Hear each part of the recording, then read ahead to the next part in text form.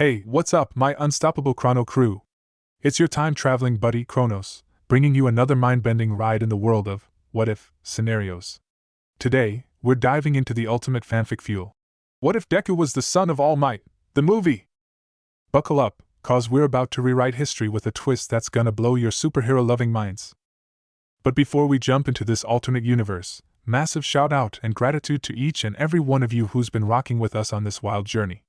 Your support keeps this time machine fueled up and running. So, without further ado, let's hit that play button and explore a world where Deku and All Might share more than just heroic ideals. Chapter 1. It was a question that Inko Midoriya had been dreading for years. She had been keeping herself busy washing the dishes from dinner when she felt a light tug on her skirt. She looked down into the wide and innocent eyes of her precious 4-year-old son. "Do you want something, little man?" Inko asked, quickly drying her hands off on her skirt and kneeling down to her son's level. "Mommy, where's my daddy?" Izuku asked. Inko's breath caught in her throat. Somehow, she knew that this question was coming. Now that Izuku was having more contact with other children, of course he would notice that most families were so-called nuclear families. Thankfully, she had 4 years to think about this. From the time she had found out she was pregnant, she'd known that she couldn't tell her child the truth, at least for a very long time. She'd had a lot of time to think of a story. She opened her arms wide. "Come here," she said, and Izuku obediently jumped into his mother's arms. Inko stood up and carried the small boy over to the couch and sat down. "So, you want to know about your father?" Inko asked. "Yeah. All of the other kids always talk about their dads. But I don't know mine at all. Kaken says that a father is a man who stays around moms all the time and help raise children. But we don't have any men around at all." "Well, Kaken is sort of right," Inko said slowly. "But sometimes, a father can't be around all the time. Sometimes they have to work far away to take care of their families." Inko reached over to the side table and pulled over an envelope. The envelope was a business envelope with the company information written in English and with an address in America. However, the delivery address was written by hand in both English and Japanese. The occasional envelope filled with American currency was the only contact that Inko had with Izuku's father since the day of his birth. "You see, he sends us money to support us." And that was about the only thing Izuku's father could do. To be honest, it wasn't like she had any sort of real relationship with Yagi Tashinori, the man who fathered her son. They were friends of a sort that got drunk one night and had things go too far. Finding out that she was pregnant had caused the both of them a lot of stress. At first, he had made comments about marrying her and bringing her with him back to America. But Inko had been the one to turn him down. Go to America? She didn't know if she wanted to pack up her whole life with a child on the way and move to a foreign land. Despite his assurances that he would take care of her, she knew no one in America and knew that she would be miserable there, especially since she couldn't say that she loved this man. Neither one of them ever talked about the possibility of him staying in Japan. Inko didn't know why, but he never wanted to stay in Japan for more than a few days at a time. He only really came back to Japan when forced to by the public. So for reasons known only to him, it was out of the question. So they had gone their separate ways. Inko had contacted him when his son was born, and Tashinori had started sending anonymous cash to Inko as unofficial child support. "Does he not want to be around me?" Izuku asked, tears starting to form in his eyes. "Oh, sweetie," Inko sighed. She could still remember the look on Izuku's father's face when he tried to propose to her for the sake of their child. For once, he had seemed scared out of his wits and without his famous smile, but his resolve had been firm. "He does want to know you. And you will get to know him. I promise you'll meet him someday." "Extra special promise?" Izuku asked. "Extra special promise," Inko agreed. Him being able to meet his father someday had always been in the agreement between Inko and Tashinori. Over the years, Inko had been forced to come up with several other lies about Izuku's father. When she took Izuku to the doctor to find out why he hadn't developed a quirk yet, she couldn't very well tell the doctor the truth about Izuku's father's quirk. Mainly because she didn't know what his quirk was. No one knew what his quirk was for sure. But she knew that he did have a quirk, so she made one up that was completely unrelated to his abilities. Fire breathing was a fairly common quirk, and no one would think twice about it. If her son suddenly manifested his father's quirk, her lie would have blown up in her face. But she had already begun to suspect that her son was one of the few people to be born without a quirk. That night, After Izuku had cried himself to sleep, Inko picked up her phone. After hesitating for about half an hour, she found the certain number in her address book and dialed it. She was not entirely familiar with the time difference between Japan and wherever Izuku's father was in America, but as near as she could figure it had to be sometime in the morning. As she expected, it went to voicemail. "Hello again, Tashinori," Inko said softly so her son would not hear. "It's Inko, At once, she began to regret calling him. What exactly did she expect him to do? Be disappointed? Come flying back to Japan? She knew he wouldn't. "I just found out that Izuku doesn't have a quirk. I'm sorry." And she quickly hung up. New York City, America. It was well after midnight before All Might, real name Tashinori Yagi, could drag himself back into his penthouse. He almost walked past the answering machine on his way to the kitchen before he noticed that he had a missed call. A little confused, since most of the people that he knew called him on his cell, he took a detour to the answering machine and playing the message. He was a little shocked when he heard the voice, since it was someone he hadn't heard from in years. "Hello again, Tashinori," a female voice said in Japanese. "It's Inko. There was a brief pause and Tashinori waited impatiently for the message to continue. Even though he'd had no contact with his son, not even a picture, the child was nearly always on his mind in some way. It took a couple of seconds for Inko to start speaking again. "I just found out that Izuku doesn't have a quirk. I'm sorry." And then the message ended. To be honest, at first Tashinori was not incredibly surprised. After all, Inko could not know, but the boy's father was technically quirkless. One for all could only be passed on to another if the holder means for it to be passed on, and Tashinori did not mean for anything to be passed on that night with Inko, let alone his quirk. A part of Tashinori was longing to get on the next plane to Tokyo, to meet his son for the first time, and to reassure him that being without a quirk was not as bad as it might seem. But the hero quickly decided that would do more harm than good. Being without a quirk in the superhuman world was hard, and pretending it wasn't was just a lie. Tashinori couldn't help but feel sorry for the boy. If only he'd gotten his mother's quirk. Inko's quirk was not really that impressive, but if it had been passed on at all, there would have been the chance that the quirk would mutate in their child and become a stronger version of her slight telekinesis. Even still, having a weak quirk was seen as better than having no quirk at all. Tashinori briefly considered calling back, but then he decided against it. What could he say? It was not like Inko would allow him to speak to his son. And even more, it wasn't like he could confess to either his son or Inko that he was the one responsible for his son being quirkless. Instead, he picked up the latest payment to Inko that he was planning to send in the morning. He opened the envelope again and added a short note along with the cash. "Everything will be fine. YT." Chapter 2. 6 years later. It happened so fast that had not Izuku brought it to her attention, she probably wouldn't have known in the first place. Inko nearly jumped out of her skin when Izuku rushed into the house, the front door slamming on the wall and scaring her half to death. "Mom!" Izuku yelled. "Good heavens, Izuku!" Inko gasped. "Don't slam the door like that!" "Oh, sorry, Mom." Izuku at least looked sorry as he rushed into the kitchen. He was so excited that he was bouncing on his feet like he used to do as a child. Mom, did you see? Did you see?" "See what?" "Calm down, Izuku." "What happened?" Inko chuckled. "Look, Mom!" Izuku held his cell phone up to Inko's face. Inko took the phone from her son's hands and held it a proper distance away from her face so that she could read properly. It was open to a hero news site that her son practically stalked, and she knew who he was excited about before she even saw his name. There was only one hero that could get Izuku this excited, and that was the hero All Might. Inko didn't know if she should cry when she discovered that her son had fixated himself on All Might. It felt like a cruel trick of the universe for Izuku to be that fixated on a man without knowing that man was actually his father. She pulled herself out of her thoughts and read the headlines, and gasped. All Might was moving his agency from New York City to Tokyo. Mom! Do you see? All Might is moving to Japan. Can we go to his agency? Please? Izuku asked, bouncing up and down even more with his excitement. It was pretty common for most heroes to have open agencies, which meant that people could walk in freely. Mostly it was just people asking for autographs. "Oh dear, I'm not sure if the number one hero would have an open agency," Inko said. "Was it open when he was in America?" "No," Izuku said. "But we can still see him, right? His eyes got even wider, now turning on the puppy dog look. TM. When will he come to Japan? She asked. Izuku briefly scanned through the article. Next week. Sunday. Inko sighed. Well, I suppose. But you have to promise not to bother him.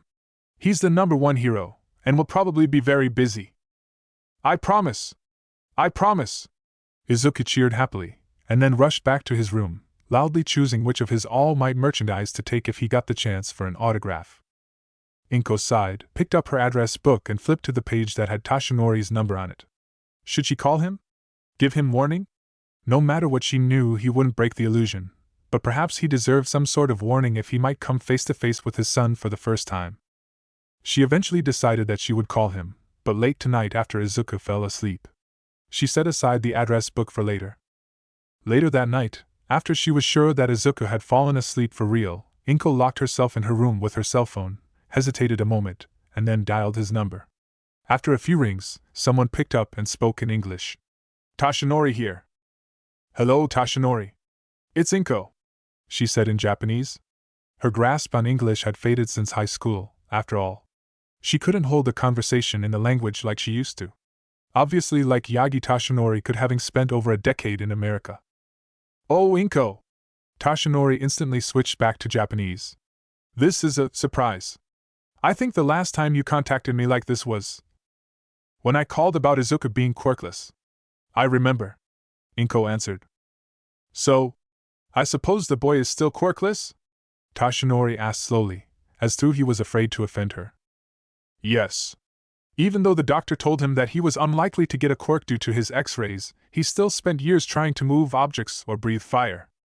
Breathe fire? Tashinori asked, confused. I had to tell the doctor that the father could do something, Inko said. And no, I've never seen him perform any feats of strength like your quirk allows. Has it? There was a pause on the other end of the line. Inko thought she heard a door being shut and locked. Has it caused him any trouble with the other children? Inko paused, trying to control her tears. Inko? Tashinori asked. He gets bullied. He won't tell me who does it, Inko whispered, trying to keep her tears under control. I don't think he has any friends. He's never asked to bring anyone over. There was a deep sigh on the other end of the line. I'm sorry. I really wish I could have been there for him. That's what I'm calling about, Inko said. We just got the news that you're moving back to Japan after all these years. Yes, well, I have business coming up in Japan very soon, and after that is accomplished, there will be no more need for me to be in America any longer. Inko didn't bother with trying to ask him what sort of business. Hero business, as far as she could guess. She was not nearly as familiar with hero news as her son. I've actually called to give you a small warning. You see, Izuku really looks up to you. All Might, I mean. For several seconds, there was silence on the other end, and then she heard Tashinori's breathless voice. Really? Yes, he saw that debut video of yours when he was really young and firmly believed that you are the best hero to have ever lived, Inko told him. Everything I buy for him is something All Might. Inko didn't expect him to reply, and she was right. It seemed that he couldn't speak.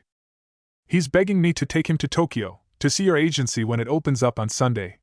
I wanted to give you a warning that we will be there on Sunday, and he will probably ask that you autograph one of his posters or something. I'm not sure what he's decided to ask you to autograph. Thanks for letting me know, Inko, Tashinori said shortly. I will do my absolute best to treat him like any other young fan. Thank you, Inko said. But, Tashinori began, shocking Inko a little. Do we still have to keep this from him?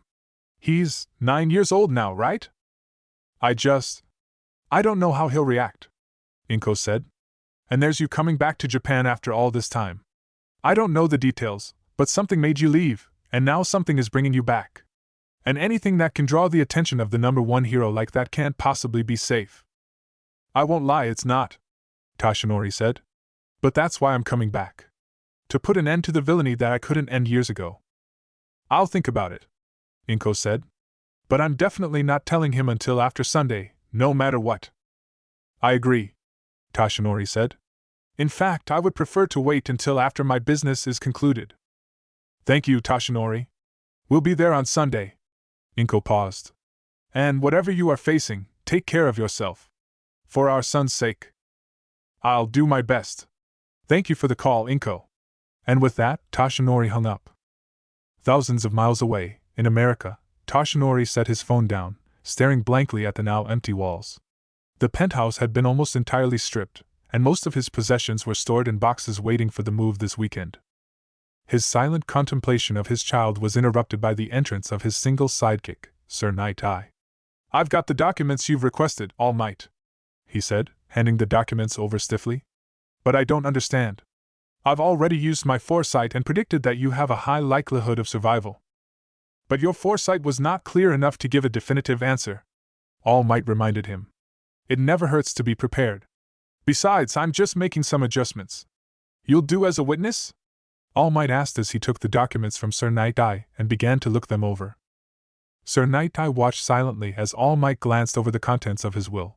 He crossed out some numbers to the amounts that were promised to different institutions, lowering the amount given to them by a substantial amount. And then when he finished with that, he took the remainder and wrote for it to be put into a trust for someone named Izuku Midoriya. He handed the will back to Sir Night-Eye. Please have that notarized. Sir Night-Eye accepted the document. Who is this Izuku Midoriya? You've just left him substantial wealth. Toshinori fell silent. And then he spoke. You must swear that you'll never tell anyone without my permission, the permission of the boy's mother, or the boy himself when he comes of age. I promise, Sir Night-Eye said easily. His quirk often left him with the knowledge of the exact time and nature of a person's death. He had long ago learned the value of secrets.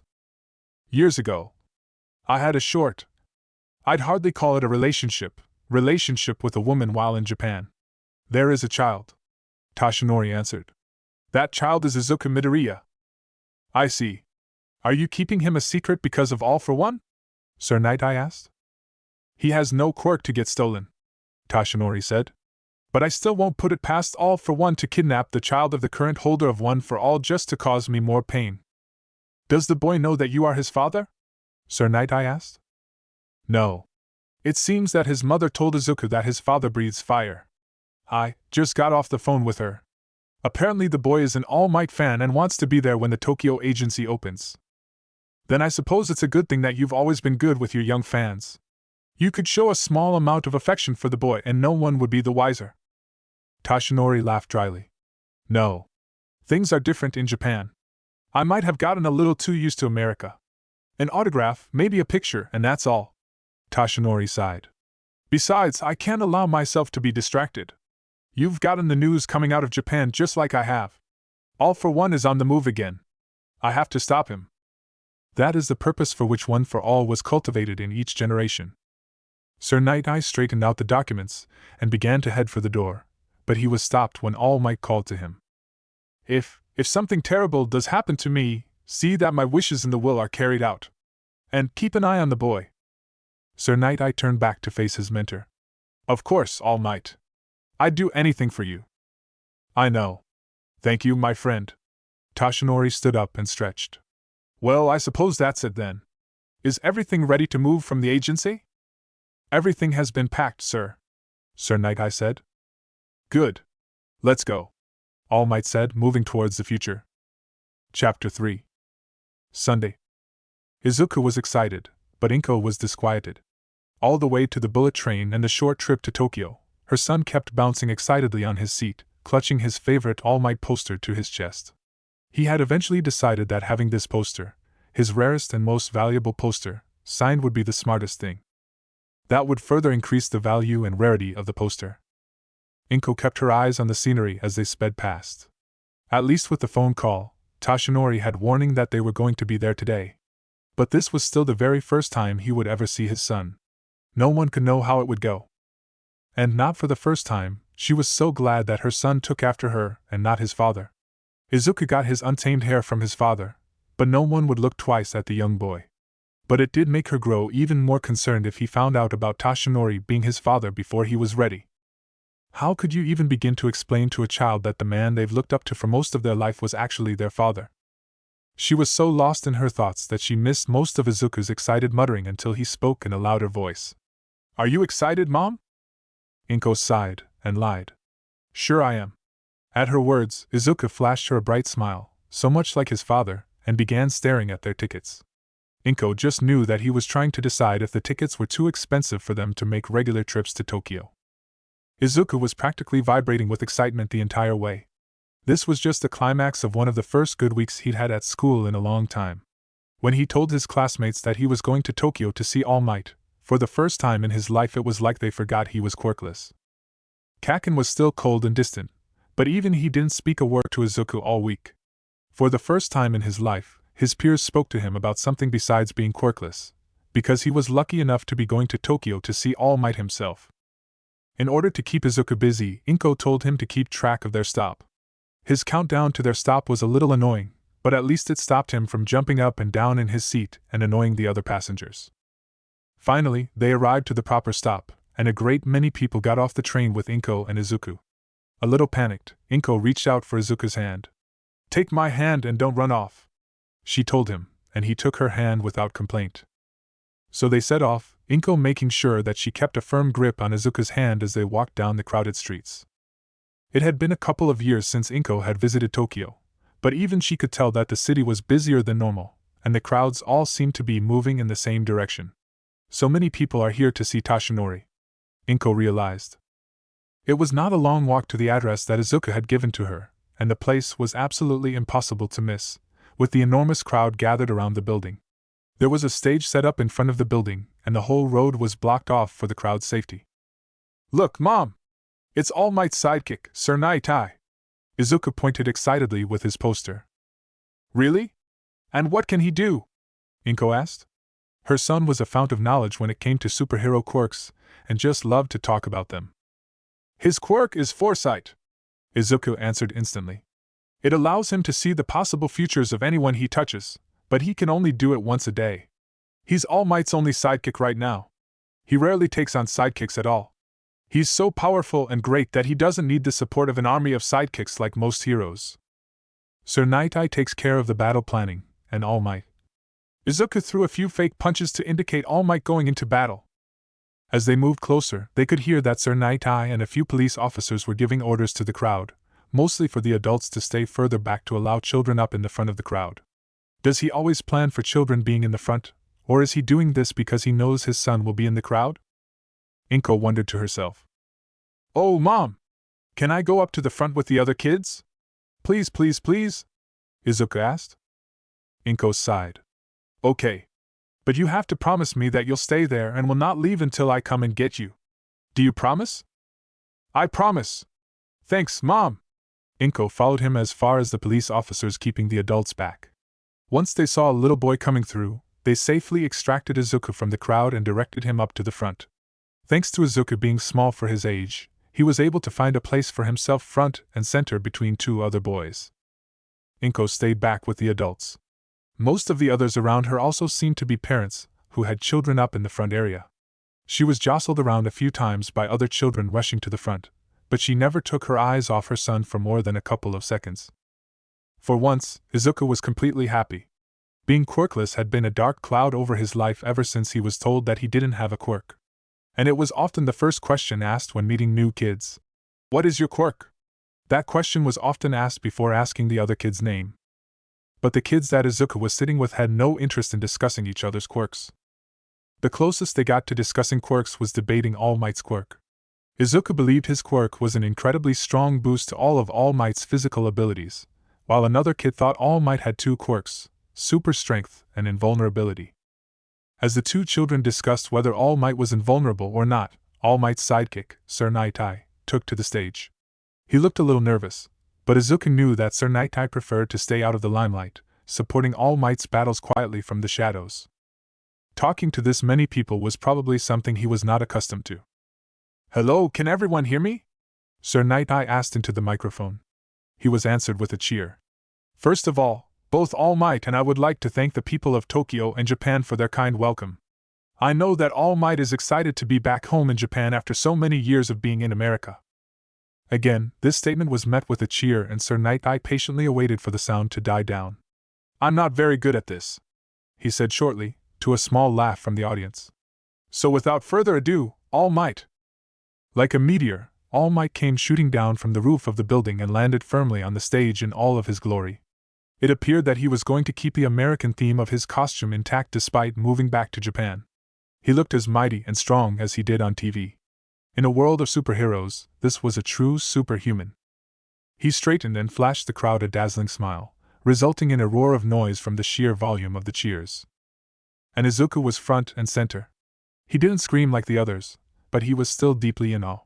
Standing only a couple of meters away was the hero that he looked up to since childhood. The man who had single-handedly saved 1,000 people. The undisputed #1 hero in the world, All Might. While it seemed that All Might was simply soaking up the praise, his mind was actually on other things. It had taken him almost no time at all to spot Inko Midoriya in the crowd. Despite the fact that he hadn't seen her in years, he still recognized her fairly easily. Green hair was still a rare enough trait that it could be spotted in the crowd, and he was helped by the fact that she'd taken a place just behind where the children sat. They made eye contact, and in that small moment, Inko briefly pointed into the crowd of children before returned to clapping along with the others in the crowd. She had pointed to a spot right in front of him, at the center of the children, and his eyes swept the children. Right there, front and center, was a young boy with green messy hair, beaming up at him with an All Might t-shirt and clutching a rolled-up poster in his hands. All Might was glad that he'd found that particular spot, so it wouldn't be odd for him to go there first. My son. Toshinori allowed the thought to only distract him briefly before he forced himself to focus his attention on the crowd as a whole. There would be time to have a very small chat with Izuku later. There were a few speeches. First, All Might said a few words about his time in America and his pride at returning to protect his home country. He repeated the words of the hero's vow, a pledge to save and serve the people, even at the cost of his own life. The hero's vow was slightly old-fashioned, being from the time before superheroes were regulated by the government, but the words were still a great comfort for many to hear. The Prime Minister, the Mayor, and the Chief of Police said a few words, along with the leaders of Japan's Hero Association. To Izuku, the speeches seemed to take forever, but finally it was over. All Might, still smiling, stepped down off the stage and down towards where the children were waiting. To Izuku's delight, All Might came straight towards him. He didn't even feel the other children crowding closer to be next to meet with the great hero. "Hello, young man, what is your name?" All Might asked. It took a second for Izuku to find his voice. He handed over his poster and a pen for All Might to sign. "I'm Midoriya Izuku," he answered. "Definitely my son," Toshinori realized. He had known the boy's name for a long time. "It's very nice to meet a young fan like you, Izuku," he said. A couple people gasped in shock, which confused All Might for a moment. And then when he noticed Inko's wide eyes in the crowd, he remembered. Oh shit. I forgot in Japan calling people by their given name is not normal when just meeting them. "Oh, how could I have forgotten?" All Might said, shrugging to play it off for the crowd. "You'll have to forgive me, young Midoriya. I've spent a long time in America, and in America it's normal for two people to call each other by their given names, even when they've just met. It slipped my mind. Apologies." I'm okay with you calling me Izuku," the boy said, giving a little nervous smile. Despite his heart longing to write a long, personalized message on the poster, All Might forced himself to write his normal message, along with his autograph before handing the poster and pen back. His heart almost broke when Izuku gave him another smile, said, "Thank you so much, All Might," and politely got out of the way for the next child. He forced himself to give the same amount of attention to the other children, except now all of the children were asking for All Might to call them by their given names, which was fine. But he kept glancing at Izuku in moments between signing autographs for the children and chatting with them. The young boy had rushed over to his mother, showing her the signed poster. She smiled at her son's enthusiasm, but her smile fell away when she noticed All Might still glancing at them. She took her phone out of her purse, held it just so All Might could see, tapped the screen twice and mouthed the word, "Tonight." But he couldn't let her get away just yet. Thankfully, she did not leave, because Izuku apparently didn't want to leave yet. So once the autographs were over, he made his way over to Sir Night-Eye. "You saw young Midoriya and his mother?" he asked his sidekick quietly. "I did," Sir Night-Eye replied. "Give this to the mother as discreetly as you can." Toshinori took one of the flyers announcing the event, flipped it over to the back and wrote down his new local number. "Of course," Sir Night-Eye said, taking the paper, folded it into his palm and headed back into the crowd. He stepped out of his element, talking to the children as he slowly made his way over to All Might's son and the boy's mother. Finally, He made his way up to the young boy. "Did you have fun meeting All Might?" Sir Night-Eye asked. Midoriya Izuku nearly toppled over with shock when he saw who was speaking to him. "Sir Night-Eye. Yes. He's just as cool as he is on TV. He is certainly cool to work with." Sir Night-Eye agreed. "Would you like me to sign your poster too?" "Would you?" Izuku asked, shocked, and immediately handing over his poster and pen. Sir Night-Eye quickly scrawled his autograph and handed the poster and pen back to the boy. While Izuku was staring down at the poster in amazement, Sir Night-Eye reached to shake Miss Midoriya's hand. "This is a wonderful boy you've got here." "Thank you. I'm very proud of him." Inko shook his hand, and he slipped the paper over to her. When he knew she had it, he released her hand, and she discreetly dropped the paper into her bag without looking at it. The woman values discretion. But I suppose that's only to be expected of the woman who has mothered All Might's secret son. "Thank you for coming today, young Midoriya." "Thank you, Sir Night-Eye," Izuku gasped. As it grew later and all of the children had their meet and greet with the great hero, the crowd began to disperse. Inko took hold of Izuku's hand once again, and began to lead him away from the crowd that was still gathered around All Might. "It's time to go home, Izuku. You still have school in the morning." "Thanks for letting me come here today, Mom," Izuku said, beaming happily at the poster that not only had All Might's autograph, but Sir Night-Eye's as well. "You're welcome, Izuku. I'm just glad you're happy," she said. But she knew that today's meeting, while leaving Izuku ecstatic, had done little more than wound Toshinori's heart. She could tell just from looking at him that he had longed to drop the ruse, end the event, and spend real time with his son. Perhaps keeping the secret for too much longer would be painful for the both of them. What if Izuku reached the age of resentment before she had a chance to tell him? What if Toshinori hated her for keeping his son from him? No, he wouldn't. They had both agreed to keep it secret at least until All Might finished whatever business drew him back to Japan. Today's meeting was probably just more painful than he expected. She would at least call him tonight and apologize. It was the least she could do. She took one last glance backwards at Toshinori surrounded by his fans before she began to lead Izuku back to the bullet train and back home. Chapter 4. Sir Night-Eye was concerned. In the days following his move back to Japan, All Might had shut himself up in his office. He knew the reason, of course. He had seen his son for the first time, but had been unable to interact with the young boy any more than All Might should interact with his fans. Things had gotten even more gloomy around the All Might Hero Agency after the newspaper article was released. The newspaper took several pictures of the event for the front page, and one of those pictures just happened to be when Toshinori was signing Izuku's poster. When he was not out on patrol for the purpose of drawing All for One out of hiding, he was locked up in his office, staring at the article and at the beaming face of his child.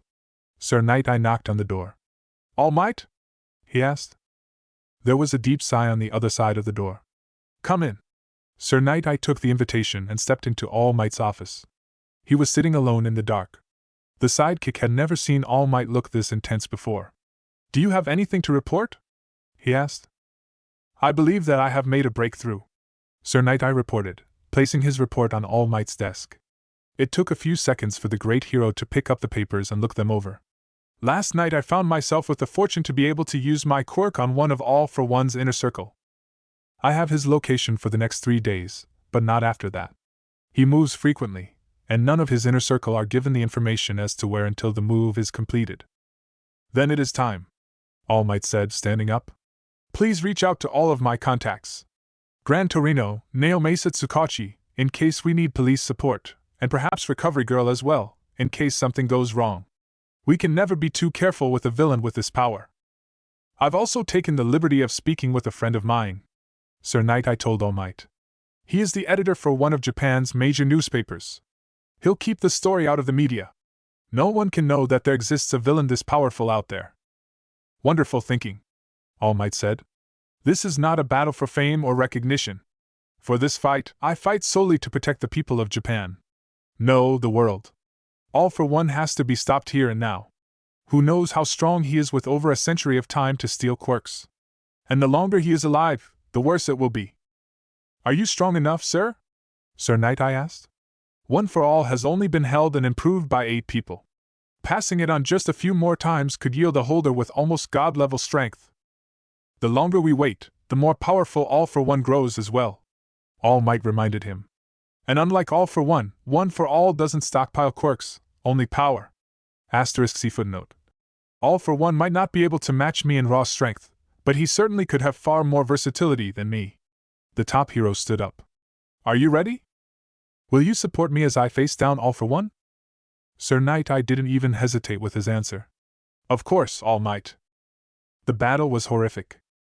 Sir Night Eye had helped plan many battles for All Might during his career as the #1 hero's sidekick, but he never found himself in a situation like this.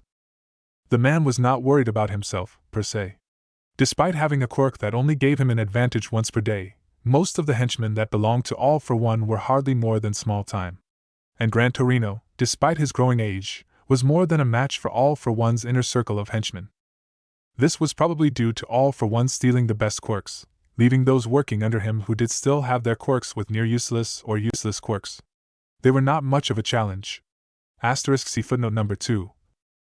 It was the battle between All Might and his enemy that drew most of Sir Night Eye's attention. All Might had been correct in saying that he was physically the more powerful of the two, but All for One had managed to find some useful quirks that allowed him to actually go on the offensive against the #1 hero. Sir Night Eye had turned away for a moment when he heard Gran Torino call out a warning and then the most horrible sound that he could imagine, All Might screaming in agony. Almost completely forgetting his own fight for the moment, Sir Night Eye spun around in the direction of the main battle between All Might and All for One, and what the sidekick saw nearly caused him to vomit in horror. Oh God! I can see through All Might! Sir Night Eye realized, fighting the bile rising in his throat. It seemed that All for One had some sort of tentacle quirk, which he used to catch All Might off guard and spear him through his side, leaving an enormous and bloody hole in its wake. Tashinori! Gran Torino yelled, and attempted to abandon his battle to rush to his student's aid, and Sir Night Eye was on the verge of joining the old hero when the man he had been fighting punched him in the side of the head hard enough to almost cause him to lose consciousness. Thankfully, that's when the police stepped in, taking over the fight with the small fry. Go and help All Might! All Might's police friend yelled. We'll handle these guys! Without any further hesitation, Sir Night Eye began to run across the battlefield towards his fallen friend. But perhaps he had not fallen. He was kneeling down, clutching at his side in a vain attempt to stop his organs from spilling out onto the ground. But it was too late. The ground was already littered with the torn remains of his intestines and shredded pieces of his stomach. Sir Night Eye and Gran Torino's eyes met, and they immediately agreed what to do. Sir Night Eye knew he couldn't last more than a few seconds in battle against All for One. He would be more use seeing to All Might. Gran Torino, meanwhile, would buy him all the time he could, even if it cost him his life. Like a rocket, Gran Torino launched at All for One, hoping that his speed and experience alone would be enough to hold off the villain. So Sir Night Eye ran up to All Might, ripped the hero's cape off his costume, and used the fabric as a makeshift bandage, tying it firmly around All Might's waist to stop any more of his organs from spilling out.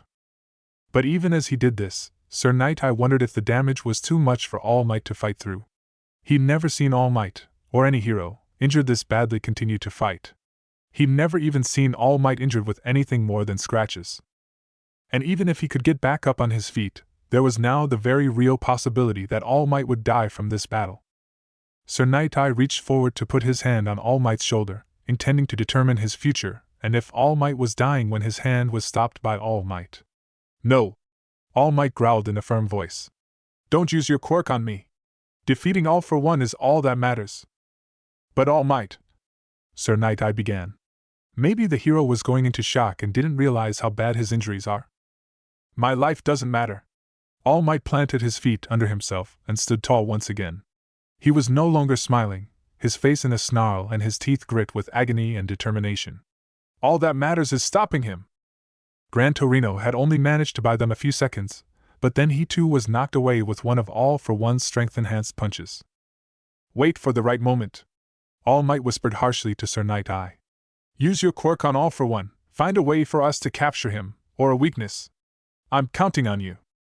Ah, All for One said with a sadistic smile when he saw that All Might had gotten back on his feet. And I was sure that blow would have slowed you down, at least a little. You have more willpower than I initially thought. The coward who ran to hide in America actually has a backbone. Shut up! All Might yelled. Even All Might knew that he was running on borrowed time. One for All was giving him the power to fight through the pain, but it couldn't stop him from dying. If this fight was not ended within the next minute or so, he would not be able to continue. He would die, and without having passed on one for all to carry forward into the future. Thankfully, All for One was gloating and did not realize that All Might was about to make a last, desperate strike. All Might poured every ounce of power that he had into his limbs and leapt forward fast enough to break the sound barrier. It was too fast for All for One to react, and the last thing he ever saw was All Might's grim and determined blood-covered face, leaping at him from the ground soaked in his blood and entrails. And then All for One's entire world exploded into pain and darkness. All Might's fist made contact with All for One right between his eyes, instantly crushing his skull like it was made of little more than papier-mâché. His eyes were ruptured and most of All for One's frontal lobe was destroyed in an instant. Both All Might and All for One fell to the ground. Toshinori screamed in agony once again as he hit the hard ground. It felt like his ribs had now been shattered, and it was nearly impossible to breathe. He started choking, and instead of any sort of air, he coughed up mouthful after mouthful of blood. His lung was probably damaged too. Between coughs of blood, All Might groaned 2 words. "Night now!" Sir Night-Eye rushed forward. All he needed to do was touch All for One once, and they would know if he was down for the count or how to capture him. Personally, Sir Night-Eye believed that All for One was going to die. All Might had almost completely destroyed the man's skull and brain. But he knew All Might wouldn't be content unless they could confirm that All for One was no longer going to be a threat. But before Sir Night-Eye could touch the villain, a dark mist wrapped around the fallen body. It was one of All for One's inner circle. He was pouring out a dark mist. And then the mist vanished, along with the Quirk user and All for One's body. "Shit!" Sir Night-Eye cursed, but he quickly turned his attention back to All Might. Since All for One was gone, and almost certainly dead, he knew he had to use his foresight on All Might. He had to know if his friend was going to die. The sidekick knelt at his side and placed his hand on All Might, and immediately got flashes of All Might's immediately potential futures. Many of them ended in death, but there were a few futures that ended in All Might surviving. But those futures depended on All Might getting treatment as soon as possible. "Where is Recovery Girl?" Sir Night-Eye yelled, and then turned to the police. "Do any of you have a quirk that will allow you to take him to the hospital without delay?" "I can teleport, but only a couple of kilometers at a time," one police officer said. "And I certainly can't move him until he's stable." "Recovery Girl!" Sir Night-Eye screamed. "I'm coming, Sonny!" Recovery Girl hurried over as fast as she could. "I was looking after Gran Torino, oh dear!" She gasped in horror when she saw the state of All Might. Even though his mortal wound was covered by his cape, it only took a glance for Recovery Girl to know that this was not good. "There is no way I could heal all of this in a single healing," Recovery Girl said. "The stamina drain would kill him for sure, and I can't cause missing organs to grow back." "Then can you stop the bleeding at least?" Sir Night-Eye asked. "Even that will probably leave him in a coma for a week or so," Recovery Girl said. "Do it. We can't get him to the hospital quickly until he's stable." Recovery Girl leaned down and kissed Toshinori's fevered forehead. Almost immediately he passed out from the drain of stamina, but the bleeding had stopped at least. "Don't take him to the hospital," Recovery Girl said. "We can't allow the world to find out what has happened to the symbol of peace. Take him to one of my friend's private clinics. He is an excellent doctor and very discreet." Recovery Girl gave the address of her friend's clinic to the police officer and took out her cell phone to give her friend a call to prepare for All Might's arrival. "I'll be discreet taking him across town. I'll aim for alleyways and teleport directly into your friend's clinic. Unless something goes wrong, I'll have All Might there in 2 minutes," the officer said. Everyone nodded in agreement as the police officer knelt down next to All Might's unconscious body, placed a hand on him, and with a small asterisk pop the 2 of them were gone. Sir Night-Eye sighed. Right now, he could only hope that All Might would survive. But as for being able to continue on with hero work, he didn't see how All Might would be able to continue being the symbol of peace after this injury. This was a career-ending injury, without a doubt. And there was another problem. Sir Night-Eye had been unable to confirm All for One's death. Of course, the sidekick was about 99% sure that All for One was dead. He had seen the villain's brain turn into rice pudding from All Might's blow with his own eyes. It would take a healing quirk bordering on immortality to come back from that. In all of history, there is only one immortality quirk, and as far as Sir Night-Eye knew, the one who had that quirk still owned it, and was living in almost total seclusion. All for One had to be dead. He just had to be. The world just couldn't be cruel enough to take the greatest good without also removing the greatest evil. Sir Night-Eye had tried to go straight to the clinic that had taken All Might, but almost as soon as he walked through the door, one of the nurses forced him back out again. The doctor took him into emergency surgery, the nurse explained as she shoved Sir Night-Eye out the door. He needs to give his complete focus to the patient if he has a chance of survival. I'll call his agency line once I have news. How long will he be in surgery? Sir Night-Eye asked. Possibly all night. It's hard to say at the moment, the nurse replied. Now please let us do our jobs. Sir Night-Eye did not sleep a wink that night. It was the next afternoon when the clinic finally called, and Sir Night-Eye rushed back to the clinic. When he arrived, he was ushered into one of the exam rooms normally used for normal doctor visits. When the doctor finally came in, he was removing his blood-stained coat with a heavy sigh. Doctor, could you please tell me if he's alive? Sir Night-Eye asked desperately. He's alive, the doctor said. But I'm afraid that's all I can say until you give me the hero agency paperwork that will allow me to discuss All Might's condition with you. Of course. Sir Night-Eye picked up his briefcase and pulled out the required APPI paperwork. *C footnote number 3, the doctor took a moment to glance over the paperwork, and once he knew that Sir Night-Eye, as All Might's sidekick, had the hero's consent to be privy to his medical condition, he set aside the paperwork. Then I suppose I'll be frank, the doctor said. All Might is alive and is still in a coma from the after-effects of Recovery Girl using her quirk to stanch the bleeding. The quick application of the makeshift bandage and Recovery Girl saved his life, but he's still in a bad way. He lost a sizable portion of his small and large intestines. His stomach was ripped to shreds beyond repair. I had to perform a total gastrectomy, the complete removal of his stomach. Will he be able to survive without a stomach? Sir Night-Eye asked, shocked. The doctor nodded. Gastrectomies are not that uncommon of a procedure. In fact, partial gastrectomies are often used for weight loss. He will need to stick to a very strict diet from now on. Little to no fiber. Lots of small meals through the day instead of 3 large ones. He'll need to pay attention to the nutrition he receives from every single meal.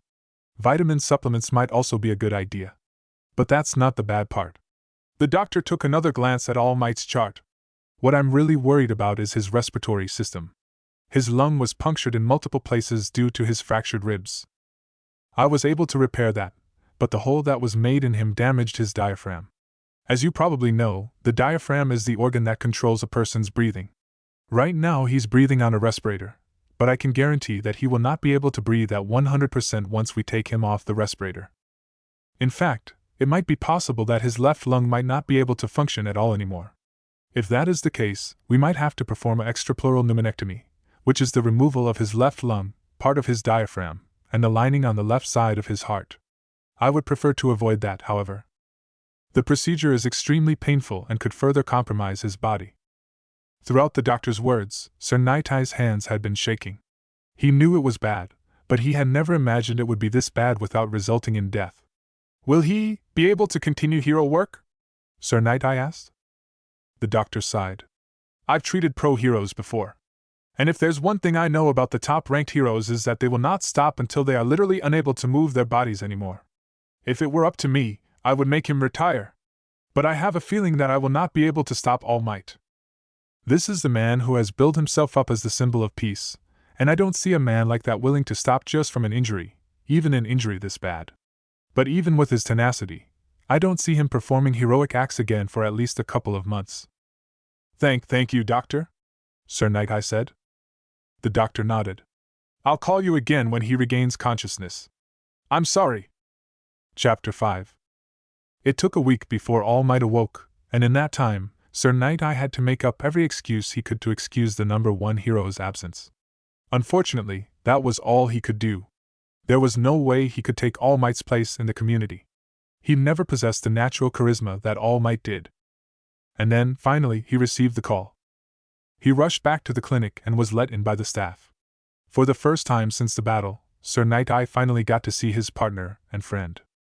Awake or not, All Might looked terrible, with several IVs stuck in his arms, hooked up to numerous medical devices, and an oxygen mask over his face. All Might's eyes found him as he entered the room. Night, he whispered in a voice that was harsh from disuse. All Might. I'm so sorry, Sir Night-Eye whispered, fighting back tears. If only he could have helped more. If only he had a quirk that could be of more use to his friend and partner. If only. It's okay, All Might whispered. Please, no more speaking, the doctor said. Still, the fact that you are able to speak at all is a good sign. Perhaps your left lung is able to function a little. If that is the case, we can rule out the need to totally remove your left lung. That's such a relief. Not only would we have to contact a specialist to even attempt the operation, it's a risk that I don't want to take with the life of the symbol of peace. The doctor put on his stethoscope and listened to All Might's left lung. After a minute or so, he pulled the stethoscope out of his ears. Your breathing is still weak. So we might have to remove part of your lung, and perhaps make further repairs to your diaphragm. But we need to wait for you to recover a little bit more before we attempt any more surgery. The doctor turned back to Sir Night-Eye. Would you mind giving me some assistance, Night-Eye? He asked. Of course. What do you need? Sir Night-Eye asked, taking a step forward. I want to check the progress of the skin graft on his side, the doctor said. The bandages need changed anyway. Help support him while I cut off the bandages. Sir Night-Eye was instantly at All Might's side, providing gentle, but firm support to help him into a seated position. He tried desperately to ignore the groans of pain coming from All Might. The doctor cut off the bandages and Sir Night-Eye gasped in shock. It didn't look good at all, like an open, festering bloody wound covered in a thin, latticed white material. I know it looks awful, the doctor said, but this seems to actually be taking quite well. It will probably leave a lasting scar, but at least the wound will close up. The doctor quickly applied new bandages to All Might, and Sir Night-Eye allowed him to fall back down on the bed. So he'll survive? Sir Night-Eye asked. If the rest of the surgeries go well, I don't see why not, the doctor said, taking off his gloves. But All Might will never be the same, I can assure you both. He turned to look directly at All Might, who was watching him silently. I haven't been made privy to what your quirk is, but it is obviously not invulnerability. Your body has been damaged beyond repair by whatever fight caused this. To be honest, I'm terrified that there was someone out there who could do this. He trailed off. So I suppose that's why I can see from the look in your eyes that you are going to ignore my advice and continue being a hero. Just know that this will lead you to an early grave. Please, All Might, retire. Enjoy the rest of your life and focus on taking care of yourself instead of others. You certainly deserve that after everything you've done for society at large. The doctor stepped out of the room. Sir Night-Eye waited a few moments before he grabbed the nearest chair and pulled it closer to All Might's bed. Sir Night-Eye fixed his partner with a level stare. The doctor is right, you know. No one would blame you for retiring after an injury like this. He had switched to English to prevent eavesdropping. Most Japanese students learned English, but were also not as fluent in the language as Sir Night-Eye and All Might were. All Might tapped his fingers on the mattress. Sir Night-Eye stared at him for a moment before pulling out a legal pad and a pen, handing it over. All Might wrote slowly, clumsily, but it was still legible English. Can't stop now. You always were too stubborn. Too stubborn for your own good. Sir Night-Eye sighed. The most intelligent thing to do right now is to look for a successor to hold one for all. I'm sure that if we sent word to UA, the staff would be more than happy to send us their recommendations. All Might started writing again. But it was only 2 letters. No. No? What do you mean, no? Sir Night-Eye asked, confused. All Might underlined his previous message. Can't stop now. But sir, that's madness, Sir Night-Eye said, shocked. He reached forward to touch All Might, ignoring the hero's gasp of shock. Within an instant, the future flooded into Sir Night-Eye's mind, with far less variables in the future than he was used to. There was 2 things he could be sure of at that moment. All Might would never fully recover from these injuries. And these injuries have made your future crystal clear, Sir Night-Eye said, tears starting to run down his face.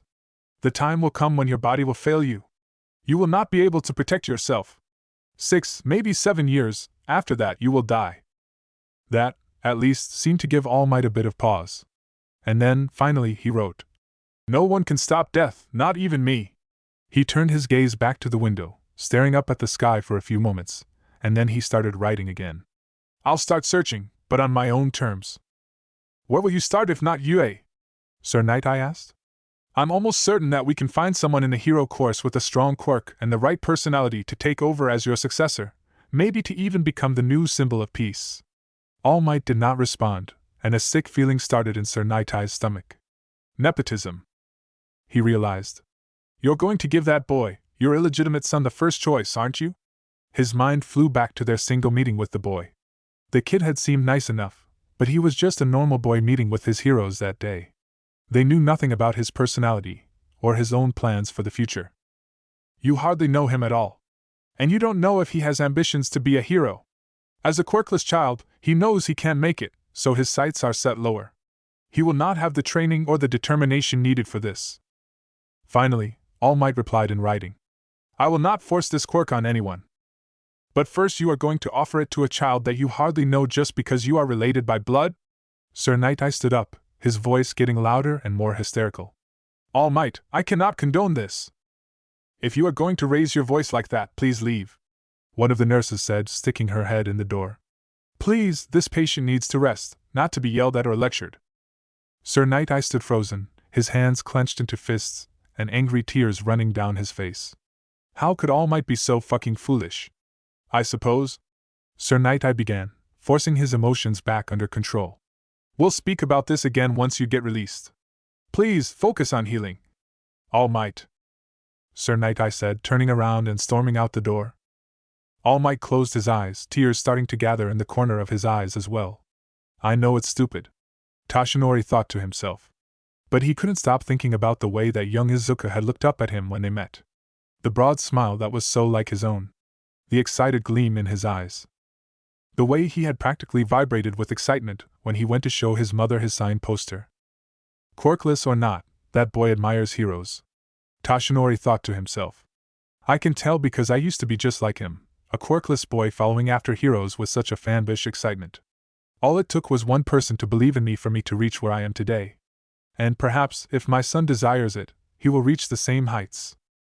His thoughts were cut off when he started coughing, and the nurse rushed over, briefly removing the oxygen mask so that it was not filled with the blood he was coughing up. As soon as the coughing fit passed, the mask was replaced. Oh dear, that must have been too much for you, the nurse said. It's not good for you to be coughing while your lungs are still recovering. She adjusted some of the machines, and Toshinori realized that he was being sedated. Within 15 seconds he had fallen into a dreamless sleep. Sleep and recover, All Might. We'll take care of you, the nurse said. Chapter 6. Another month passed, and by this time the entire world was losing its mind wondering where All Might was. The worry and fear had traveled all the way up to the United Nations in New York, whose meetings had devolved into little more than the American delegation screaming at their Japanese counterparts for losing track of the world's top hero days after leaving America. The Japanese ambassador had stayed polite, at first, but as the venom spewed at him got worse and worse, they eventually started yelling back about how All Might was on a coveted mission, and he could certainly take care of himself. Of course, the ambassador actually had no idea, personally, where All Might was. All he had was the assurances from the Japanese Hero Association that, according to All Might's sidekick, Sir Nighteye, the top hero was fine. All Might was still in the private clinic. He'd had 2 more surgeries in the last month. The first was to remove and replace the diaphragm with a synthetic replacement. The left side of his diaphragm had been mangled, and could hardly function at all anymore. But even after that, his left lung still only had a small amount of functionality. So All Might went into surgery again. This time his lower ribs and the lower lobe of his left lung was removed. The loss of his stomach really started to take its toll on his body during this time. Having lived in America for years, he was far more used to the American habit of 3 very large meals a day. Without his stomach, his appetite dropped to almost nothing, and he despaired at the amount of food he could stomach in a single sitting. It caused his appetite to disappear totally. Pretty much the only nutrition that he was getting was through and for. It was devastating to his body, and that trapped All Might into a feedback loop of feeling bad for himself, losing his appetite from depression, and causing his body to waste away even faster. All Might stared at himself in the mirror, and he hated himself. He was losing weight and muscle mass fast. If he allowed the power of One for All to flow through his body could reattain his former strength and power. But that caused new problems. It was painful to hold the form, aggravating his wounds. All Might could not be sure yet, but he knew that this was not a permanent fix. The nurse entered the room and sighed in exasperation. All Might, sir, please stop pushing yourself like this. Allowing your body to recover properly will help you a lot more in the long run. One for all burned away from his body, and he returned to his wasting form. To tell the truth, the nurse understood how he was feeling. She had seen it many, many times before, especially with those who took pride in their physicality. It was pretty common for patients to start seeing themselves in only the negative. To the nurse, he was still All Might, the world's greatest hero. When he looked at himself in the mirror, he could only see the sunken-in eyes and cheeks, the loss of his muscles, and the horrific scar on his side. "Have you been having trouble breathing?" the nurse asked, inspecting his surgical scars. All Might did not answer for a few seconds. "I'm still coughing up blood." The nurse nodded. "You had a very traumatic injury. You might have that problem for years, and it will be worse if you try to push yourself." She took a moment to listen to his left lung, and then put her stethoscope back around her neck. She stepped back out into the hallway and brought in a food tray. All Might frowned at the food and turned away. "Please, at least try a little," the nurse said, sitting down in the chair next to the bed. "Your body still needs food, even if you have trouble feeling hungry." All Might frowned again at the bland food, but then relented. At least a little. He ate a few bites before he pushed the rest of the food away. The nurse sighed. At least it was an improvement.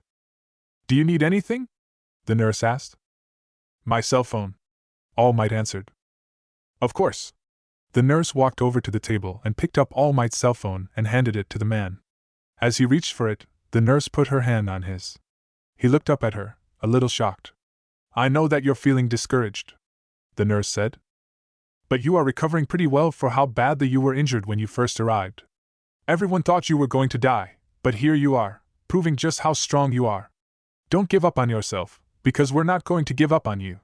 And then she let go of his hand and stepped back out into the hallway. For a few moments, All Might was frozen. But then he walked back over to the hospital bed and sat down. He unlocked his phone and navigated to his contacts, and found Midoriya Inko's number. He hesitated for a couple more minutes, before he pressed the call button. It took a couple of rings, but then Inko answered. "Oh, thank goodness. Tashinori, are you okay? No one knows where you've been. Izuku has been so worried about All Might being missing that he's made himself sick with worry." Tashinori's felt his heart skip a beat over the fact that he had caused them such worry. "Inko." Maybe Inko could hear how tired he was. "Tashinori, are you all right?" she asked. "Could you come visit me in Tokyo?" he asked. There was a short pause. "Aye, of course. Do you want me to bring Izuku?" "Not yet. I want to talk to you first," Tashinori told her. "Yes.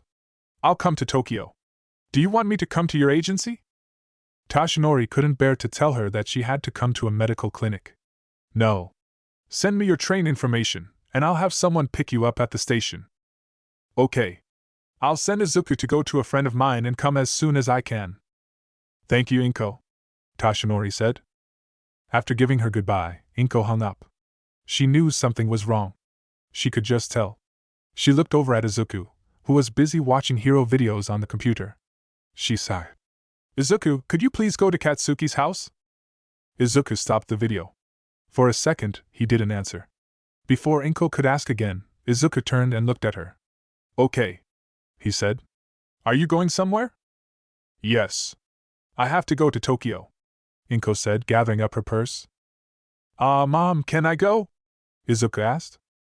"Not this time, dear," Inko said. "Perhaps next time." "Oh, okay," Izuku said, as he began to walk over to the door.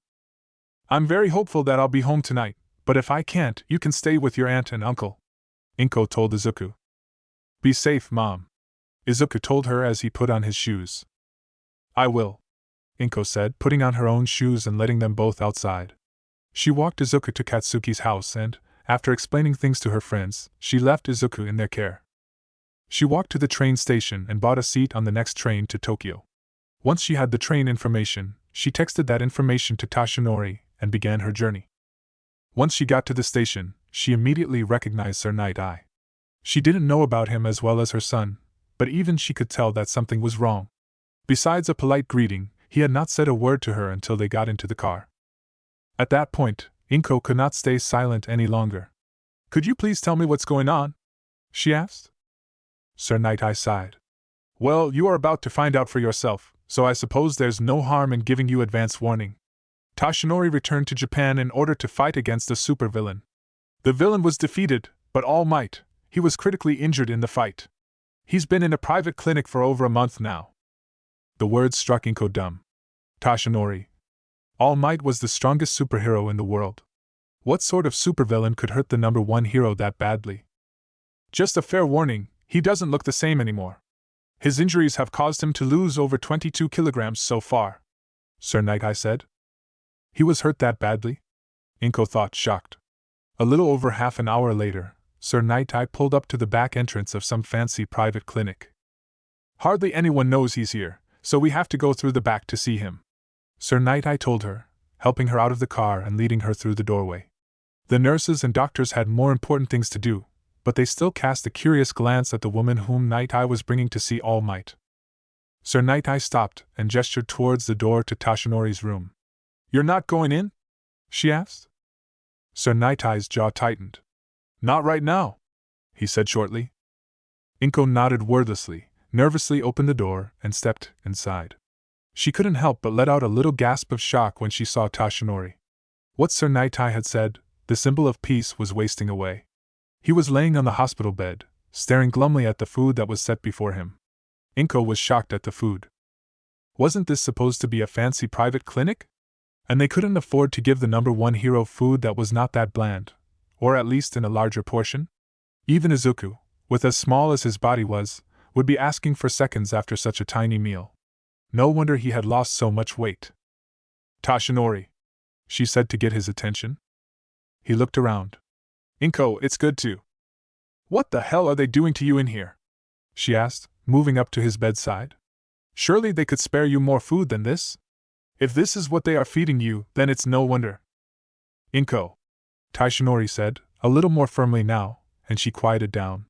I had to have my stomach removed. This is about all I can eat now without vomiting. Oh God, are you? She trailed off. Of course he's not all right, she thought to herself. Just look at him. Why did you call me now? Is this about wanting to meet Izuku? Wouldn't you want to wait until you are out of the hospital? They are probably going to let me go in 2 weeks, Tashinori said. Right now they are mostly worried about me because I have no appetite. I suppose they are waiting for someone to volunteer to take care of me, or for me to say that I'll retire. Is that what this is about? Inko asked. Are you going to retire? Not yet, Tashinori said. Inko, I do want to speak to you about Izuku. Besides being a fan of mine and not having a quirk, how does he feel about heroes? Inko smiled fondly. He loves heroes. When he was a small child, before we found out about him being quirkless, the only thing he would talk about was how he'd become a great hero like you once he got his quirk. And that hasn't really changed. He told me that he wants to be the first quirkless child to attend the UA Hero course. Can you imagine? That's a lofty goal. What's he doing to make that dream a reality? Tashinori asked. Inko sighed. He runs all over the city, hunting down as many hero fights as he can find. He has these notebooks that he started writing in when he was just 5 years old. They are hero analysis books. They are pretty amazing. He can watch a hero fight just a few times and pick apart the strengths and weaknesses of the individual hero and villain. He also says that the running helps him build up stamina. Tashinori nodded thoughtfully. Building up stamina was a good start, but if he wanted to pass one for all to Izuku, he would have to build up his strength too. Thankfully, the child was still young enough for this to be corrected with a proper training regimen. But what really impressed Tashinori was the idea of Izuku analyzing hero fights. Despite being a hero who largely solved fights by punching the other guys really hard, he was not one to look down upon the application of intelligence in battle. Taking a child that analytical and cultivating their instincts in a fight to complement their intelligence could make Izuku an incredible hero. He still does this? He still wants to be a hero? Tashinori asked. Well, if there are villains out there capable of doing something like this to the top hero, I'm not sure if I'd want Izuku anywhere near villain fights anymore, Inko said honestly. This? Not every villain is like this, Tashinori told her. The man who did this was one of a kind. But I don't want to talk about the fight that did this to me. It's over and he's gone. What I want to talk about right now is Izuku's future as a young hero. Does he have a future in any hero course without a quirk? Inko asked.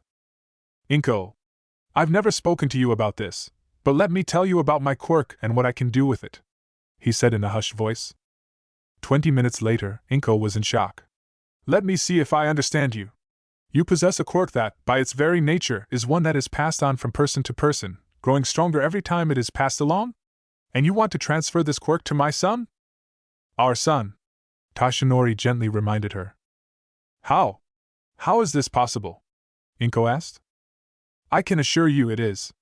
Hardly anyone knows, but I was not born with a quirk. It's my fault that Izuku was born without a quirk. This stockpiling quirk was passed on to me from my mentor, and now I want to pass it on to our son, if he is willing to accept the power. A quirk that can be passed on to others? Inko gasped. But then wouldn't that make him a target for people who would want your power? She asked. It might, if they only know the basics and have no understanding of how the quirk actually works. It is passed on via DNA, and Izuku already has my DNA. But he did not get my quirk because the holder has to mean for it to be passed on. This quirk cannot be taken by force or transferred by accident.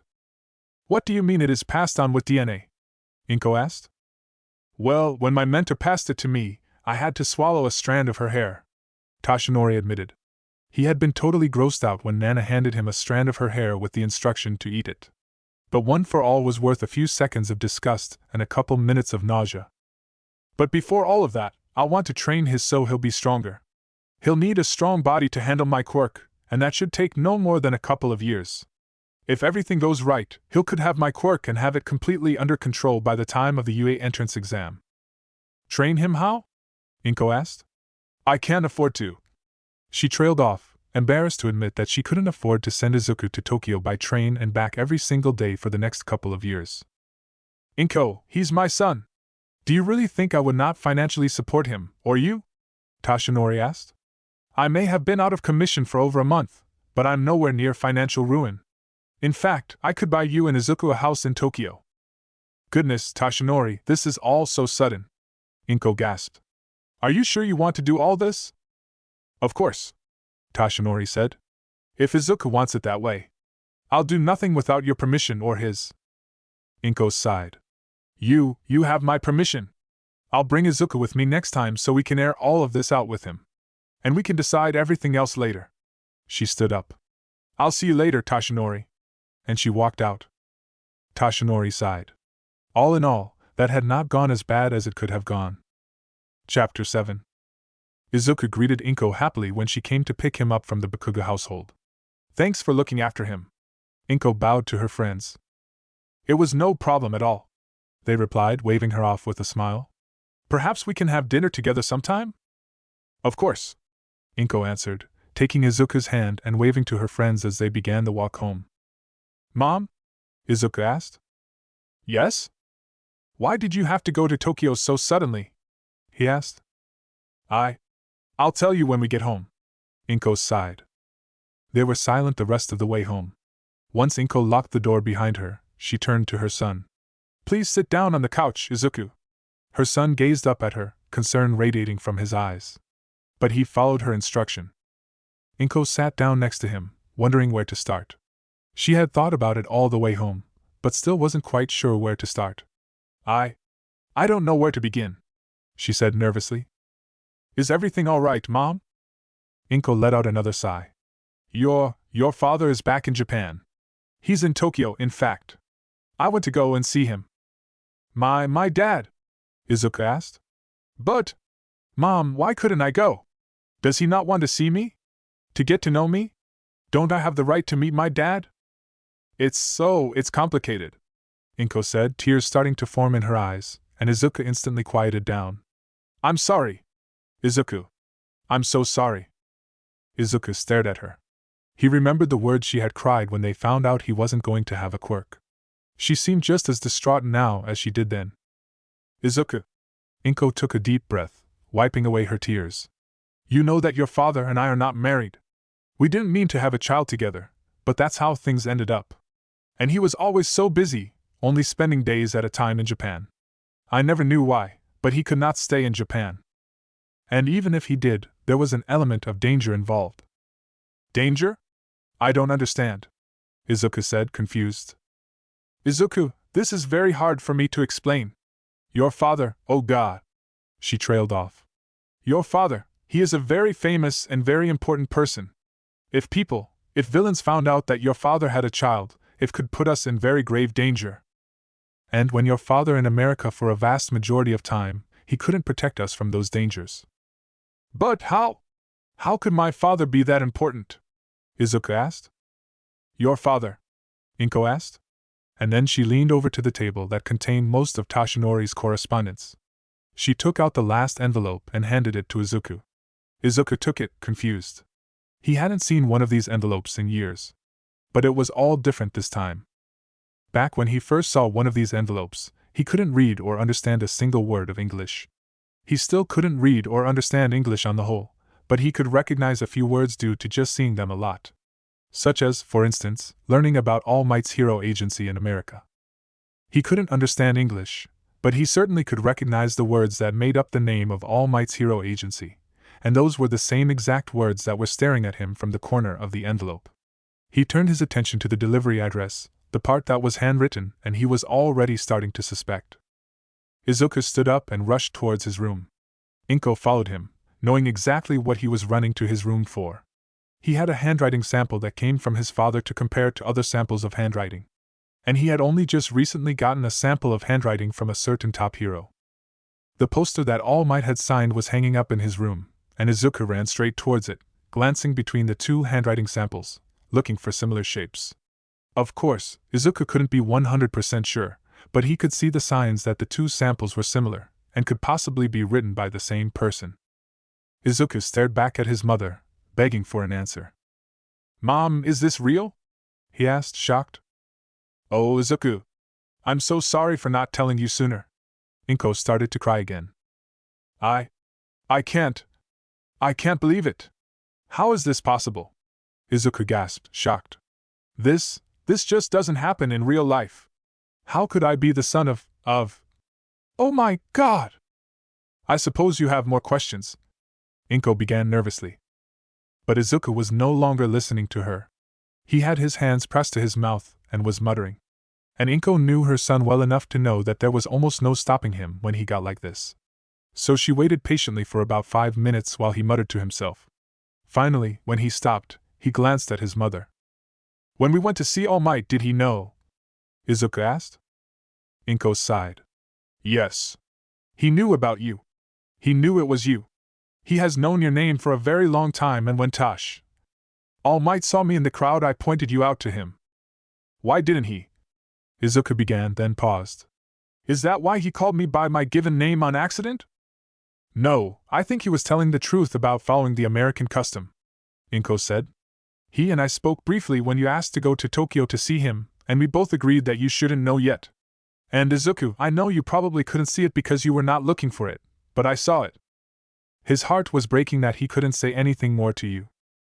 But he's been back in Japan for over a month now, and Izuku trailed off. Wait. You've seen All Might? Where is he? He asked. That's the reason that he hasn't been able to contact you yet, Inko said. I don't really understand the whole story. He's only told me a little about what happened when he came back to Japan. From what I understand, he spent all this time in America because of some supervillain in Japan, and came back a month ago to confront that villain. Now, Izuku, he doesn't want anyone to know about this, so you can't tell anyone. But that villain fight injured him. Badly. I visited him in the hospital today. All Might is in the hospital, Izuku gasped. He was hurt that badly that he's still in the hospital after all this time? He was hurt very badly, Inko told him. He wants to meet you, but I believe he wants to wait until after he's out of the hospital. When? Izuku asked. A week or 2, Inko answered. But it's more than this.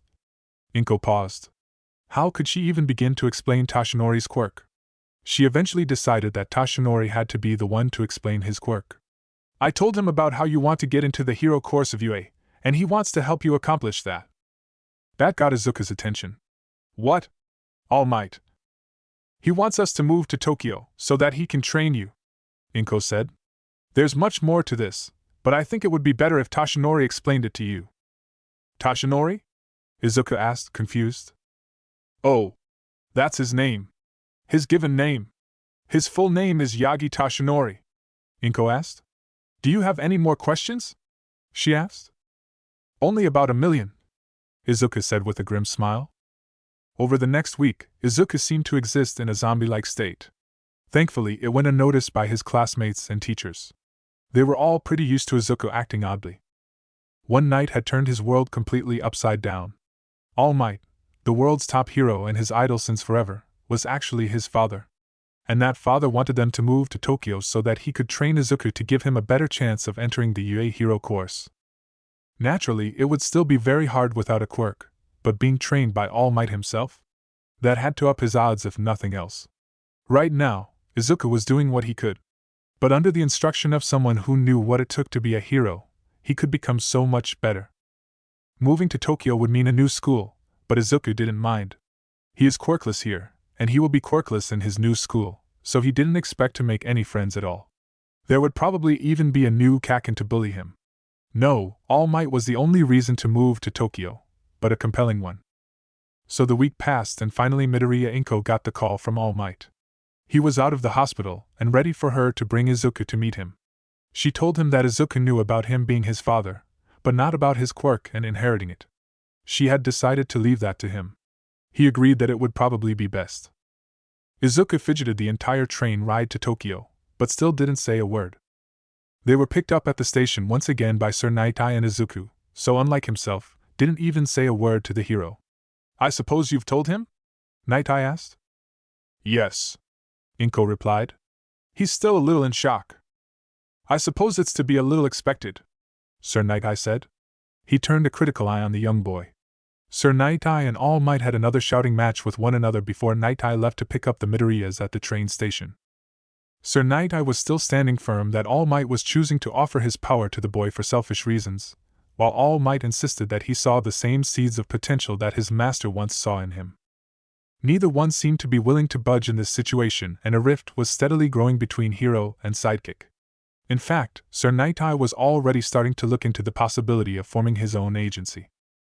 Making the leap from All Might's sidekick to independent hero would be an easy task, since being All Might's sidekick was all the credibility he would need to form his own agency and start taking on his own sidekicks. It was hurting Sir Naitai to consider leaving, but he and All Might just couldn't see eye to eye on this incredibly important issue. He would step out from under All Might's shadow and begin taking on his own sidekicks and interns. And he would always be on the lookout for young heroes with the training and heart to properly take All Might's place as the true symbol of peace. Izuku was kind of shocked when they got to the house. It was certainly a lot larger than the apartment that he shared with his mother, but it was not that much larger than many of the other houses in Tokyo. It was pretty average on all accounts, and nothing about it suggested that it was the home of the world's top hero. Inko helped Izuku out of the car, and Sir Naitai gave them a brief nod before he drove away. Now remember, dear, Inko began as she led Izuku up to the front door. All Might has been hurt incredibly bad and spent almost a month and a half in the hospital because of it. He hasn't been able to eat properly since and has lost a lot of weight. He will not look the same as you are used to seeing him. Okay, Izuku said. He was starting to shake with nerves and his mother could feel that from where she was holding his hand. Everything is going to be fine, Inko told her son. He wants to meet you. He's wanted to get to know you for a long time. But this is the top hero, All Might. And he is also Yagi Tashinori, your father, Inko reminded him. Everything will be fine, she repeated. She led Izuku up to the doorway and knocked. A voice from inside told them to come in, and she opened the door, leading the young boy inside. All Might, his father, was sitting on a chair, waiting for them in the family room. His mother had warned him that All Might looked different following his injury, but it was still a horrible shock. Instead of his famous fearless smile, his smile seemed to be much more forced and seemed more like a soundless snarl. His eyes and cheeks were hollow and sunken in, and his muscles seemed to have wasted away. It didn't help that he was wearing clothes that seemed to be 5 sizes too big. What do I call him? Izuku wondered to himself. All Might? Yagi-san? Dad? He couldn't decide what to say, so he just wordlessly bowed. Tashinori looked at his son's bowed form a little sadly, but he understood. This whole situation was pretty awkward. Even he felt it. To the young boy, going super polite was about the only option he had. My boy, come closer. Izuku looked up at him nervously, and then stepped closer. Tashinori stood up and met Izuku halfway across the room. Izuku noticed that he seemed to have his hand pressed to his side. He wondered what had happened to him, but then he forced his eyes away from All Might's side. But the tall man's eyes were pretty scary too without the familiar All Might smile. It broke Tashinori's heart to see the fear in Izuku's eyes. He had seen fear in a lot of children's eyes over the years, but he was also used to that fear disappearing at the sight of him. "I know that I look kind of scary like this," he said, kneeling down so that he was closer to Izuku's size. "Is this better?" Tashinori activated his quirk and took on his former appearance. But it didn't last too long, because he started coughing. Tashinori held his hand up to his mouth to stop any blood he might be coughing up. Thankfully, it was not a lot, but it did force him out of his muscled form. That was not what he intended by bringing out his old form, but in a strange way it did break the ice. Izuku completely forgot about his own fear and rushed forward, placing his hands firmly on Tashinori's shoulders. "All Might! Are you all right?" When the boy saw the small splattering of blood on Tashinori's hand, he turned to his mother. "Mom, do you have a tissue or a handkerchief?" "I'm fine, young Izuku," Tashinori said, wiping away the blood with his own tissue. "This is just the way that my body is going to behave from now on, and I'm going to have to live with that." He smiled at his son, and Izuku saw the shadow of his former self in that happy expression. "You saw someone in trouble and instantly forgot that you were afraid of me and rushed forward to help me." He reached out and carted his hand through Izuku's curly hair, and looked up at Inko with a wide smile. "You certainly were not lying to me when you said he longs to be a hero. You, my boy, have the heart of a hero." To Tashinori's shock, Izuku suddenly burst into tears, and he looked over to Inko, a little alarmed. But she didn't seem to be alarmed. In fact, she was smiling happily. "Are you all right, young Izuku?" Tashinori asked. "Yeah," Izuku sniffed, wiping away his tears. "I've waited all my life for someone to say that I have the potential to be a hero." "Is that because you don't have a quirk?" Tashinori asked. Izuku flinched. "Are you disappointed in me?" "Disappointed for what? For not having a quirk?" Tashinori asked. Izuku kept staring down at his feet. "Well, no one really knows what your quirk is, but it's really amazing. Are you mad that I didn't have your quirk?" "Not at all," Tashinori said. "It's not your fault that you didn't receive my quirk through birth. My quirk doesn't work like that. It cannot be passed on without intention." Izuku stared at him in confusion. Tashinori smiled at him. "I know that doesn't make much sense. Come sit down with me on the couch." "Sitting on the ground like this is making me sore." Inko and Izuku helped Tashinori stand up and they walked him over to the couch. Tashinori sat down and Izuku sat next to him. Inko knew that this talk was going to take a long time. "Do you need anything, Tashinori?" she asked. "Have you eaten at all yet today?" "I've eaten a few meals. I'd appreciate some tea, if that's not too much trouble." "No trouble at all. Where is the kitchen?" she asked. "Just around that corner." Tashinori pointed. "Thank you, Inko." She nodded and walked into the kitchen. Once she was gone, Tashinori turned his attention on Izuku. "Your mother told me that she told you about my desire to train you to become a hero, but she has not told you about the nature of my quirk, is that correct?" "She hasn't told me anything about your quirk," Izuku answered. "And no one really knows what your quirk is, at least on all the hero forums that I read. I think it's a boost of your physical abilities, but others." "On the surface you are right," Tashinori said. "My quirk does boost my physical abilities, and I've dedicated my life to making sure that people do not guess beyond that. The truth about my power is that it is not something I was born with. My quirk was passed down to me from another." "Passed down? But I don't understand. There's never been evidence of a quirk that is passed down this way before." "Because mine seems to be the only one," Tashinori asked. "The true name of my quirk is One for All. One person holds the quirk, cultivating it, and making it stronger until it is passed to the next person who begins cultivating it even further. Each time One for All is passed on, the new holder's strengths are added to it, so it grows more powerful every time it is passed on. It is this generation's long network of power that allows me to save those in need." "And you want to give this quirk to me?" Izuku asked, shocked. "You'll need more training first," Tashinori warned the young boy. "I can't just give it to you because you are my son. Whoever takes up my quirk will have to rise up and take my place as the #1 hero and the symbol of peace. I have to make sure that's something you can do, and that will become more obvious as we train your body. Either way, you'll need to train more than your mind to get into UA. So, what do you say, my boy? Are you willing to live in Tokyo with your mother while I train you? Yes, of course, Izuku gasped. How could he say otherwise? He had thought that All Might was just going to train him, but to possibly be the one to get handed this impossible gift of All Might's quirk. I mean, if it's okay with Mom. Your mother and I already talked about this when she visited me in the hospital, Tashinori said. Yes, we did, Inko said, stepping back into the family room with a tray with cups of tea. She handed one to Tashinori, one to Izuku, and kept one for herself. I am okay with this, Izuku, if that is something that will make you happy. Good, then we can discuss the fine details, Tashinori said thoughtfully. As you probably know, Izuku, my secret identity as Yagi Tashinori is considered a top-secret matter of national security. In fact, it is multinational national security. So it is still not a good idea for people to know that you are All Might's son. So you can say you are my son, Yagi Tashinori's son. As much as Izuku longed to scream to the world that he had a father, and his father was the greatest hero to ever live, he knew that All Might was speaking the truth. No matter how hard anyone searched, no one could find any concrete information on All Might before his official debut in America. Everyone knew that he had attended UA, but no one could find his actual name in connection with his eventual hero name because of All Might going by a different hero name when he was in school. All Might was his American hero name, after all. Of course. A couple of days later, Tashinori had purchased a house for Inko and Izuku to live in Tokyo so that they could be close enough for Tashinori to train his son, and he had even made arrangements for Izuku's schooling at a private academy. So, almost as soon as Inko and Izuku finished packing and moving their belongings to Tokyo, it was time for Izuku's last day at his elementary school. Just before Izuku left at the end of the day, his homeroom teacher pulled him aside.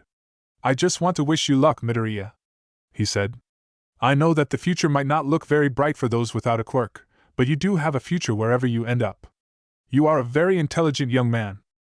Izuku looked at him, confused. He had always sort of assumed that his teachers barely knew his name, let alone paid him any attention. Oh, thank you, sir, Izuku said. Good luck, Midoriya. The teacher bowed to him, and Midoriya bowed back. As Izuku was leaving, Kaken called out to him. Are you really leaving? He called. Yes, Izuku said nervously. My father has come back from overseas and wants my mother and I to move to Tokyo with him. Bakuga snorted. Yeah, right. You can leave this little shithole town if you want, but you'll never escape being quirkless. So whatever. Go. See you never, Deku, and good riddance. With that, Bakuga turned and stomped away. Izuku stared after him for a moment, and then turned and left that part of his life behind and turned towards the future. Chapter 8. When Izuku first moved to Tokyo, he kind of expected the place his father bought for his family to stay to be another apartment, but he was pretty shocked to find that he had bought them a house very much like his own. It was more than large enough for the two of them, and Izuku's new room was about twice the size of his old one, which was very exciting for him. But what really got Izuku excited was his first training session with his father. He had seen Tashinori one time since moving to Tokyo, and his father had finished off the visit by telling Izuku to come over to his house on Sunday. The rest of the week was spent unpacking and learning their new neighborhood, and checking out Izuku's new elementary school where he would start the next week. But finally, Sunday arrived. Inko walked Izuku back to Tashinori's house. When they arrived, it was pretty clear that his father was still having trouble recovering from his injury. He had lost more weight, and was using a cane for his weaker left side. Oh my god, Tashinori, you have not been taking care of yourself, have you? Inko asked with a sigh. Tashinori sighed in response. Inko, I've been trying to eat, but that's a little hard when I don't feel hunger and I can't keep more than a few bites at a time down. Inko sighed again. Let me go see what I can make for you. She made her way to the kitchen. Tashinori sighed in exasperation. I suppose I should just get used to that. Is something wrong, Dad? Izuku asked. It's nothing. Tashinori sighed. I suppose I'm just not used to needing help. He stood up slowly, really favoring his left side.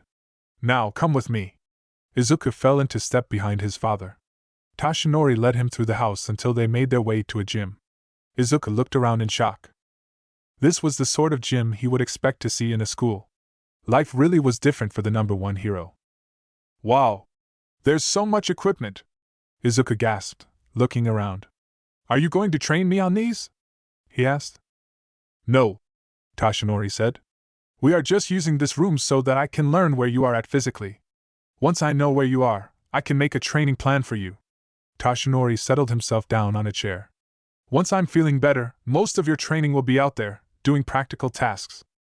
Oh. Okay. Izuku looked around, a little lost. What do you want me to start? Toshinori smiled. First, I want to talk about what you have been doing. Your mother told me that you've done some running for your stamina.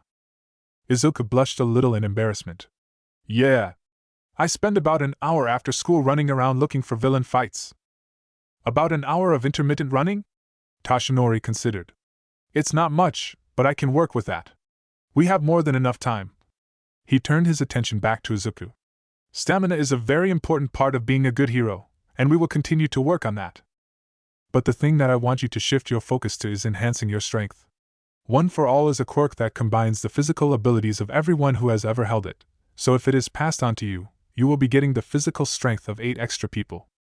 You will need a strong body in order to handle this quirk, otherwise you might not be able to handle the physical backlash of your own power. Toshinori paused thoughtfully. You probably will be injured the first few times you use the power, but we can minimize that damage by preparing your body correctly. Thankfully, we have 6 years to accomplish this in order for you to be ready for the UA entrance exam. Okay, Izuku said. What do you want me to start? Not on the machines, Toshinori said. We'd need a spotter for you to use these machines. Normally I'd do that for you, but I'm not able to do that. Let's just start with some sit-ups. Izuku obeyed all of his father's commands to perform various exercises. Every time he finished a set, he would glance towards his father, looking for signs of approval, but All Might kept his expression neutral through the whole thing. An hour passed, and then 2 hours. Izuku's limbs were shaking in an effort to keep going, desperate to prove himself to his father even if it meant working himself into exhaustion. As All Might watched, he knew that one of the first things he would have to do was to teach Izuku the dangers of overworking yourself. He didn't blame Izuku for the way he felt. Toshinori had felt the same exact things when his own mentor had held her quirk out to him. Toshinori had spent many an evening in his youth completely passing out in the middle of training from overwork. Finally, Toshinori saw signs that Izuku was going past normal muscle fatigue. He was trying to accomplish more push-ups when Izuku's arms gave out, and he fell face first on the ground. You've reached your limit, Toshinori told the boy calmly. No. Izuku groaned, trying to push himself off the ground, but falling back down when his arms failed him. There is no shame in knowing your limits, Toshinori said, standing up and walking over to Izuku's prone form. I was not expecting record-setting performances from you today, Izuku. I just wanted to know your current fitness level so that we know what we have to build upon.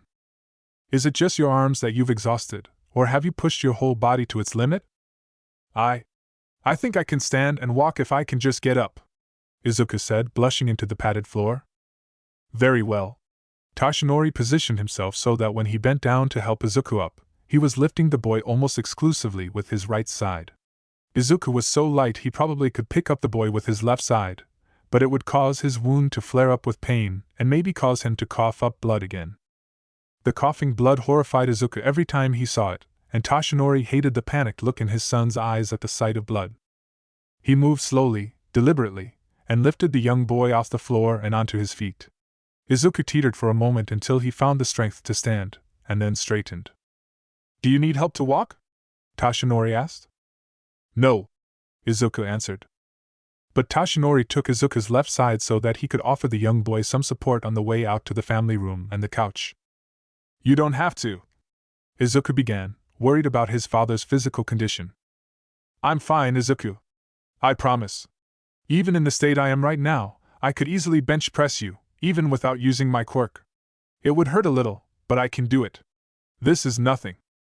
Izuku didn't quite believe his father, but allowed him to lead the way out to the family room. Once there, Toshinori set him down on the couch and sat down next to him. For a couple of moments, Toshinori seemed to be in thought, and then he spoke again. It's pretty clear to me that your physical abilities are not out of the normal range for a boy your age. That's about what I expected, and I believe I can come up with a plan for you to follow in a few days. For now, let's talk about what I see as your great strength that could become your greatest failure as you train. Your dedication. I don't understand, Izuku said, confused. Of course, dedication is a very important quality to have in a hero. And while you were working, I could see your drive to push yourself to your limits. This is a good quality to have, but too much can lead to you overworking yourself. If you overwork yourself, especially at your age, it could end up having the opposite effect of what we want. Instead of strengthening your muscles, overworking them can damage them beyond repair if not kept in check, Tashinori said. So I need you to promise me right now, Izuku, that when you are given your training schedule, you will follow it to the letter. That you will give your body the full rest periods that it needs to recover from intense workouts, and that you will push yourself, but not to the point where your body stops working. I promise, Izuku said. All Might knew much more about training than he did, so he really had no choice but to follow his advice if he wanted to have any hope of getting strong enough to inherit his quirk. Now come on, I'll drive you home, Tashinori said, standing up and leading Izuku to his car, a large luxury car that he had imported from America. In all honesty, it couldn't be helped. Most Japanese cars were too small for Tashinori. On the drive back home, Tashinori continued to talk to Izuku, telling him to do a certain number of basic exercises every single day until next Sunday when he would come back to his father's house. By then, I'll have the first part of your training plan all worked out. We'll start off easy for now, and grow in intensity as you get older. As they pulled up to the new Midoriya household, Tashinori stopped Izuku just before he got out of the car. One more thing, son. When you go to your new school tomorrow, the children are probably going to ask what your quirk is. Don't tell them you're quirkless.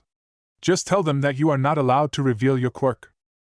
So, pretend that I do have a quirk, but I'm not allowed to talk about it, Izuku asked. And everyone will, just accept that. To be honest, Izuku was shocked that was an option. If he could have just pretended like he had a secret quirk at his old school, it would have saved him a lot of pain and suffering. It probably would not have been acceptable to have a secret quirk in a public school, but most of the private academies around Japan are used to caring for the children of pro heroes, Tashinori answered. In order to protect their families, many pro heroes ask their children to not show off their quirks until they have better control of their abilities. Since quirks are genetic, it is usually simple to realize that a child is related to a pro hero through having similar quirks, and that could make the child a target for their parents' enemies. You'll probably see several other students unwilling to speak about or show off their quirks in any way. You keeping yours hidden will not be strange to anyone. Thank you, Dad. I'll keep that in mind, Izuku said. See you next week. Bye, son, Tashinori said as the car door slammed shut. Izuku had to stop himself from skipping as he made his way up to the front door of his new house. Finally being free of the label of being quirkless, even if it was just pretending. Maybe, at long last, he could finally have some real friends. Chapter 9. Izuku was a little nervous as he made his way to the office of his new elementary school. He opened the door and stepped into the office, and one of the people there took immediate notice of him. Oh, are you our new 4th grade student, Midoriya Izuku? One nice-looking lady asked as Izuku stepped into the room. Yes, ma'am, Izuku answered. The woman got up from her desk and walked around to Izuku's side, kneeling down to his level. Welcome to Rishi Elementary School. I've already read your file. Your father is the pro hero, and it's only recently that you discovered that your father is a pro hero? That's right, Izuku answered, a little shocked. This woman knew at least a little bit about his story? Did she know that his father is All Might? Maybe she did, as an administrator of the school. Then I'm sure that you've gone through a lot of changes recently, like transferring out of a public school. You don't need to worry too much. On the whole, you won't have a much different experience as you would in public school. The main difference is the teachers. Many of them are former pro heroes, and all of them have the license needed to use their quirk for the protection of students.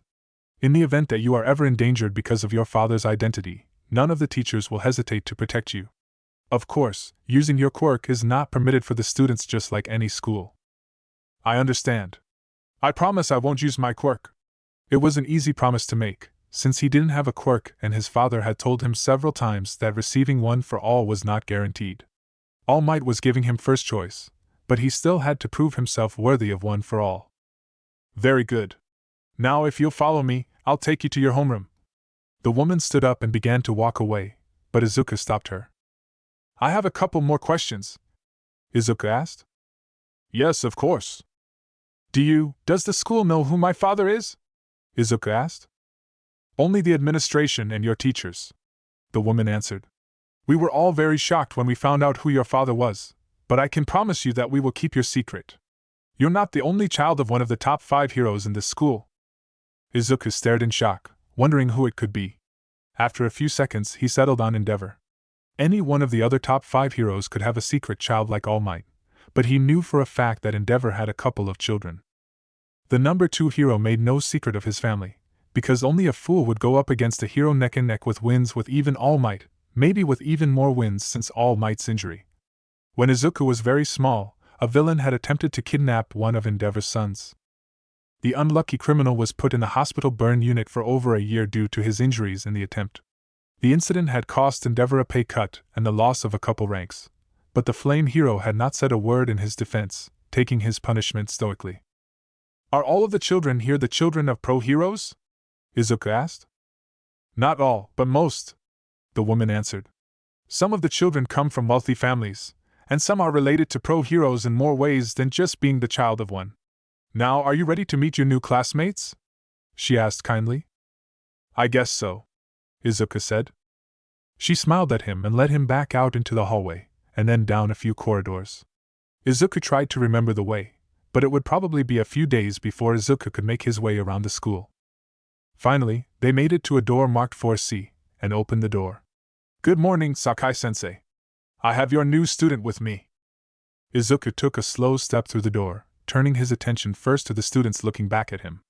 If this class was anything like his last one, it could hold about 20 students, but there was one empty seat probably meant to be his. Many of the students had quirks that affected their physical bodies, but most of them had quirks that didn't affect their bodies like normal. Izuku looked around for a boy that looked like a child of Endeavor, since he knew that Endeavor's youngest child was about his age and a boy, but he didn't see anyone like that in the classroom. Nor did he recognize any of the known children of pro heroes. Finally, he turned his attention to his new sensei. Sakai-sensei was a woman, and kind of pretty if Izuku was any judge of such things. She gave Izuku a friendly smile. Good morning, young man. Would you like to come up to the front and tell the class a little about yourself? She asked. Izuku stepped forward nervously. Hello? My name is Midoriya Izuku, and I just recently moved to Tokyo. It's nice to meet you. Sakai-sensei was probably used to students being reluctant to talk about more, say like about their quirks or their parents, and according to the lady from administration, Sakai-sensei knew that he was the son of All Might, but wouldn't talk about it. It's very nice to meet you, Midoriya. Would you please take the empty seat next to Ida? Ida, would you assist young Midoriya to get him started? Of course, Sakai-sensei, a young boy with bluish hair said from the seat next to the empty chair. As Midoriya made his way to the empty seat, some of the students began to whisper to each other. So, what do you think? Is he the child of a pro hero or just comes from money? I don't know any pro heroes named Midoriya, another student answered. Maybe money? I don't know. Just because there's no pro hero named Midoriya doesn't mean he's not the child of a pro hero that keeps their real name secret. Plenty of pro heroes keep their real names secret. My aunt does everything she can to keep her real name out of the press. Izuku blushed a little as he took his seat. There was a stack of general education books on his desk, all of them looking brand new rather than the old used books he was used to from his old school. We start the morning by studying maths, the blue-haired boy stage whispered to Izuku. The sensei called him Ida. Why does that name sound familiar? He's probably related to a pro hero, but I can't think of an Ida off the top of my head. Izuku thought to himself. Oh, thank you. No problem, Ida said, chopping the air in front of him with a strange motion. Izuku stared a little, but then quickly averted his eyes. In this quirk-based society, staring had become incredibly rude. Some people had quirks that changed their appearance, or made them behave oddly, so staring had transformed into a social taboo. Your name is Ida, right? Izuku asked to make sure. Yes, Ida replied. But we can talk later, class is about to start. He already had his math textbook open to today's lesson, with his notebook and pen ready to go. We're starting on page 394. Izuku nodded and opened his math book up to the correct page, pulling out his notebook and pen as well. Izuku had fallen a little behind in his schoolwork in the last few weeks before moving to Tokyo because of his worry for All Might, but he was pleased to realize that his naturally studious nature was able to make up for the gap with a little extra effort. For every class, he had to look back on some of the previous lessons in the textbooks, but he was starting to fall back into his old study habits. Finally, lunchtime arrived and Izuku made his way to the cafeteria. He was still too nervous to eat, so he decided to skip lunch for the day. Instead, he sat down at a rather empty table and pulled out his latest hero notebook. He had just finished number 4, and this new notebook was to be number 5. None of the students had revealed their quirks, except for the ones whose quirks affected their physical bodies in a noticeable way, but some of the teachers had. So Izuku began to write in his notebook, taking notes of the quirks he had seen thus far, comparing the quirks he had seen to lists of former pro heroes, and trying to find out which retired pro heroes his teachers were. His homeroom teacher, Sakai-sensei, was perhaps the easiest. He had seen her flying to get a book off the top shelf in their classroom. She was a famous rescue hero named Jetstream. She had retired not long after Izuku began keeping his hero notebooks, and he'd lost track of her. But not only that, knowing that she is Jetstream meant that she knew Izuku's father. Well, sort of. Many heroes had been involved in an old operation to put an end to the new Yakuza years ago. Both All Might and Jetstream had been involved. All Might had been on the front lines, with Jetstream as backup and support for the combat heroes.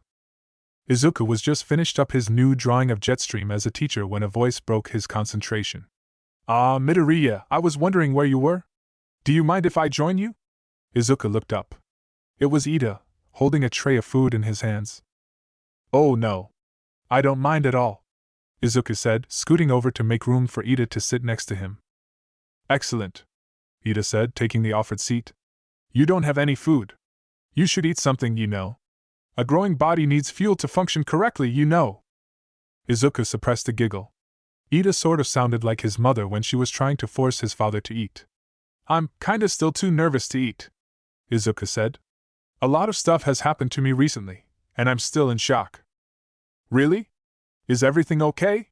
Should I get a teacher? Ida asked, waving his arms in a karate chop motion again. No, nothing like that, Izuku said, holding up his own hands to placate the boy before he called one of the teachers over. Izuku considered what he could speak about.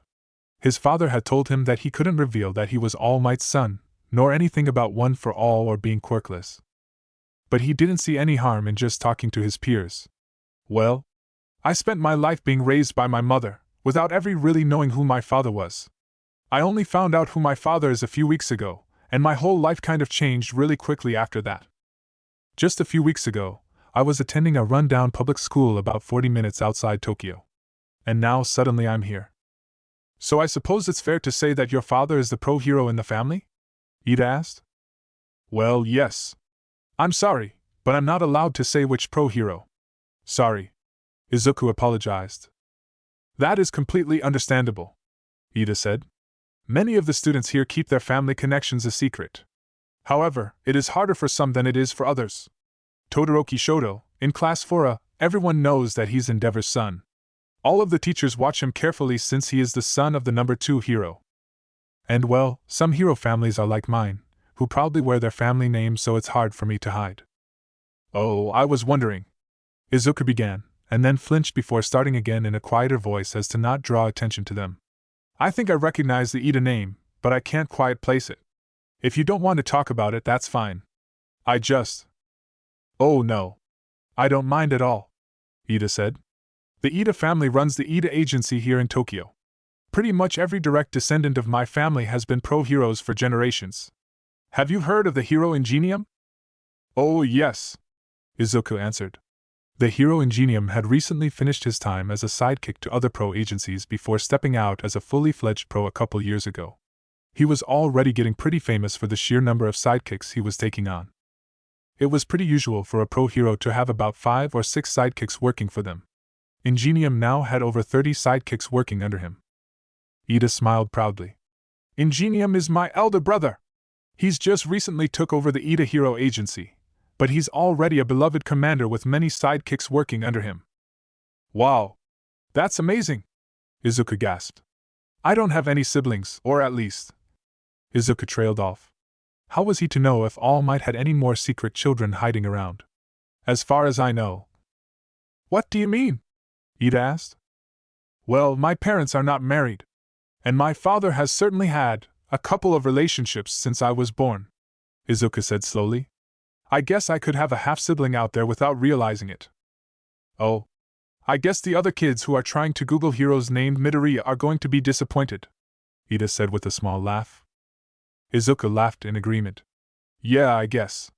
Midoriya is my mother's name, and my mother's family never had a strong enough quirk to become a hero. My mother's quirk is slight telekinesis. She can float small objects towards her. But that's about it. Izuka closed his notebook to put away. He was having a more interesting time talking to Ida right now. So, do you eventually want to try for a hero course? Ida asked. Of course, Izuka said. I've always wanted to be a hero. In fact, I eventually want to go to UA. That's a very hard school to get into, Ida commented. That's where I want to go to. Pretty much every single top 10 hero calls UA their alma mater, and my brother went there. My father went there, Izuka said. Well, I can't even begin to guess who your father is, or what your quirk might be, but assuming your father is a pro hero and that you've inherited his quirk, you should have a fair chance of getting in, Ida said. The two boys spent the rest of their lunch talking. They talked so much that Ida's food was only half eaten by the time they had to go back to class for their afternoon classes. The rest of the day went by in a blur, but Izuka was pleased to the point of being giddy. Being able to keep his quirklessness hidden was an enormous blessing. None of the kids even blinked any time he said he couldn't talk about his quirk, or who his pro-hero father was. So without those bully-rich topics clinging to him, none of the kids had found anything they could easily bully him over. Or maybe the teachers were harsher on bullying in private schools. He'd only been there one day, but he hadn't seen any children getting picked on yet.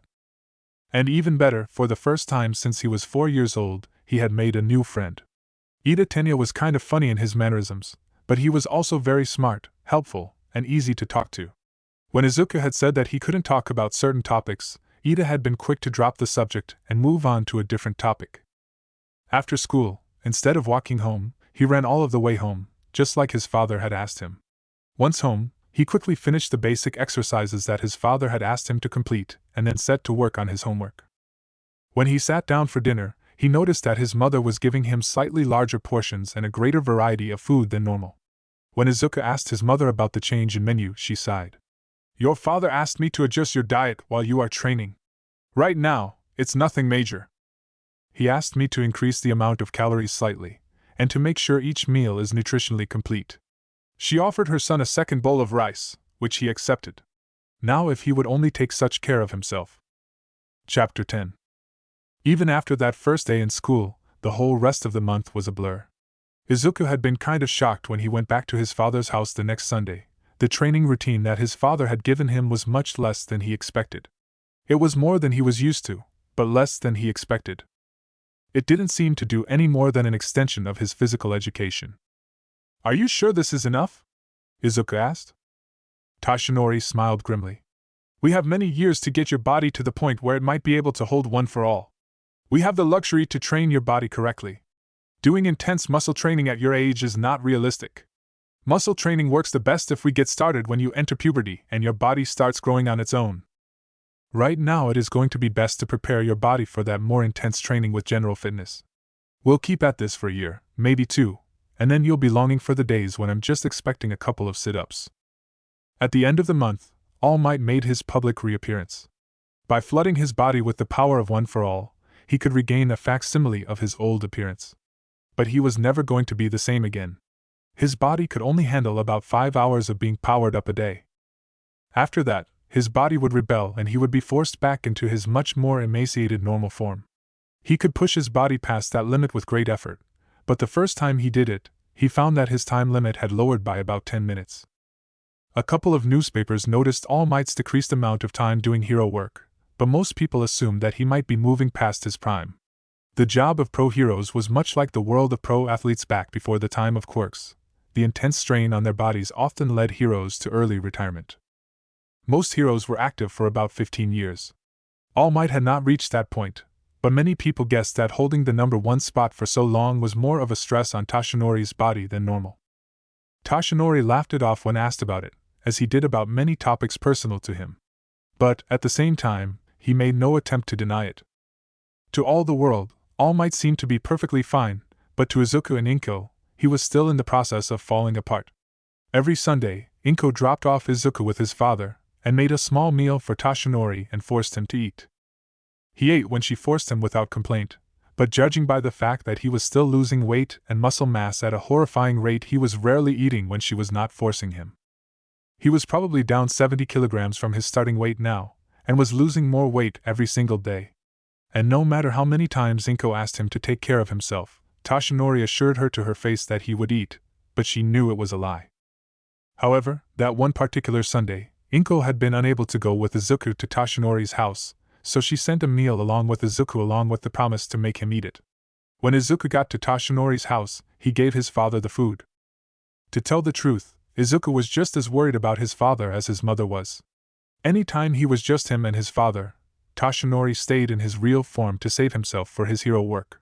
Izuku saw the way his clothes were hanging off his body, and the general unhealthy pallor of All Might's skin in this form. "Welcome back, Izuku," Toshinori said, opening the door for his son. "Inko is not with you today?" "No, she had to go shopping," Izuku answered, giving his father the small bento box. "But she sent me with this. She wants me to make sure you to eat it." Toshinori took the bento box from his son without complaint. "You'll have to thank your mother for me later. Now come on in and let's get started. You can go through to the gym and get started on your exercise, and I'll go eat this." Izuku was a little nervous about not seeing his father eat with his own eyes. But this man was All Might, and his father. He didn't know how to refuse even as his conscience screamed at him to say no, and stay at his father's side until he had finished eating. "Okay," Izuku said nervously, stepping past his father and slowly making his way to the gym. But it was pretty clear to Izuku that he was very distracted at the moment. He completely lost count when he was doing push-ups and ended up doing about twice as many as Toshinori asked him. He listened as closely as he could, hearing his father moving around the kitchen. He moved on to sit-ups. He had just completed his 15th sit-up when he heard the sound of his father coughing in the kitchen. It was a normal sound, one that he was pretty used to even if the reminder of All Might's poor health was still scary. But then the noises from the kitchen changed, and Izuku paused in his exercise, losing count once again. The noises changed from coughing to retching. The noises calmed down, and Izuku strained his hearing, but it was all silent. The young boy was about to call out to ask if his father was all right, but what happened next nearly caused him to jump out of his skin. "Fuck!" The sound of his father's voice yelling in rage and anger scared Izuku out of his wits. He didn't understand what his father had yelled, but he didn't need a translation to know that All Might was enraged at something. But even the yell paled in comparison to the racket that followed the exclamation. Izuku couldn't be sure, but it sounded like the kitchen was getting completely destroyed. There was the squeal of metal, the sound of many things crashing to the ground. "Fuck my life and fuck my fucking useless body!" All Might screamed, probably in English since Izuku couldn't understand. The next noise was the loudest of all. An enormous crash rang through the house. Something so big had happened that it caused the whole house to shake. Izuku was absolutely terrified. Terrified to leave the gym, but also terrified to stay where he was. He stood frozen where he was for a few seconds, and when no more noises came from the direction of the kitchen, he decided that he had to go see what had happened. He slowly made his way towards the kitchen, completely unsure of himself. Only the knowledge that All Might would never hurt an innocent bystander kept him moving forward. Should I make noise to let him know that I'm coming down the hall, or do I stay silent and spy on him? Izuku wondered to himself. He still hadn't decided by the time he looked around the corner into the kitchen, so he just continued to stay silent, at least until he saw the state of the kitchen. His father had apparently collapsed on the floor after his bout of rage. The floor was a mess, covered in a refrigerator's worth of food and blood. The reason that all of the food from the refrigerator was on the floor was made immediately clear. In his rage, Toshinori had apparently transformed into his muscle form, ripped the refrigerator up and thrown it through the wall. The crushed remains of the refrigerator lay where it had landed on Toshinori's back porch.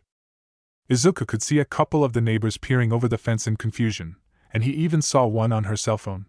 If Izuku had to guess, she was probably calling the police. "All Might?" he asked, absolutely terrified and completely unsure of himself. "God fucking damn it," Toshinori grumbled in English. He started retching again, and vomited a tiny amount of food onto the ground. Izuku found himself rushing forward, holding back his father's bangs out of his face as he continued to retch, but nothing else coming up. After a few moments of dry heaving, Toshinori was finally able to just breathe. Finally, he spoke to Izuku in Japanese, his voice weak from illness. Sorry for interrupting your exercise. I'm fine. Go back to the gym and finish up.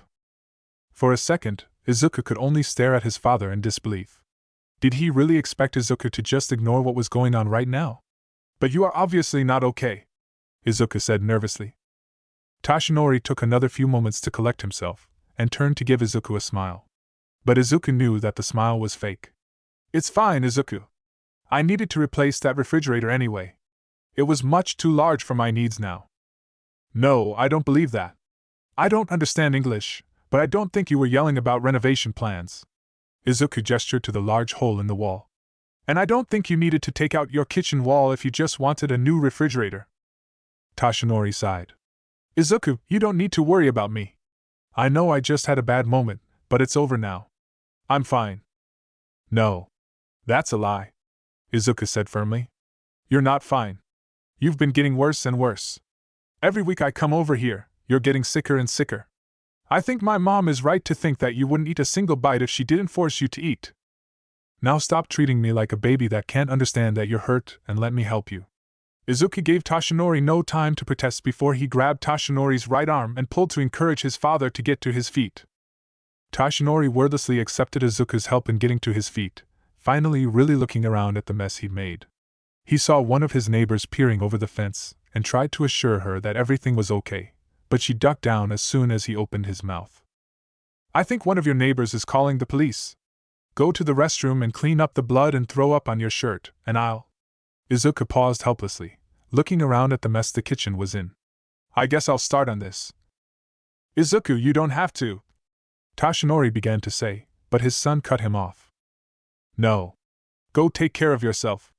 I can at least clean up the food, blood, and some other stuff, Izuku said, shoving his father out of the kitchen.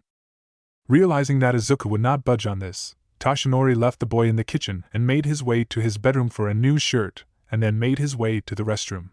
He took off his blood and vomit-stained shirt and threw it carelessly into the shower to deal with later and splashed water from the faucet onto his face. With his shirt off, he took a good, long look at himself. The body that he was once so proud of was deteriorating right before his very eyes. The remains of the wound that blossomed across his left side looked just as hideous as the day he'd left the hospital. He looked into the eyes of his reflection, deeply shadowed eyes where his eyes were sunken into his skull from malnutrition. His once strong cheekbones now jutted unnaturally from hollow cheeks. His bangs hung dull and lusterless in his face. He was hideous. Fucking hideous. But he couldn't dwell on that right now. If one of his neighbors had really called the police, they could show up any moment. He pulled his new shirt on, took a small sip of water from the faucet to get the taste of vomit out of his mouth, and left the restroom. He checked on Izuku in the kitchen. The boy had cleaned up the blood and vomit first, and was now picking up the food items that could be salvaged from the thrown refrigerator. Izuku, Toshinori began, and then trailed off when Izuku turned to look up at him. What happened? Izuku asked. I told you before, son. It's nothing. Toshinori began, but Izuku cut him off. Why won't you stop lying to me? Izuku asked. Both my mom and I know that things are wrong, and this just proved it to me. What happened? I couldn't keep the food down, Toshinori said. And that's all there is to it. He clenched his fist, angry at his ruined body, filled with rage at All for One, who had left him with this ruined body, and rage at himself for being unable to overcome it. Was it too much food? Izuku asked. His mom had told him that, according to many online sources, people without their stomachs could still eat food, just in much smaller quantities, with easily digestible foods being the best. So she tried her best to follow all of the advice with the food that she made for Toshinori. Tiny portions, no fiber, but still trying to pack in as many nutrients as she could in a single meal. It was incredibly tough, but online resources were a great help. If she was just sending over too much food, Izuku could let her know and she could make the portion sizes smaller. No, I mean I can't keep the food down, Toshinori said bitterly, planting himself down on one of the chairs at the kitchen table. But I shouldn't be bothering you with this, with my health problems. I'm your father, and you are my son. I should be worrying about you, not the other way around. Would you please stop treating me like I can't handle the truth? Izuku asked. I'm smart enough to know that you got hurt very badly, and to know that you were not going to just recover overnight. Izuku slammed a container of rice on the counter a little harder than he should have out of frustration. You don't have to treat me like a little kid. But you are little, Toshinori said. Izuku turned around towards him to protest the words, but then he saw the pensive look on his father's face. And you're not so little, at the same time. I spent so much of your life away in America that I've completely missed almost your entire childhood. Now I've stepped back into your life, a man who is a father but has never been a dad. And now I'm trapped in a ruined body that you cannot possibly be proud of. When I was in America, so many young fans would tell me how amazing they thought I was, but how I was nothing compared to how great their fathers were. Toshinori trailed off, a couple of tears running down his face, and he furiously wiped them away. I wanted more than anything to have that sort of relationship with my son. And now I do have you in my life, Izuku, but having Yagi Toshinori as a father is nothing to be proud of anymore. Izuku stared at him in confusion. How could I not be proud of you? He asked. Because I'm not the All Might I once was. Certainly not the same All Might that you once looked up to, Toshinori answered. But you still are All Might, Izuku said. All Might is just a hero name worn by Yagi Toshinori. No matter what, you will always be All Might, even if your injuries get so bad that you can't fight anymore. And I'll always be proud of you, even if you retire. You've done so much for the world that it will never forget, and I will certainly never forget. Toshinori ducked his head down as more tears flowed down his face. He muttered a few sentences in English, and Izuku just waited quietly for it to stop. Thank you, son. I'm so sorry you had to see me like that. Today has just been a bad day, and I promise it's not always this bad. Most days I can keep a few bites of food down, and my pain medication makes me feel better. Today is just... He trailed off, hopelessly. Izuku gingerly stepped across the ruined remains of the kitchen to the table, and wrapped his arms around his father. Toshinori started in surprise, but then relaxed into the hug, wrapping his arms around his son in return. Can you let me help you, Dad? Izuku asked. Within a couple of seconds, there were tears flowing down each of their faces. But it was only to be expected. This was the first time that Izuku had called Toshinori Dad. It had always been All Might or occasionally Father. For the very first time, their years apart didn't matter. Toshinori was hurting, and Izuku was determined to help in any way he could. Toshinori had seen this quality in Izuku before. He could be a bit of a crybaby and could be terrified of things, but nothing else mattered as soon as someone was hurting or in danger. It was like the drive to save was so powerful that it shut off every other thought.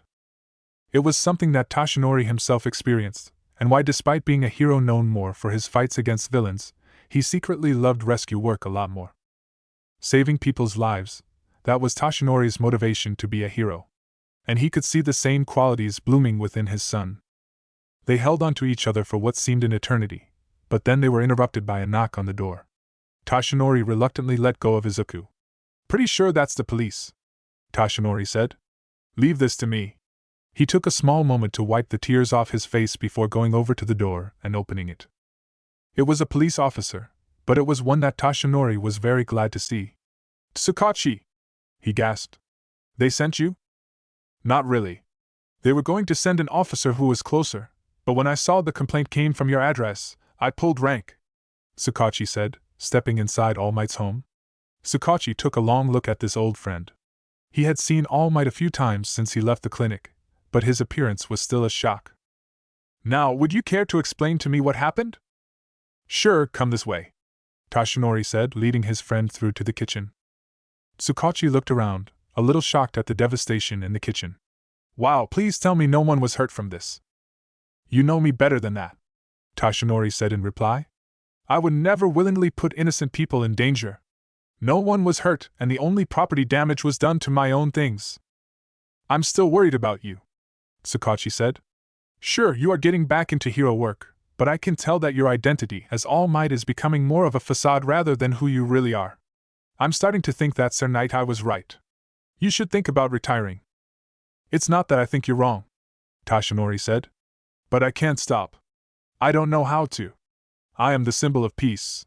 What would happen to society if I were to retire without having a successor ready to take my place? And are you at least looking for a successor? Toshinori gazed back at his friend thoughtfully. He trusted Tsukachi with his life, and even with the knowledge about his broken body and One for All. He knew in his heart that he could trust him with his most precious secret. I have one candidate. He is still very young, and many years away from being ready to take on One for All, but I'm growing more sure of my choice every single time I train him. Really? Who? Tsukachi asked. My son, Toshinori answered, and Tsukachi stared at All Might in shock. Son? You have a son? Why did you never tell me? Tsukachi asked in shock. Because I wanted to protect him, Toshinori said.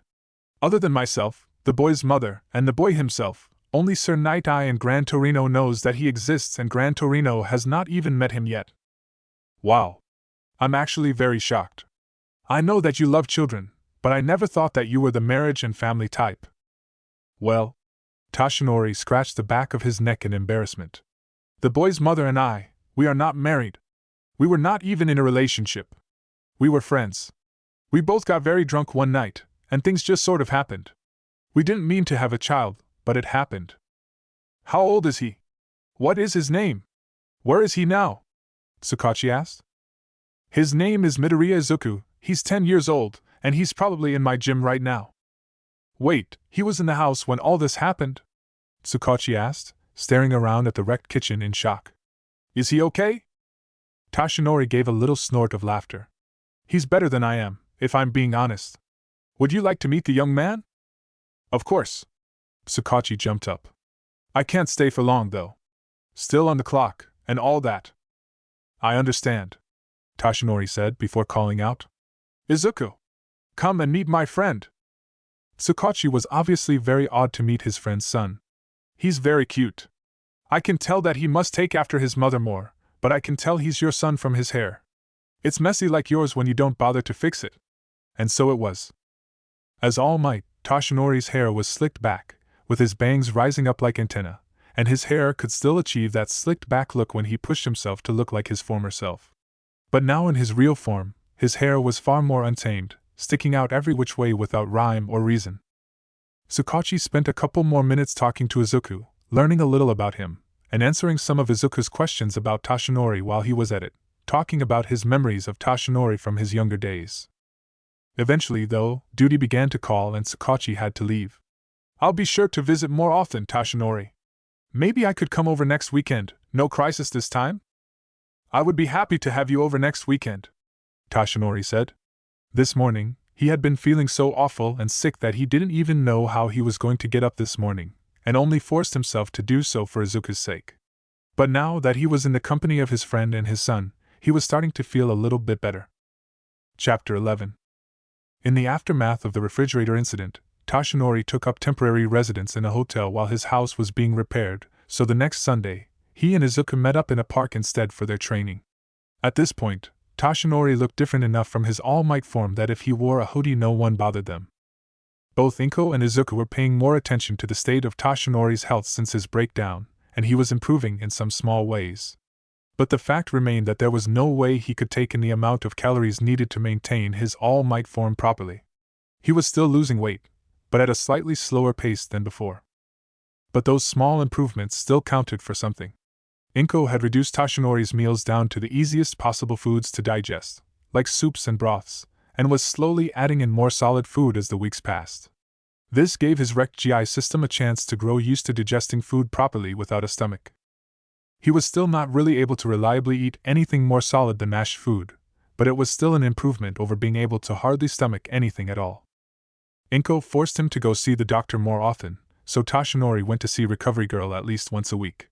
There was still nothing that Recovery Girl could do, because replacing lost organs with her quirk is impossible, but she could at least try to assist him with the pain and try to guide him towards better health. One day, while visiting Recovery Girl, Toshinori asked her a question that he'd been wondering about for a while. You want to know if we could get a doctor to perform a transplant to replace your stomach? Recovery Girl asked. Yes, Toshinori said, digging his fingers into the shirt above where his scar spread across his side. I know that it's rare and hard to get a donor, but... You are right, it is rare, Recovery Girl said. And do you know why? Transplants were always a difficult thing to consider, even before quirks, but the emergence of quirks made it nearly impossible. The risk of an organ being rejected by the body is always something that complicated transplant procedures. That's why blood type was always considered, and having the donor be a close relative was the best option. But quirks complicated everything. If the donor has a different type of quirk from the person receiving the organ, that greatly increases the risk of the body rejecting the organ. Besides, you will not be able to find a doctor willing to give you a stomach transplant. Humans can live just fine without their stomachs. If you got a transplanted stomach, even if it is not rejected, you will have to take immune-suppressing medicine for the rest of your life. That would increase your risk of infections, illness, and certain types of cancer. What about other healing quirks? Toshinori asked. I know that you cannot regrow organs, but in all my years in medicine, I've never heard of someone having a healing quirk good enough to replace lost organs, Recovery Girl said. Such a quirk user would no doubt be the most famous person in the medical community. But alas, the natural limits that all quirks have seems to have put a limit on all healers that stop them from being able to heal everything. So that was it then. Going after a transplant was not a realistic thing to aim for. Recovery Girl said it herself. A relative with a similar quirk was the only real option that he had. Toshinori had only one blood relative left. His parents had died when he was very young, and he had no other family that he was in contact with, except his only blood relative, his son. Izuku, if he passed one for all onto him, was the only person in the world who could be a donor, and Toshinori would never put that burden on his son. Even if they could find a doctor willing to perform the surgery, Toshinori would absolutely refuse. So he thought no more on it, and simply began to work with what he had left. While his house was getting repaired, he began to meet Izuku in the local park for training instead. And, even after Toshinori's house was repaired, they continued to go to the park when the weather permitted it. What happened? Izuku asked one day. I'm sorry? Toshinori asked, pulling himself back down to earth to pay attention to his son. He had completely missed Izuku's question while looking around to be sure that no one was recognizing him. Not that they had any reason to realize that he is All Might. Your injury. Izuku clarified. He completed his last sit-up and then just remained sitting on the grass, craning his head to look up at his father. You are so powerful, the strongest in the whole world. I still can't believe that there's a villain out there powerful enough to hurt you this badly. Toshinori sighed and carefully lowered himself down to the ground to sit next to his son. He wasn't feeling particularly bad today, but sitting down on the ground like this was still a little painful. That's why I don't want anyone to know what happened to me, Toshinori told his son. Heroes and villains are mirror images of each other. The only thing that separates heroes and villains is the desire to help others, or the desire to only help yourself.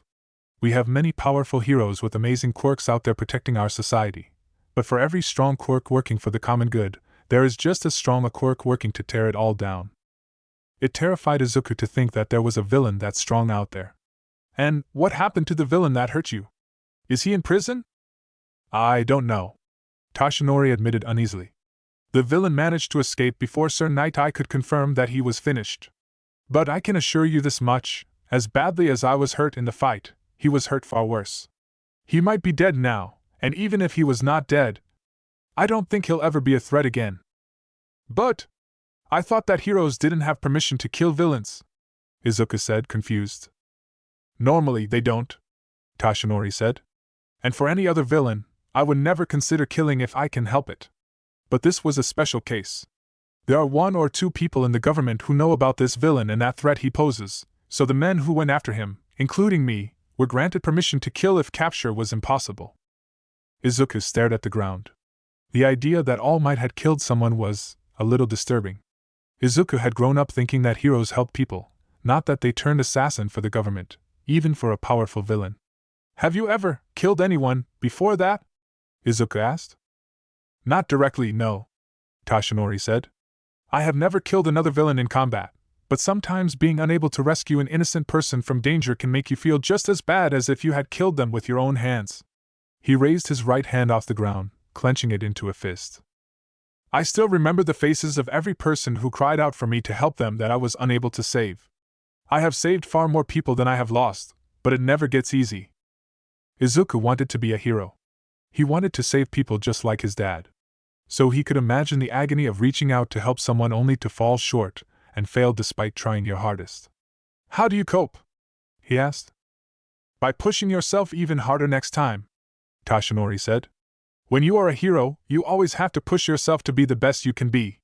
If I lose a civilian, I would much rather it be because they were actually out of reach rather than because of a failure to act at my very best on my part. It would be an insult to the memories of those I have lost to give any less than 100% of my being with every rescue. Are you ever scared? Izuku asked. Toshinori gazed at his son, a little shocked. Is that what you think of me? That I'm some demigod of a hero who never gets scared? Come here, son. He lifted his right arm and Izuku scooted into place next to Toshinori's right side. Of course, I'm scared. I'm scared out of my wits every time I go into battle or jump into a disaster to rescue people. Especially since my injury. He pat his left side, where Izuku knew where his scar was. I haven't been this vulnerable since before I received one for all from my predecessor. I've certainly never had a weakness like this before. Before my injury, one for all was a quirk completely without drawbacks. But now my own body has become the weakness. I can't use it to its fullest now, and the harder I push myself, the worse it's going to get. And that's why it's important for you to get on with your training, young man. If you want to inherit my power, you can't sit on your laurels the whole time. Of course, Dad, Izuku said, standing up and moving a short distance from his father so he could resume his exercises with some lunges. For about a half an hour, Toshinori watched Izuku complete his various exercises, and just as they were about to pack it up for the day, a woman screamed nearby. Toshinori and Izuku both looked around in shock. There was a man who seemed to be able to turn his arms into spikes threatening a woman with a toddler, probably a mugging. Stay here, Toshinori ordered before he stepped briefly behind a tree to transform into his All Might form. Before Toshinori could finish his transformation, it appeared that the villain realized that the mugging was taking too long when any hero could be nearby, and he began to attack the woman and her baby. The woman screamed again and, as a reflex, activated her own quirk, which seemed to be a force field around her body. The villain hit the shield and was thrown backwards into another large tree with a considerable amount of force. Everyone was staring in shock now, so much that it took a moment when All Might leapt forward for the bystanders to realize that he was there. Fear not, for I am here! All Might yelled his catchphrase. Oh God, I'm so sorry! The woman gasped, staring in shock at the villain now trying to pry himself away from the tree. He didn't seem to have been hurt by being thrown, but one of his spikes did get stuck in the tree. This, at least, gave All Might ample opportunity to restrain the villain without endangering anyone else at the scene. As the people cheered, the scared mother dropped her shield and slowly approached All Might, clutching her child in her arms. I'm so sorry, All Might. I didn't mean to throw him back so hard. He attacked and I just... It's no problem at all, Mrs. All Might said. I'm terribly sorry that I was late in jumping in to assist, but everything seems to have turned out all right. That is one powerful shield quirk you have. Thank you, All Might, the woman said, bowing to the hero and then rushing away. Izuku waited quietly for the people to finish talking with All Might before Toshinori got the chance to get away. All Might bade them farewell and then rushed off in a flash. A few minutes later, Toshinori came back for Izuku in his unassuming normal form. Let's take you home, Izuku, Toshinori said, taking his hand and beginning to lead him out of the park. Dad? Are you sure it was a good idea to just let that woman go without any sort of warning? I know she was acting to protect herself, but she could have hurt someone with a shield quirk that repels someone that strongly. What do you mean, Izuku? Toshinori asked. Well, isn't it illegal for someone without a pro hero license to hurt someone with their quirk? Izuku asked. For a few seconds, Toshinori didn't answer, but then he whispered an English curse word under his breath. Shit!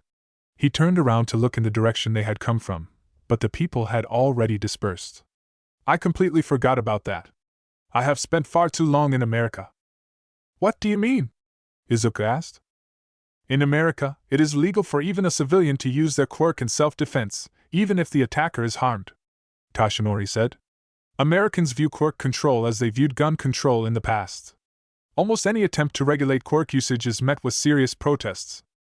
Pretty much the only regulations the American government can put on quirks is that all quirks have to be registered and only pro heroes can receive payment for their heroism. Even vigilantism is fairly common in America. Wow, America sounds like an interesting place, Izuku commented. It certainly was, Toshinori agreed. Why were you in America all this time? Izuku asked. The villain that hurt me, Tashinori began. He had killed the person who held one for all before me while I was still at UA. After I graduated, the man who took over my training thought it would be best if I left the country. By going to America, I could work as a hero, grow stronger, and gain mastery over my quirk in relative safety. If you had the choice, would you have been around? Izuku asked. Of course I would have, Tashinori said. I did want you in my life. I don't know if your mother ever told you this, but I proposed to her after she told me that she was going to have you. She turned me down, and she definitely made the right choice in turning me down. A marriage built on a single pillar is not a stable marriage. But I did want you, Izuku. I was willing to marry her and bring her with me to America. Tashinori flinched a little as Izuku pressed up to his side. He looked down at the small boy, who was staring firmly at the ground with a small smile and light blush on his face. Thank you for everything you're doing for me, Dad. Tashinori smiled and wrapped his arm around his son's shoulders. You're welcome, Izuku. Chapter 12. Over the last few weeks, Izuku had also made his first real friend in Ida Tenya. Back in public school, the other children definitely wouldn't have accepted his cover story about having to hide his quirk, but for Ida it was pretty normal since half the class also did not reveal their quirks. But Ida had eventually shown Izuku his own quirk, the mutant-type quirk engine, where he had engines in his calves that allowed him to run incredibly fast when he pushed himself. However, like most children their age, Ida was still a little shaky when it came to controlling his quirk. Specifically, when he got up to speed he had a hard time turning and braking.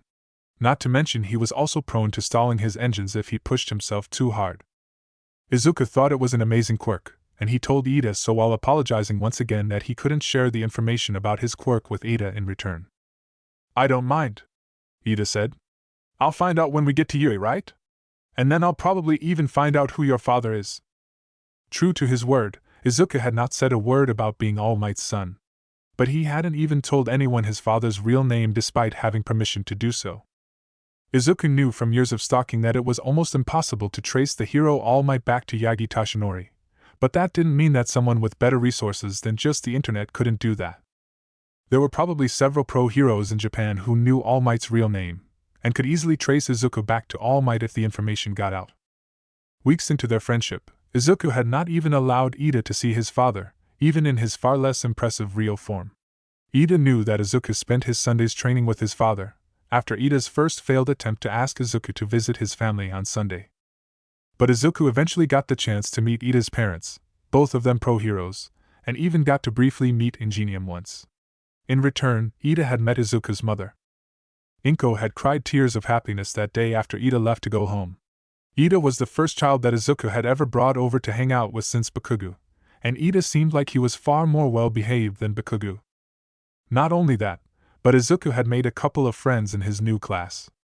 Ida was his best friend, but there were a couple of other boys in the class that Izuku enjoyed spending time with.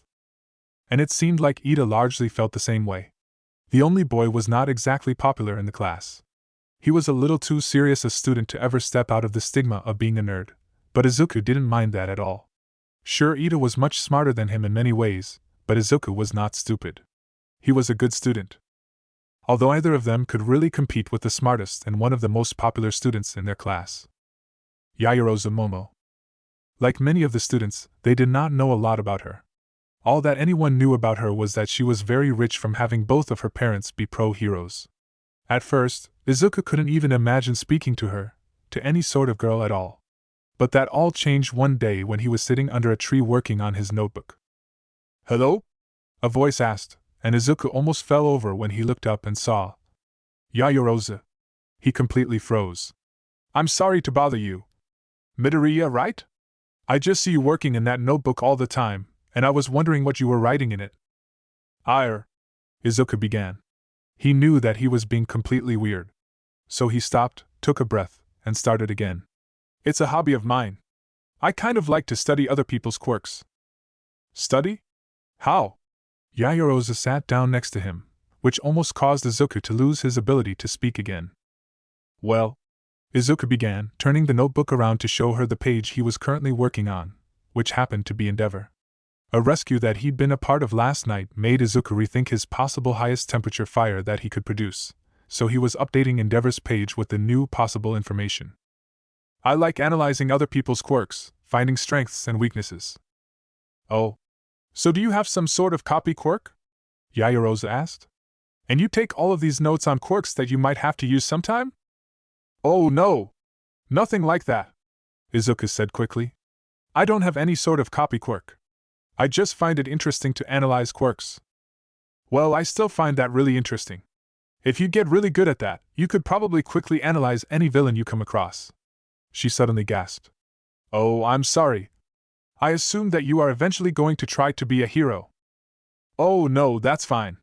Back in my old school, every single kid wanted to eventually go into the hero track. I do want to go into the hero track myself. Then that hobby could be a great help for you, Yaoyorozu said. I have a quirk where I have to study a lot for it to work its best, so I suppose I understand having a hobby just for eventually making yourself a better hero. Anyway, thanks. She stood up and waved as she left. Izuku stared after her for a few seconds before his brain kicked into gear again. Oh my god! I talked to a girl. That had certainly never happened before. And at first, Izuku thought it was just a one-off thing. But then Yaoyorozu found him and Ida the next day, much to Ida's surprise. We are pleased to have you in our group, but won't your friends miss you? Ida asked. Sometimes friendships don't work out, Yaoyorozu said, sitting down next to the two boys. I'm the child of two highly ranked pro heroes and very wealthy because of it. I just found out that many of the people who used to talk to me only did so because of my parents, or how rich I am. To be honest, Izuku had no clue how wealthy All Might was. The number one hero was naturally tight-lipped about his finances, but Izuku could make guesses that he was probably very wealthy but also pathologically unable to spend any of that money on himself. After all, his house was very modest and almost Spartan when it came to decoration. Despite spending almost nothing on himself, he completely made sure that Inko and Izuku had plenty of money to live on, and he continued to donate vast sums of money to various charities. So Izuku knew that his father was pretty wealthy, he just had no idea how much, nor did he ever experience what some might call the wealthy lifestyle. And while Izuku had no first-hand experience with people trying to befriend him only for money or because of who his parents were, he could imagine how upsetting it would be. He would not be able to hide the fact that he was All Might's son forever. And when the day of his exposure came, would the friend that he had right now leave him? Would he be flooded with a bunch of fake friends only looking to get closer to All Might? I have experienced that before, Ida admitted. I'm sorry that happened to you, Yaoyorozu. I'm sorry too, Izuku said. I haven't experienced anything like that, but I probably will when I can speak openly about who my father is. I suppose the only thing you can do is hope that you pick the right friends. Friends who are there for you because they like who you are, rather than how much money you have or who your parents are. 3 young children, all facing the same burdens and obstacles on their paths to becoming heroes. All 3 of them singled out from their peers by the expectations of high-ranking pro-hero families. And all 3 of them with the innate understanding of the challenges they faced on that journey to become heroes, a journey that will be filled with pain and blood and hard work. These 3 knew that the journey ahead would be hard, but they could support each other, and support themselves along with way. Chapter 13. Years passed and Izuku continued to give his all in his training to hopefully receive one for all one day. And that training was harder than ever. When Izuku had turned 12 years old, the length and difficulty of his training had stopped being a gradual increase, and had suddenly vastly increased in difficulty. Until then, Izuku's everyday exercises had been pretty tame, with only their Sunday training sessions having any intensity. From the age of 12 onward, his training schedule reversed. Every day was intense with the exception of Sunday as a resting day. With Izuku's basic physical fitness worked out, now that his body was naturally growing as he aged, Toshinori told him it was the time to start working on adding muscle mass to his already fit body. The one thing that Toshinori worried about the most was the possibility of a backlash injury. When Toshinori had first used One for All, the backlash broke the skin on his fingers and left his right arm and shoulder sore for over a day. His master had been shocked that he had only been hurt a little bit by the power. He remembered well how worried his master was that he was going to break bones in his first attempt, as she said she had. If there was going to be a backlash at all, Toshinori could only hope that the years of training would limit it. Every morning, Toshinori had Izuku waking up at 4 in the morning, and completing some of the basic exercises that he was used to, but a lot more of them, along with running and Tai Chi, and then Izuku went to school. After school, it was back to training. He caught the bullet train to Dagoba Beach where Toshinori had given him his main assignment. For 3 hours every day of training, Izuku spent his time cleaning the beach. Dagoba Beach had once been a beautiful place for a day trip, but that had been long before Izuku was born. From his childhood, he just remembered it as a ruined beach, a place of illegal garbage dumping and where the natural ocean currents pushed even more trash onto the shore. Just like the men training for strongman challenges, lifting and carrying the differently sized and weights of the trash forced Izuku to use his whole body in the attempt to clean the beach. The first time that Izuku succeeded in cleaning the beach, it had taken him over a year. And after the beach was cleared, Toshinori had him cleaning up trash in a national park. The greater amount of area to cover, along with the hiking in order to reach the areas he was cleaning, made it an even greater challenge than the beach. It was a never-ending job, as well. Far too much for one boy to handle. So after a year, when the beach filled up with trash again, Toshinori put him back on beach duty. From that day, they switched off. When Izuku finished cleaning the beach, he started with the national park again. Once the beach had some trash on it, he went back to the beach. Toshinori was there every day that he could spare, which was most of them, taking note of Izuku's work and altering his evening training on the fly. With the extra care of Inko, Izuku and Recovery Girl, Toshinori's health had somewhat stabilized over the last few years. He was nowhere near what he used to be because regaining his former strength was impossible, and his refusal to stop hero work kept total recovery out of reach, but he was still in a far better place than he was 5 years ago. At 7 o'clock, Izuku returned home to his mother for a large dinner. Then Izuku finished off the day with homework, his evening workout, and finally going to sleep at midnight, only to repeat the process 4 hours later. It was intensely tough for Izuku, especially for a preteen and teenager waking up that early. But he couldn't deny that it was working.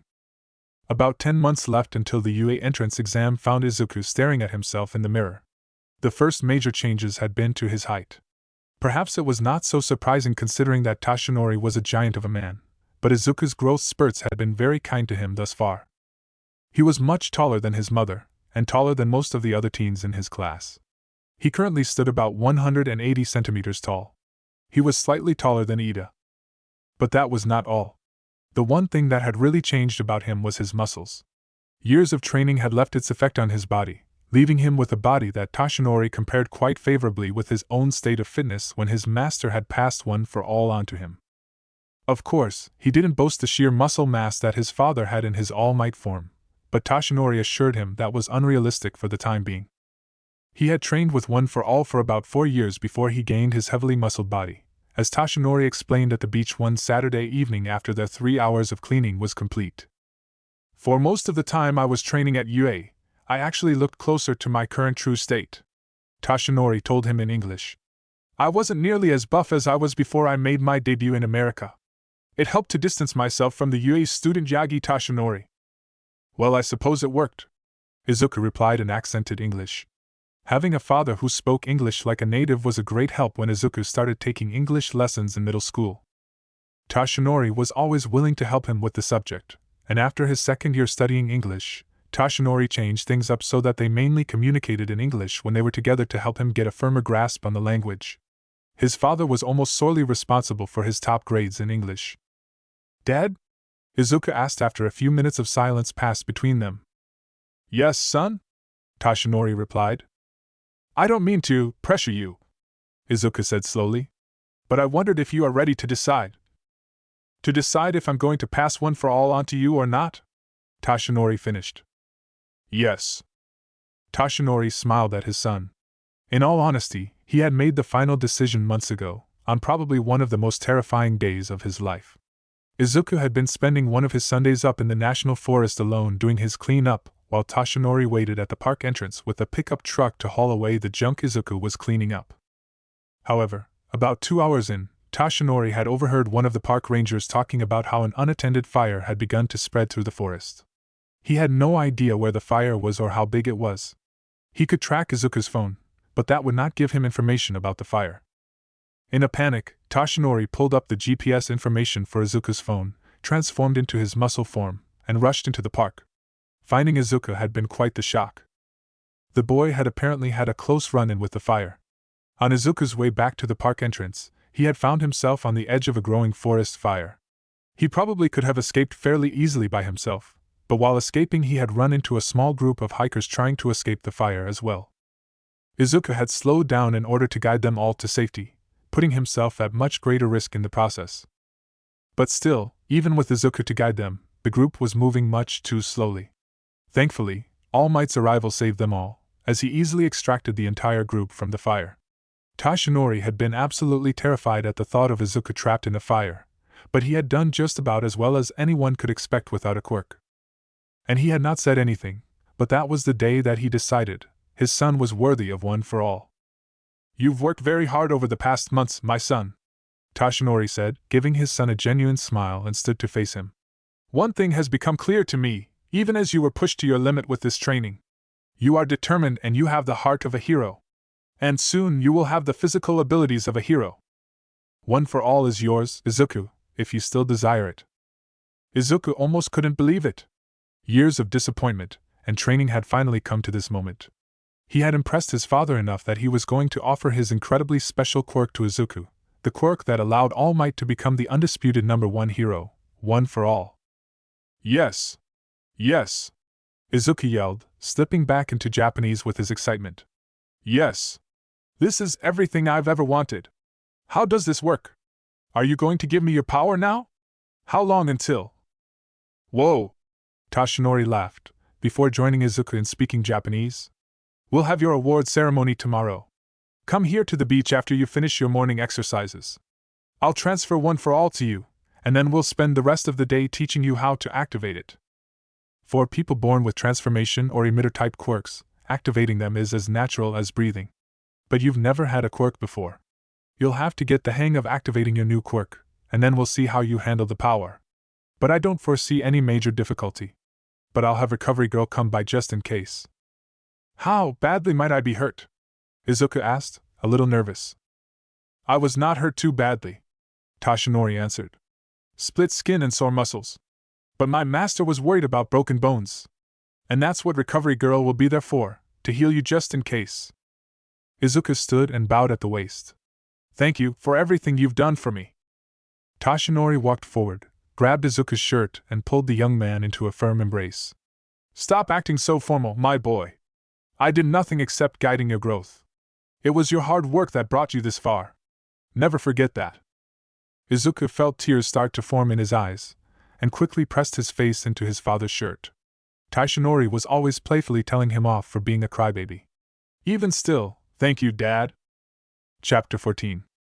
Izuku couldn't be sure how he managed to get to sleep that night, because he was just too excited for what was going to happen the next day. But somehow, he managed to fall asleep, just way later than normal. His alarm clock went off at 4 in the morning, after only about 2 hours of sleep, but for one of the first times, Izuku hardly minded. His body was flooded with energy, and he did not consider pressing the snooze button even a single time.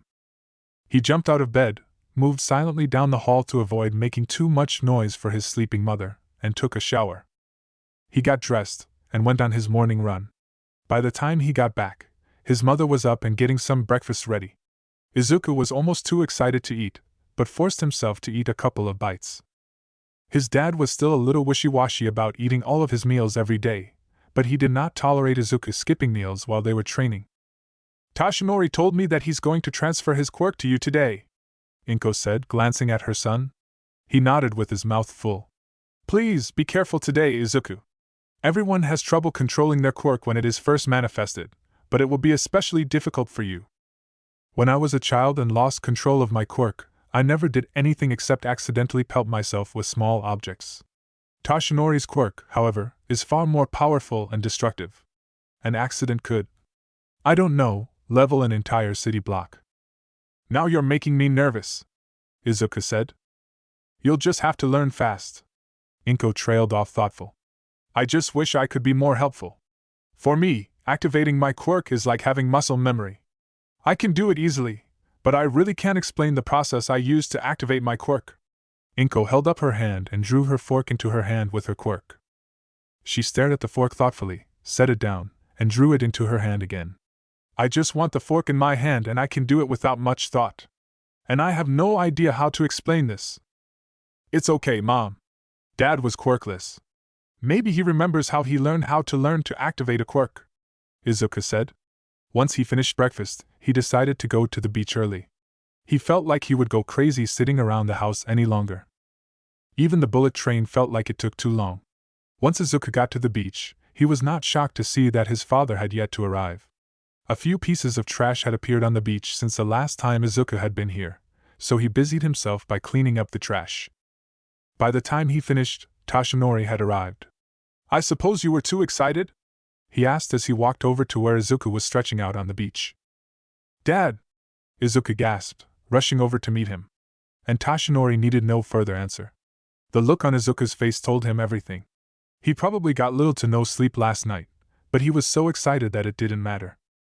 Nana had surprised him with his own award ceremony out of the blue at the end of training one day, but if he had known it was coming he probably would have been too excited to sleep too. Toshinori ruffled his son's hair and transformed into his more muscular form, still towering over his son even with all of his growth spurts in the last years. "Words cannot say how proud I am of you. You've exceeded all of my expectations and more." The one who passed one for all onto me said that this quirk is fundamentally different from all others. Unlike others who are born with their quirks, one for all must be earned. Never forget the difference between power that is earned and one that you are given by chance. He reached up and plucked a single strand of hair from his bangs. Izuku watched him, a little confused. Toshinori would be lying if he said that wasn't looking forward to this a little bit. Nana had laughed in his face when she saw his expression when she told him how the power was passed on. Toshinori held the hair out for Izuku to take. "Eat this." He was not disappointed at all. Izuku's eyes widened and his mouth fell open in a surprised gasp of shock. "Huh! In order to inherit my power you've got to swallow some of my DNA, that's how it works," Toshinori said with a small laugh. Oh, he was enjoying this. "I don't know if I can swallow hair," Izuku said. "I'm not heartless," Toshinori said, pulling out a water bottle for Izuku. It was still gross, but the water would at least help the process. Izuku took the hair in a trembling hand. He hesitated for nearly a minute, staring at the strand of hair like it was an impossibly large meal that he was being forced to eat. Finally, his face set on a determined expression, and he shoved the strand of hair in his mouth before he could change his mind. Toshinori handed the boy the water bottle, and he immediately began to gulp down the water in an attempt to force the hair down with the help of the liquid. It still wasn't easy. Izuku drank the entire bottle of water, and Toshinori pulled out a second one from his coat just in case he needed more. Izuku had his hand pressed to his mouth, a look of disgust on his face. "Think I'm gonna be sick," he muttered. Hey, don't do that now," Toshinori admonished him. "If you throw up you'll have to do the whole thing over again. Keep it down, son." Izuku sat down on the sand, holding his head between his knees. Classic anti-nausea tactics. Toshinori sat down next to him in the sand, second water bottle at the ready. After about 3 minutes, Izuku accepted the second bottle and took sips of the water every couple of seconds. "You've got it down?" Toshinori asked. I think so," Izuku said shakily. "But I don't feel any different." Toshinori laughed. "Of course not. Your body has to digest the hair first." He glanced at the time on his smartphone. "It should kick in about 2, maybe 3 hours." Over the next couple of hours, the two just took it a little easy. Well, Izuku did. Toshinori went back to his car and came back with a shovel. He set to work shoveling the sand into a large pile, patting it down with the flat of the shovel to make the pile a little more firm. "What are you doing?" Izuku asked after about an hour. "We don't have a punching bag here, so we'll just have to make do," Toshinori said. "This is just a little something for you to punch the first time you use one for all. The soft target will not cause much of a backlash and lower the chance of a serious injury." From there, Toshinori started giving Izuku tips on activating his quirk when it manifested. According to Toshinori, it took a certain amount of willpower, and also the straining of the muscles, the difference between simply moving your arm and flexing it. About 2.5 hours short, elderly woman showed up at the beach. "You know, Toshinori, you could have been more specific when you told me to meet you at Dagoba Beach," she called as she walked up to them. Sorry about that," Toshinori said, grinning sheepishly. "Izuku, allow me to introduce Recovery Girl. She helped save my life in the battle that injured me, and she's been helping me ever since as well. She's also the Yui school nurse." "Oh," Izuku gasped, shocked. He had heard his father talk about Recovery Girl a few times, but he actually didn't know a lot about her despite her being a pro hero and the UA school nurse. Support heroes ranked only slightly above underground heroes in terms of overall popularity, but their roles were vital nonetheless, despite almost never rising above the level of sidekick. "It's very nice to meet you, Recovery Girl. And this is the boy that I've heard so much about." Recovery Girl cast a once-over on Izuku, and then shrugged. "Never would have guessed this was your son just from looking at him." "I take after my mom, mostly," Izuku said with a slight blush. "I called Recovery Girl down here in case something goes wrong. Her healing quirk will be able to handle just about anything that could happen. Broken bones, strained muscles, bruised skin, etc. She knows the secret of my quirk, so she is the ideal person to help," Tashinori said. Recovery Girl took a moment to get a good look at Tashinori's son. Sir Nightai, after splitting off and forming his own hero agency, had taken to hiring a UA intern at every opportunity, hoping to find one that he felt would be a better carrier than All Might's son. She had heard him complain about it numerous times, to both herself and the principal. Psychically, he seemed the type. Probably thanks to Tashinori's genes, he was taller than probably most children his age, and years of training with All Might had made the boy pretty muscular. All that was left was personality, and that would take time to figure out. "All right. Are you ready to give it a try?" Tashinori asked. Yeah." Izuku walked over to the pile of sand. He clenched his fist and tensed his muscles, trying to do everything that All Might had said. After a few seconds, something changed. It kind of felt like, well, it was kind of like the tingly feeling that you get when a limb falls asleep, except without the numbness. So maybe it was more like an electrical feeling? Izuku threw a punch at the pillar of sand, and the pile was completely obliterated, along with a lot of the beach sand being blown away by the shockwave of the punch. Izuku stared at the aftermath in shock. It had really worked. He had All Might's quirk after all. One for all, it was his. He felt a bolt of pain shoot up his right arm, and he stared at his arm. I didn't look injured, but he certainly felt injured. "Wonderful! That was perfect," Tashinori said, grinning. "How is your arm?" "It hurts," Izuku said. "Probably a strained muscle," Tashinori said. "Punching the sand didn't cause a backlash, but your muscles are still in use to the power of one for all." He walked forward and carefully inspected Izuku's arm. "Nothing broken, not even your skin." "That was perfect. Recovery Girl, can you help him?" "Certainly," she said. She walked over and Izuku knelt down for her. She took his right arm in her hands, inspected his arm for a second, before she pressed a kiss to his hand. What?" Izuku gasped, a little shocked. "It's how she administers her quirk," Tashinori said. He was right, already the pain was fading away until his arm was like new again. "Now let's see how you fare against a more solid target," Tashinori said, transforming into his muscle form and holding his hand up for Izuku to punch, his other hand bracing the first. Izuku recognized the form. This is exactly the way that Tashinori had first taught him how to throw proper punches. He knew that All Might was asking him to punch him, and with one for all too. "But Dad," Izuku began nervously. "Don't worry, son, I can handle it," Tashinori said, grinning and waiting for Izuku to throw his punch. Izuku stared at his father, but the smile did not waver. So he took his stance again, pulled up the electrical feeling of one for all, and threw a punch that landed right in All Might's waiting hand. Just like before, one for all came with an explosion of power that actually pushed All Might back several meters.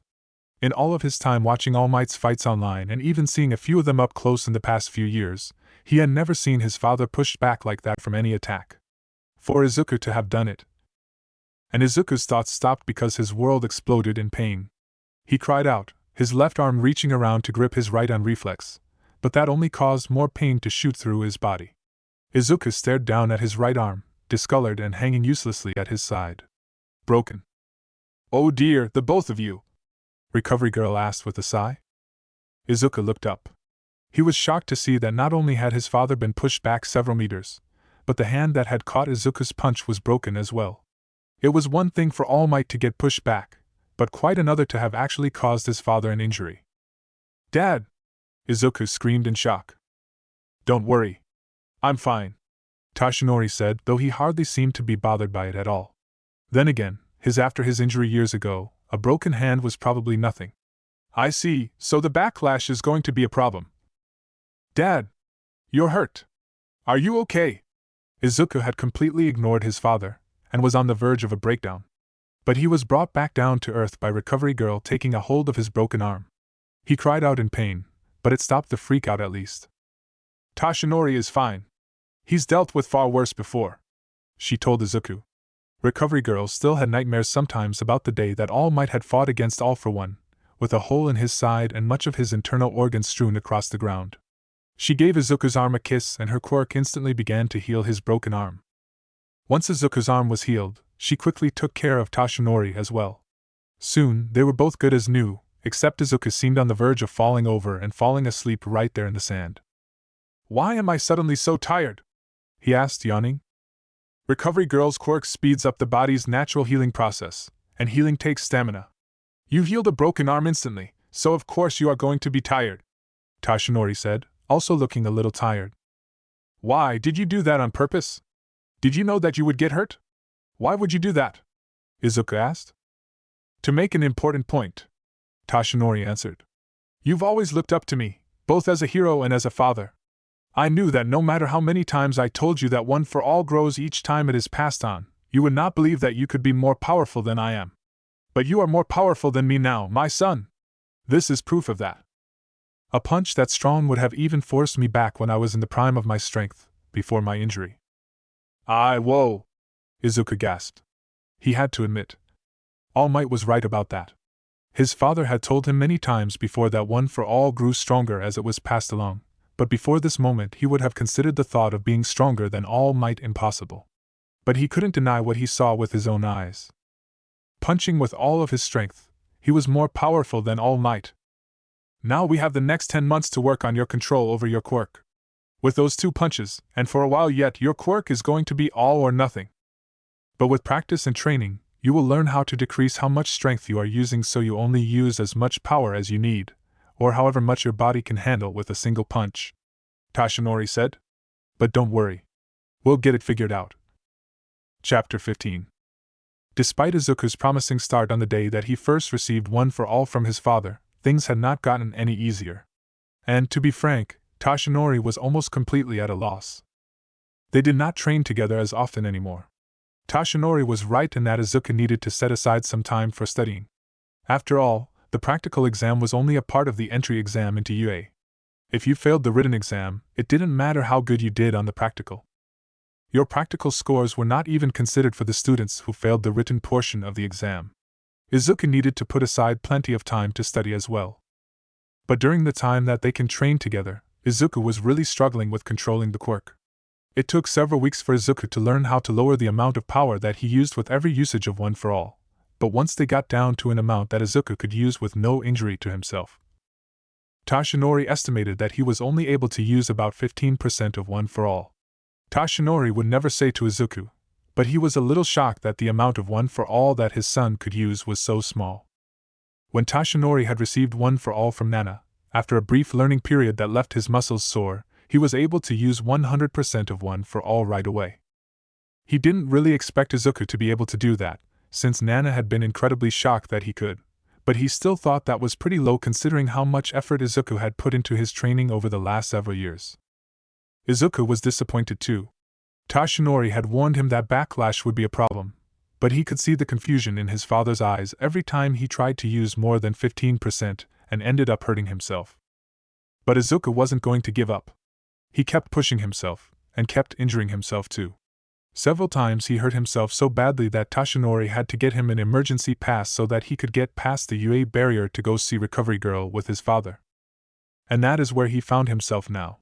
He'd broken his arm on one of Tashinori's punching bags when he tried to force about 20% into his arm. The bag had been destroyed, but so had his arm. A couple of the staff members looked on curiously as All Might led Izuku through to the nurse's office. None of them probably knew this boy All Might kept bringing to the nurse's office, nor why he kept coming here. But none of the teachers stopped All Might. It was pretty clear that Izuku did have permission to be there from the principal, since he was able to make it past the UA barrier. Oh dear, again? Recovery Girl sighed. He gestured for Izuku to sit on one of the beds and began to inspect his arm. Broken again. This is the 3rd time in as many weeks that you've come in with broken bones. I'm beginning to grow very concerned. She kissed his arm, and Izuku felt the relief of her healing quirk. It did leave him pretty tired, though.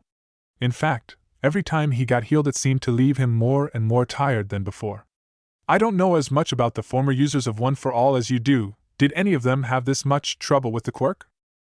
Toshinori could do nothing but shrug helplessly. I'm afraid I don't know much about any of the former users beyond my own teacher. She said that it took her a while to get used to the quirk, but I'm not sure how much of a struggle she had. And from what Nana had told me, the one who gave her One for All died very soon after giving her his power. He didn't really have the chance to tell her about former One for All users or how they handled getting the quirk. That's very unfortunate, Recovery Girl said. But there's nothing we can do about it now. I suppose we'll just have to work with what we are given. You can use about 15% safely, isn't that right, Midoriya? Yes, that's right, Izuku answered. Then the only advice I can give you is to know your limits. If 15% is your limit, you'll just have to live with that until you are able to strengthen your quirk the way that children normally strengthen their quirks, Recovery Girl said. And how is that done? Quirks grow stronger naturally, over time, the more often they are used, Recovery Girl said. Keep using your quirk at 15%. You will eventually grow stronger. That might not be so bad, Toshinori tried to tell Izuku. Even with only 15% of One for All, you will still be much stronger than anyone unless they have a super strength quirk. You will still have no problem getting into UA, whether you take my recommendation or you apply for the regular entrance exam. But it's not enough, Izuku said. I don't want to just get into UA. I want to become the #1 hero, just like you. I want to be the best. I understand how you feel, son, Toshinori said, placing his hand on Izuku's head. Trust me, I know. But Recovery Girl might be right. There could be a lot that I don't know about One for All. Perhaps sometimes it needs to develop like a quirk that you are born with. So this is your son? A new voice asked.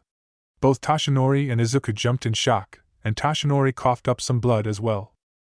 Standing in the doorway was, well, as had been said before, it was generally considered in poor taste to make assumptions or stare at people based on their appearance in a quirk-filled society.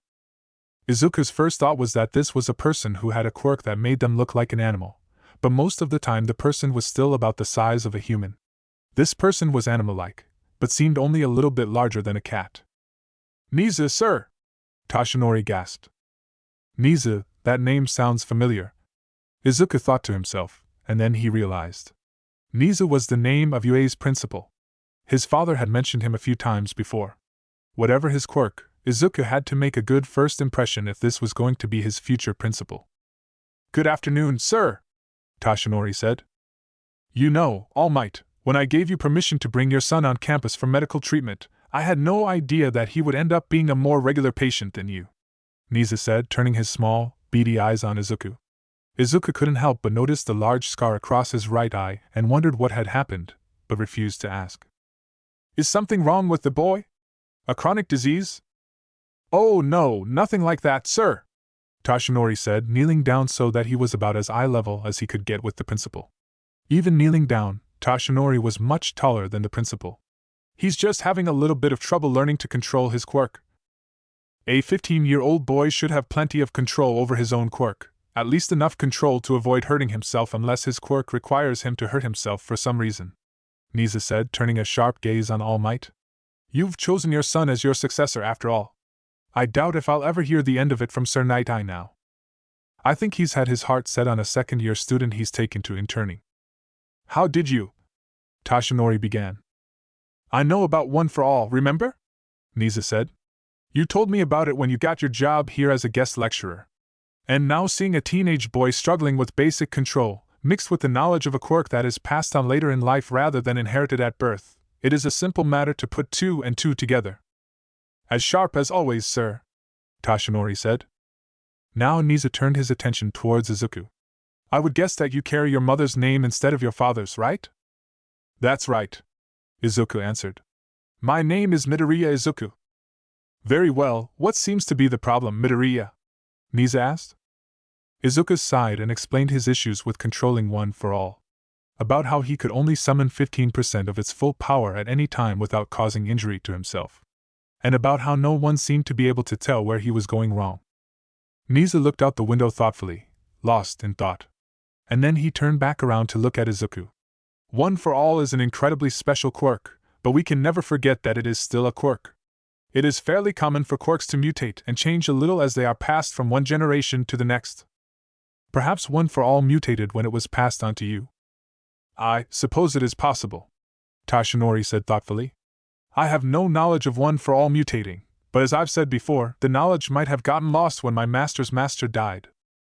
What you might need is information from someone who knew the former user of one for all even better than you did, Tashinori, Nisa said, and Izuku couldn't be sure, but he thought he saw an amused smirk cross Nisa's face. A second later, Izuku realized why Nisa was looking so amused. Tashinori began to cough even more blood in shock, to the point where Recovery Girl felt the need to rush forward and use her quirk on him. Even when the blood flow stopped, he was left staring at Nizu in fear and shock. You can't mean... Goodness all might, you can't tell you that you are still afraid of Gran Torino after all these years? Nizu said with a small laugh and smirk. I don't fear him, Tashinori grumbled firmly, but the shaking in his legs told a different story. You need more information, Nizu said. There is no one else alive who knew Shimura Nana as well as Gran Torino did, and he has experience teaching another one for all user, yourself. And I still have nightmares about it, Tashinori grumbled under his breath. You never know. Gran Torino may have some ideas about where young Midoriya is going wrong and how he could improve, Nizu said. I want to hear that this boy has seen Gran Torino before your next lecture, All Might. Nizu gave the much taller hero a wink and strolled out of the nurse's office. Tashinori sighed. Ugh. You haven't changed much over all these years either, sir. Who is Gran Torino? Izuku asked, looking over at his father. Tashinori took a moment to shiver as the memories washed over him. And then he said, After the woman who held one for all before me passed away, Gran Torino is the one who took over my training. So Nizu is right about that, at least. Gran Torino is the only person alive who has trained someone to use one for all, and he knew my former master very well. They were great friends before she ever met me. He might have some ideas. Izuku waited to ask his next question until they were outside of the UA building. A couple of the teachers waved goodbye to All Might as they left, but one of the teachers only gave them a curious glance before turning and walking away without acknowledging All Might at all. Izuku was kind of weirded out by that guy. All of the teachers and staff at UA were pro-heroes, but he didn't recognize that teacher at all. Finally, when they were on the other side of the UA barrier, Izuku finally asked the question that had been on his mind since they left the nurse's office. Why are you afraid of Gran Torino? Tashinori did not answer for a few seconds. Because Gran Torino's main focus for my training was in combat. We had both seen my former master get murdered, so he was mostly interested in improving my combat abilities. He knew the sort of evil that I would be up against, so he did not hold back in those sparring matches at all. He used to hit me so hard that I rarely went a day without throwing up. For a few minutes, they walked in silence before Izuku spoke again. Why won't you do that? He asked. Do what? Tashinori asked. Spar with me, really spar with me. Izuku clarified. You've had me learn the basics of a couple forms of martial arts, but I've never actually used any of those abilities in a fight. It's illegal for you to use your quirk in sparring before either being licensed or enrolled in an accredited heroics course, Tashinori said. Since you couldn't use your quirk in a fight, I would not be able to either. He spread his arms wide to indicate his emaciated form. And without being able to use my quirk, I could hardly be considered a decent sparring partner. Oh, that makes sense, Izuku said, sighing in frustration. But there is perhaps a solution. You would still be unable to use your quirk in that setting, but it would give you combat experience, Tashinori said. There are plenty of martial arts dojos around. You could get sparring practice at any one of them. Chapter 16. Principal Niza had told All Might to have Izuku seen by Gran Torino before his next lecture, which did not give him a lot of time to procrastinate. But procrastinate he did. On the day before the deadline, Tashinori finally called Gran Torino and explained the situation to him, asking permission to visit with his son to help find where he was going wrong with using one for all. Gran Torino had taken a few minutes to berate Tashinori for never visiting him, but then gave him permission. So Tashinori and Izuku took the bullet train a few towns over to where Gran Torino lived. Izuku knew that his father was nervous judging by the way his knee bounced all the way to their station. Nor did he stop fidgeting as they took the walk to Gran Torino's house. When they finally arrived, Toshinori hesitated for just a few seconds too long before he knocked on the door. The door opened, and before anyone could say anything, a short old man stepped out of the door, planting his cane on Toshinori's foot. Izuku wanted to say something, but his father's fear of this man kept his mouth shut. Plus, a quick glance revealed that Toshinori was not in any real pain from Gran Torino's cane on his foot. It was more of an annoyance and an embarrassment that he had to endure. Despite carrying a cane, Gran Torino could probably move around just fine without a cane for short bursts, or at least long enough to keep his weight off it for the purpose of planting it on his former student's foot. "Took you long enough to come visit me, Toshinori," Gran Torino said, removing his cane from Toshinori's foot and turned around to head back inside. "And I heard that you're only coming back because you are as lousy a teacher as you were a student." Perhaps Toshinori longed to say something in return, but he simply set his jaw and followed Gran Torino inside the house, giving Izuku a small smile to let him know that it was okay. Izuku hesitated before following his father inside, sticking just behind Toshinori just in case.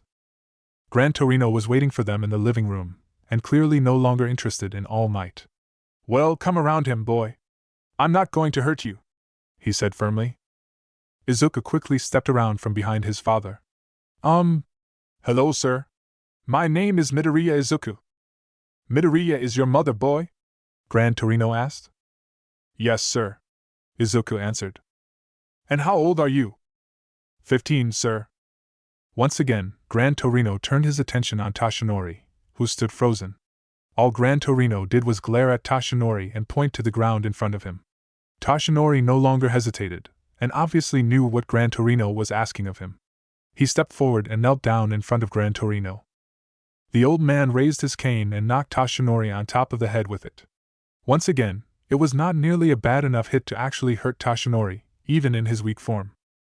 "I suppose when I was teaching you to fight I should have been teaching you some common sense," Gran Torino muttered. "Barely more than a kid yourself, and off having kids."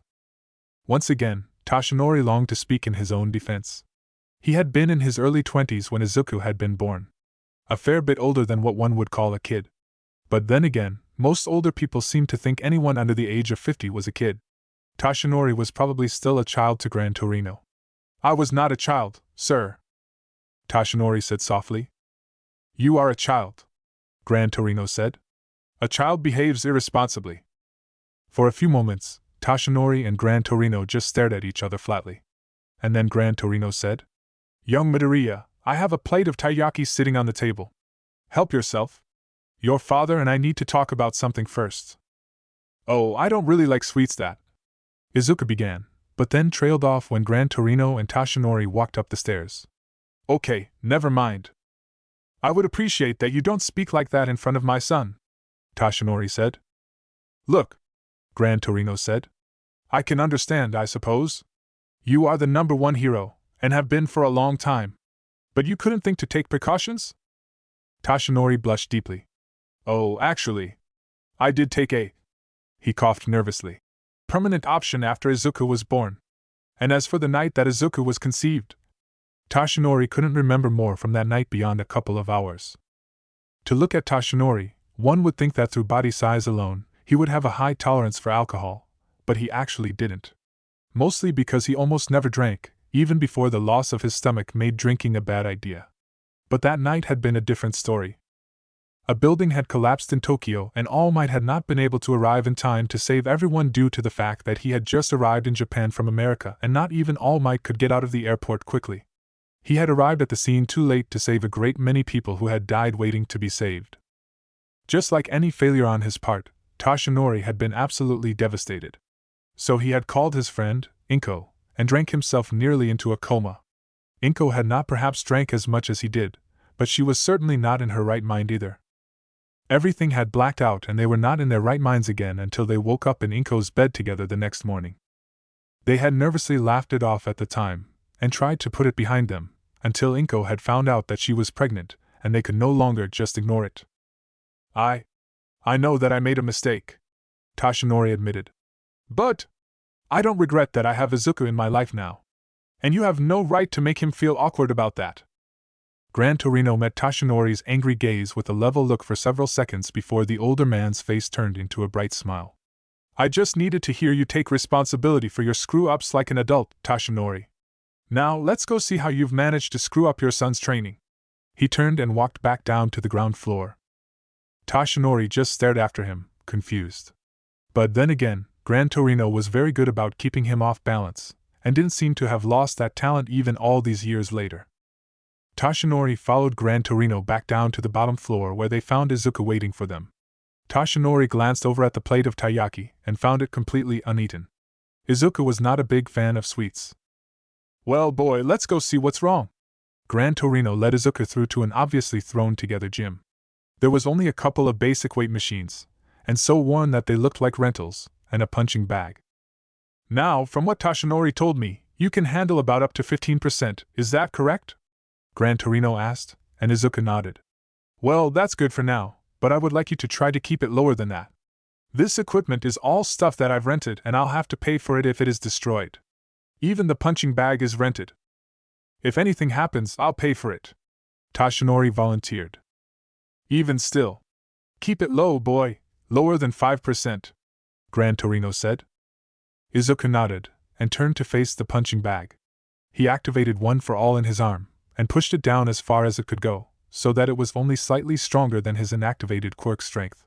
He punched the punching bag, and nothing remarkable happened. He glanced at Gran Torino nervously. Well? Can't string two punches together, boy. What are you waiting for? Give the punching bag the old one too, Gran Torino said. Oh. Sorry, sir, Izuku said. He turned to face the punching bag again, allowed One for All to flow once again into his right arm, and then punched. Then, as quickly as he could, he switched the energy from his right arm to his left arm and punched again. But before he could punch a third time, he was stopped by Gran Torino's cane tapping on his leg. Why are your punches so slow? Gran Torino asked. It took 2 seconds for the second punch to follow the first. Oh, Izuku began. Well, it takes a little bit of time for me to change from using my right arm to my left. Change? What do you mean, change? Gran Torino asked. Izuku could see behind Gran Torino Tashinori's eyes get wide from shock. Well, Izuku began nervously. It takes a little bit of time for me to stop using One for All in my right arm and move the energy into my left arm instead. Is that wrong? You were quirkless before, right? So the thought probably didn't occur to you. However, this zygote. Gran Torino jabbed his cane into Tashinori's right side, a little bit harder than the previous hits, enough to wind him a little. Has no excuse at all. He turned his attention on Tashinori. Did you never have him throw 2 consecutive punches before? Did you not explain to him how to properly use a strength-enhancing quirk? I am fairly sure that I explained it. Tashinori began nervously. Shut up. You obviously didn't explain well enough, Gran Torino said. Now listen carefully to me, boy. And ask questions if you don't understand. Human muscles and bones can only handle so much stress. One for All will help your body grow to help deal with the backlash of your own power, but only if you allow your muscles to grow used to that power. You are making 2 big mistakes. Your first mistake is that you are treating One for All like a special move, only activating it when you are actually going into for the attack. But you should almost never or rarely turn off One for All. The more the energy is flowing through your body, the faster your body will grow used to it, and the more you will get out of your quirk. Who knows, after 1.5 years, maybe 2 years, you should be able to use 100% without a problem. And then by the time you graduate, you might learn how to push even greater than the average 25% into your limbs, and thus go beyond and surprise your enemies with a surprise boost of power. Your second problem is that you are focusing that energy into only a single part of your body. What happens if your foe survives or dodges your first punch? You'd be almost completely out of options. You need to spread One for All through your whole body. Bringing in the strength from all your limbs, being able to use One for All at once will increase your total power output to about 60%, not to mention you'll get to enjoy the defensive, speed, and endurance boosts that One for All also provides. Gran Torino, Tashinori began. Gran Torino rounded on the pro hero. How could you have overlooked something so basic? And he rounded on Izuku again. Boy, when Tashinori bulks up into his all-might form, does he do it one arm at a time, or does he bulk up his whole body? Izuku trailed off, feeling incredibly stupid. Of course he had always seen his father bulk up his whole body at once. How had he not realized? Izuku was pretty familiar with activating One for All, so it was just another step to filling his entire body with the energy of his quirk. Before he punched again, he remembered to push the energy down to a minimum. With the energy of One for All flowing through his body, now executing combos was easy. He would have to wait for another time to test out pushing himself up to his limit, but at least he was on the path to improvement. Thanks, Gran Torino! Izuku began excitedly, and then trailed off, glancing in his father's direction. Toshinori was no longer saying anything, but he could tell from the look on his face that he was disappointed in himself for his failure to discover that Izuku had not been spreading the power through his body evenly. So Izuku walked over to his father. Dad? I never told you what I was doing wrong either. I should have realized, Toshinori said simply. Gran Torino laughed. Ha! No, you wouldn't have. Because either of you were really talking to each other. This whole thing could have been fixed if either of you had asked each other a couple of basic questions. He turned and gave a smile to Toshinori. Be better. Why, yes, sir, Toshinori said. Now that that's worked out, let's go eat something. I'm starving, Gran Torino said. Perhaps I should make you something other than dessert? Toshinori said. Gran Torino glared at him. And I see that you have not gotten any more fun either. I hardly even eat anymore and Izuku doesn't like sweets, Toshinori said. Doesn't like sweets? Gran Torino demanded, staring at the two of them in shock. How could a young boy not like sweets? I suppose that this is something else that I'll have to correct, he said, walking back into the first floor with the kitchen.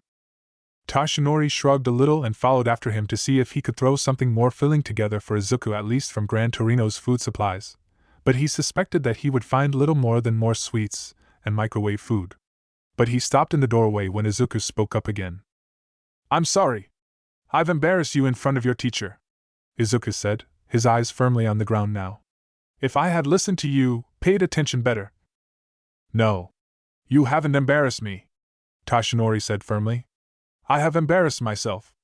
I should have realized where you were going wrong myself. Spreading the power through my body is so natural that I didn't even think about it. So that's how it works for you? Izuku asked. Toshinori paused thoughtfully.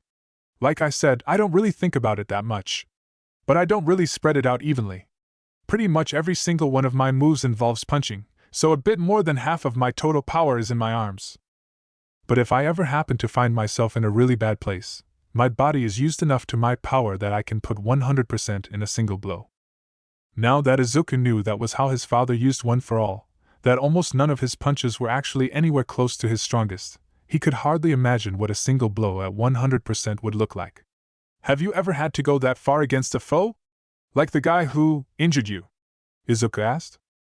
No, I've never used that move against a person, Toshinori said. Because I'm pretty sure that anyone who got hit with it would die in an instant. In fact, Toshinori had only used the United States of Smash a single time before it even had that name, in his third year at UA. He had destroyed the robots he was facing with a single blow, along with most of the fake city he was fighting in. And he had failed that day's training because of his reckless move. It was far too powerful to use in almost any circumstance, both because of the fact that it was entirely lethal and could cause massive collateral damage to any surrounding area. Now let's go. Gran Torino is waiting for us. Izuku nodded and followed Toshinori downstairs. Chapter 17. Sometimes it was strange what things had not changed when quirks became commonplace. When people with healing abilities first began to appear, many people began to think that this was the end of disease and illness as they knew it. But that was not to be the case. Healing was an extremely rare ability, and only about 1 in 100 healers possessed the ability to heal anything besides physical injuries. Affecting germs, bacteria, and viruses was far too specialized for general healers, and there were far too many different illness-causing organisms for even a specialized healer to treat. Sometimes they could treat bacteria, but that was about as far as treating organisms went. And one illness had gotten worse with the advent of quirks. The flu virus. The flu virus had always been a tricky thing to treat. It mutated so often and so rapidly that it really didn't matter how many vaccines people got, or how much immunity they had built up against the flu. There were still thousands of different strains to catch, and therefore impossible to protect against them all. With a virus that mutates at the drop of a hat, it only took a few years for most of the virus strains to mutate for quirks. Thankfully, the quirk's side effects were often not worse than the symptoms of the flu itself. It was certainly not fun to have the flu, but you were unlikely to have any negative outcome if you were otherwise healthy. The most common quirk symptom was an out-of-control quirk. However, this was a slightly worse prospect for some than it was for others. Izuku sneezed hard, and flinched as he felt one for all slip out of his grasp. It had been a couple of months since his lesson from Gran Torino, and he had kept his quirk turned on at its lowest levels constantly since then, only shutting it down completely for physical education classes where quirk use was still not allowed. But he had shut it down completely now. Not that it had helped much. His first cough had caused his ribs to break from the lack of control. It had been months since his last broken bone, so it had come as quite a shock. Thankfully, Toshinori recognized what was going on right away. "You've got the flu or the common cold," Toshinori said. "Both illnesses have changed and now affect people's quirks when they catch them. Unfortunately, there's really nothing we can do except wait for you to get better. Shut off one for all completely for now. That should help the spikes in your power from reaching the point of breaking your bones. I hope." Recovery Girl had healed his broken rib, but was unable to do anything to help him get over his flu except normal flu medication.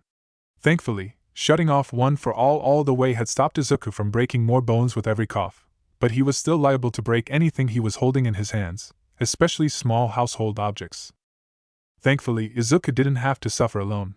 Since he did not show up to school that day due to his illness, his friends made the trip to his house after school and their various clubs were let out. Schools had gotten a little more strict when it came to keeping children who caught quirk-affecting illnesses home. It was one thing for a child to force himself to come into school sick when he or she was only coughing or sneezing. It was quite another thing with uncontrolled quirk outbursts that could spread through an entire class. The last thing any school needed was for every single transformation and emitter-style quirk to be going off at random every other moment in a classroom. To Izuku's happiness, Yayorozu and Ida had shown up at Izuku's house. After all, the next couple of days were very important for them, and even a little thing like Izuku getting sick was not going to stop them from talking about their futures. All three of the friends had the option to get a recommendation into U.A from their parents, and the time frame to accept that recommendation was rapidly approaching. To Izuku, it wasn't really a choice. His father had offered to recommend him to UA, but Izuku wanted to really earn his place. Getting into UA based on recommendation came with a certain amount of prestige. But the recommendation really just meant that you had a pro-hero relative who was willing to sponsor you, and it didn't really mean that you were a superior to the other applicants. And numbers-wise, it was actually easier to get into UA through recommendation. Going the normal way, your odds were about 1 for every 300 applicants.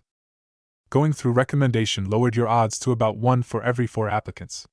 Toshinori didn't even have to wait a day before Izuku had turned down the recommendation in favor of getting into the normal exams.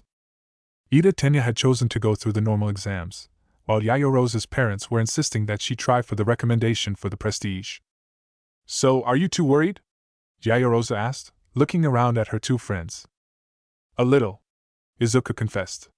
Toshinori had told him several times over even though he was not able to use one for all to its fullest potential, there was no reason why he should not be able to pass the practical exam with flying colors. But he still couldn't help but be a little nervous. He couldn't imagine what he would do if he failed to get into UA. There was always the local public high school as a backup, but he really did not want to be forced to that. He needed to get into UA. "The closer we get to the exam, the more nervous I get." Izuku trailed off with a coughing fit. Once again, no broken bones and, thanks to the mask he was wearing, there was little chance of him passing the illness to his friends. However, his hands clenched in his sheets with the fabric ripped under his clenched fingers. After all, it was not like the fabric could handle even his normal strength like that. "Oops," Izuku muttered. Ida stared at the ripped sheets for a moment. "Best genus, maybe?" he thought to himself. Just like everyone else, he was curious about who Midoriya's father was. He would not ask Izuku right out until he knew for sure what the young man's quirk was, but that didn't stop him from guessing. This was the first time Ida had ever known Izuku to have quirk flu, and therefore to not be in control of his quirk, so this was the very first time he had ever seen Izuku use an ability like a quirk at all. The damaged fabric of his sheets certainly did point to an out-of-control fabric control quirk, thus Ida's first theory about best genus being Izuku's father. But then Ida realized that was probably not the case. He did not know a lot of things about Izuku's father, besides the fact that he is a pro hero and that Izuku's parents were not married, but he knew that Midoriya's father lived close enough to train his son on a regular basis. Best Jeanist was just a little too far away for that to be likely. So Izuku's father was definitely a hero within Tokyo's city limits. Not that this information helped to narrow it down. There was a different hero agency on every block and literally hundreds of potential male heroes to be his father. Well, I certainly wish the two of you luck, Yaoyorozu said. Both of my parents were recommended, and I'm pretty sure they would be disappointed in me if I went the normal route despite the odds being much better for me now. The number of applicants might be fewer, but you do know that you'll be facing off against the children of other high-ranking pro heroes, Ida pointed out. The normal tests are bloated every year with people coming in from all over to try their luck at getting into the #1 hero program. And it's gotten even more competitive in the last few years since All Might became a part-time teacher there, Yaoyorozu pointed out. Oh yes, Ida said enthusiastically. I've heard that he lectures for the hero course students every couple of weeks. Do you think he lectures for all 3 years, or just for the third-year students? He lectures for all 3 years, Izuku answered. He tried very hard to make absolutely sure that he never gave away any information about All Might that could not be obtained by the public. It was pretty easy for the public to find out about what All Might did for the school, but if he gave away that he knew things like All Might's address or real name, that would raise red flags for any superhero fan. It is certainly an incredible opportunity, Ida said. To be able to learn heroics from the #1 hero himself. I can think of no higher honor. Definitely, Yaoyorozu agreed. But have you two heard the latest rumors? What rumors? Izuku asked, curiously. Well, please don't spread this information around. I overheard my father talking to one of my uncles, so that's the only reason I know. Rumor has it that the current heroics teacher at UA is retiring, and Principal Nizu is going to try to get All Might to join the staff as the full-time heroics class teacher. For perhaps the first time in his life, Izuku had been thrown through the loop about something All Might related. Dad never told me about any of this, Izuku thought to himself, thankful that he was able to hide his pensive expression behind his face mask. Wow, really? Ida asked. Once again, I do have to stress that it's just a rumor that I overheard. From what I heard, it's pretty obvious that the heroics teacher is retiring, but there's no official word about who is taking over the post. Of course, there had been rumors for a long time about the UA heroics teacher retiring soon. The teacher was far too old to be a pro hero anymore, and recently the teacher was even having trouble training his students. Hence all the guest lecturers, of which All Might was just one. Are either of you nervous? Izuku asked. His two friends glanced at him.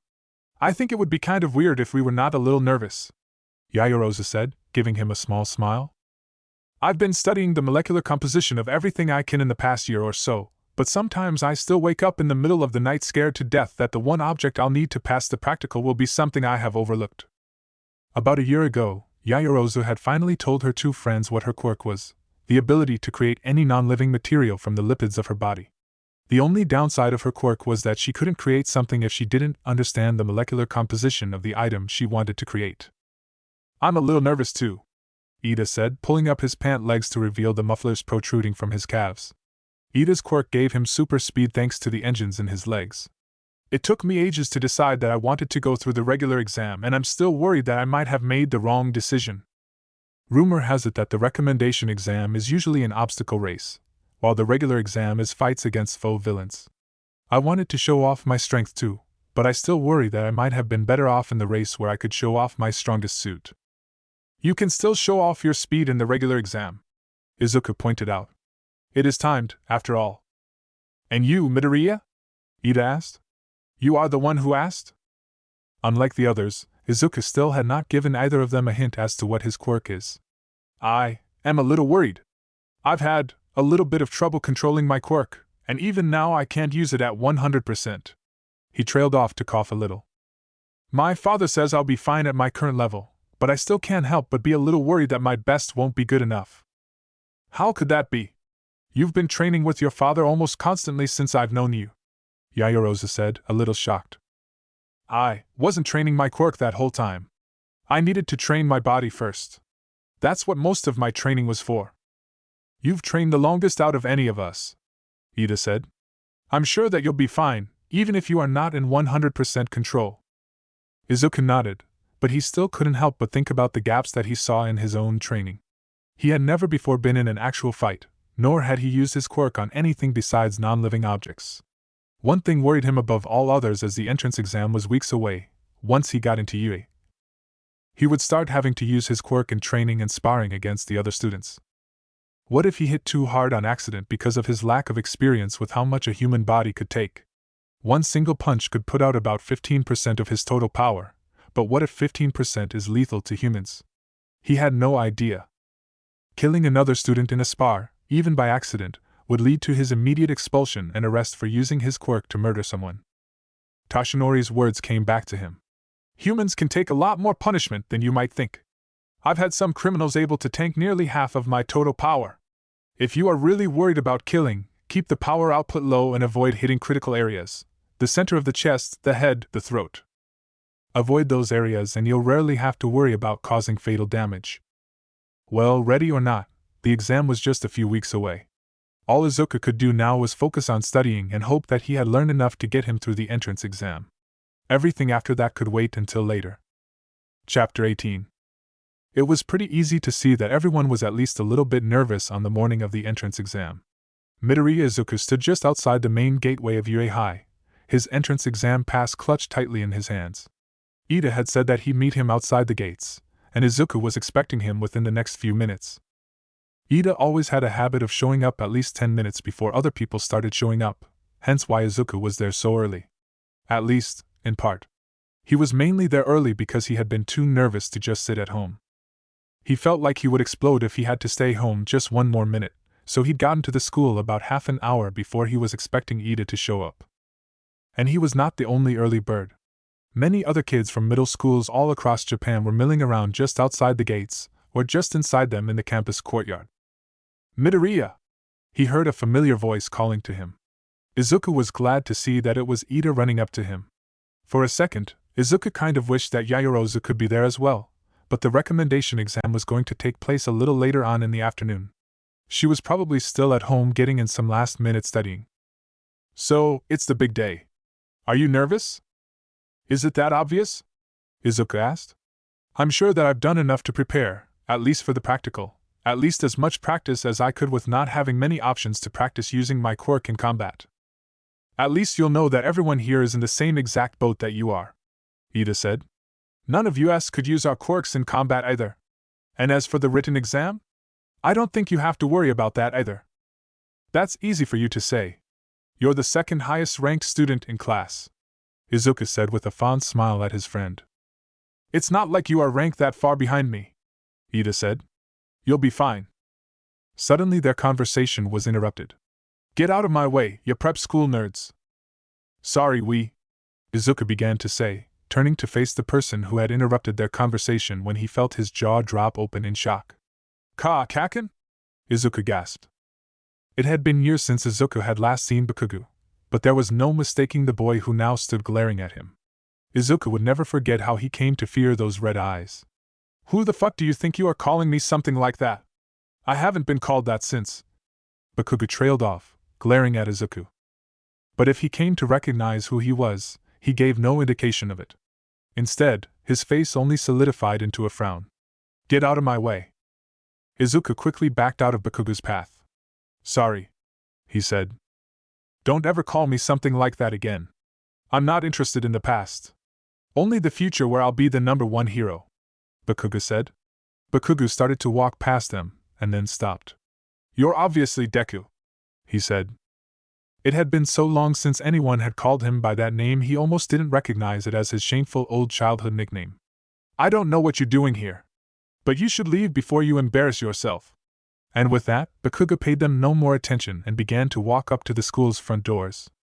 That boy was very unpleasant, Ida commented. Do you know him? From a lifetime ago, Izuku answered. From before I moved to Tokyo. He was my old bully from my class in Musudafu. Bully is right, Ida agreed. You shouldn't go around just calling people useless. Well, I suppose it's only fair since I accidentally called him by his old childhood nickname, Izuku said. Old habits die hard, I guess. I never really knew him as anything other than Kaken back then. Guess I'll have to get used to calling him Bakugo from now on. Bakugo? Wait. I think I've heard that name before. Wasn't he that kid who got caught up in a villain attack about a year ago? Ida asked, and then paused thoughtfully. Yes, I'm almost sure that was the name of the kid. I don't think I heard of that, Izuku commented. From what I heard, some villain tried to take over his body, and he had to fight the villain off by himself for several minutes while the heroes had to wait for a hero with a proper quirk to show up.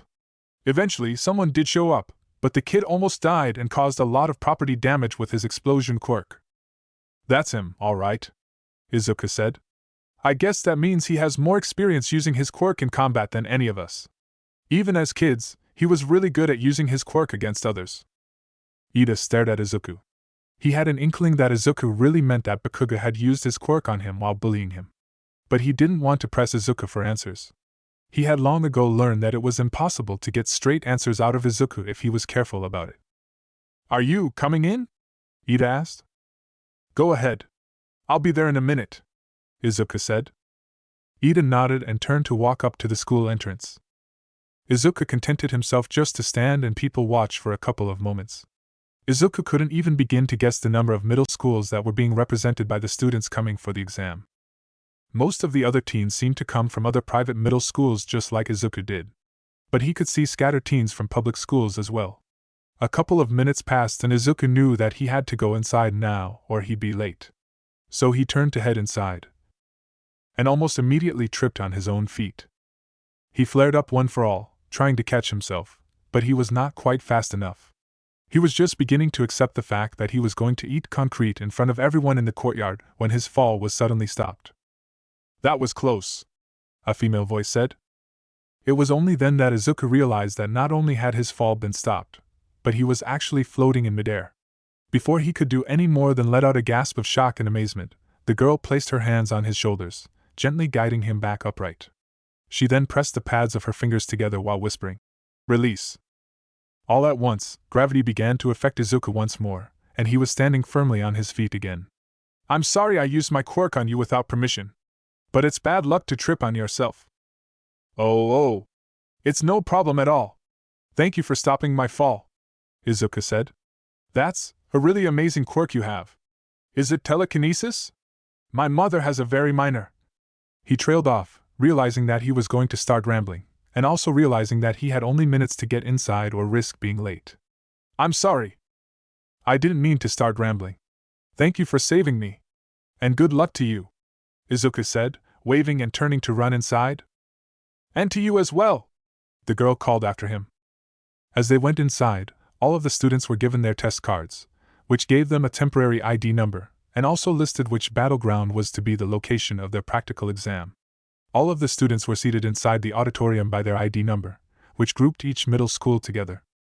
Izuku and Ida were joined by a few others from their school, and Izuku glanced around until he saw Bakugo. There were no other students around him wearing the same uniform. He was the only student from his middle school applying to UA. That was pretty common from lower-ranked middle schools.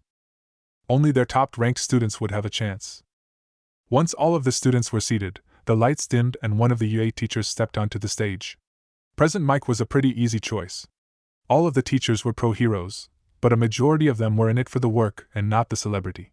So it made sense for the Master of Ceremonies to be the one UA teacher who thrived on attention. Even still, it was a mismatch. Most of the students were too nervous or too focused to respond to present mixed call and responses. After a few seconds of failing to pump up the students, President Mike decided to get down to business. I know it's all very boring, but the first couple of hours is going to be dedicated to the written portion of the entrance exam, which will be passed out in a couple of minutes. Once you are done with the written portion, please remain quiet in your seats for the test to be over. Once the boring part is done, the fun part will begin. The practical. President Mike grinned maniacally. I'm sure that you've all read the printout the school sent you. Once you are done here, change into the gym clothes you were asked to bring with you, and then you should all follow the signs to the bus that will take you to your designated battle center, which is printed on your card. Which center are you going to? Izuku asked Ida quietly. Battle Center C. Ida hissed at Izuku under his breath. Izuku had heard that tone plenty of times before. It was Ida's nice way of telling him to shut up. I'm in Battle Center B, Izuku thought to himself. Maybe they are trying to split up students who came from the same middle school? Here's how the practical will go down. Each battle center will hold a 10-minute mock battle with robotic foe villains. Each villain will be worth a certain number of points depending on how difficult the villain is. Your goal is to shred as many of those villains as you can in the time allotted, like a mid-song guitar solo, President Mike said. As he spoke, graphics began to play on the screen behind him, giving the students a visual representation of what they were meant to be doing. But as the graphics began to show the silhouettes of the foe villains, Ida raised his hand beside Izuku. Excuse me, sir? Yes, examinee number 7111? With all due respect, the printout we were given shows 4 types of foe villains, Ida said, holding up the printout to show the 4th villain type printed alongside the other 3. If this is an error on official UA material, it is shameful. We are exemplary students and expect only the best from Japan's top school. Very good, examinee number 7111, thank you for calling in with your request. The 4th villain type is actually not worth any points at all. President Mike gestured to the screen behind him, which now showed a silhouette of the new villain. Above it appeared the number and letter 0p. Think of that bad boy as an obstacle that should be avoided. Every battle center has this obstacle. It's not that it can't be beaten, but there's kinda no point. I suggest that my loyal listeners just ignore that one and focus on the foe villains topping the charts. Thank you, sir. I apologize for the interruption, Ida said, giving a short bow before taking his seat again. No trouble, young listener, President Mike said, pointing at Ida and winking with a large smile. Now, if there are any more questions. President Mike paused. A couple of the students were whispering to their friends, but none of them seemed to have questions for President Mike. Before we start, how about I give all of you a taste of our school motto?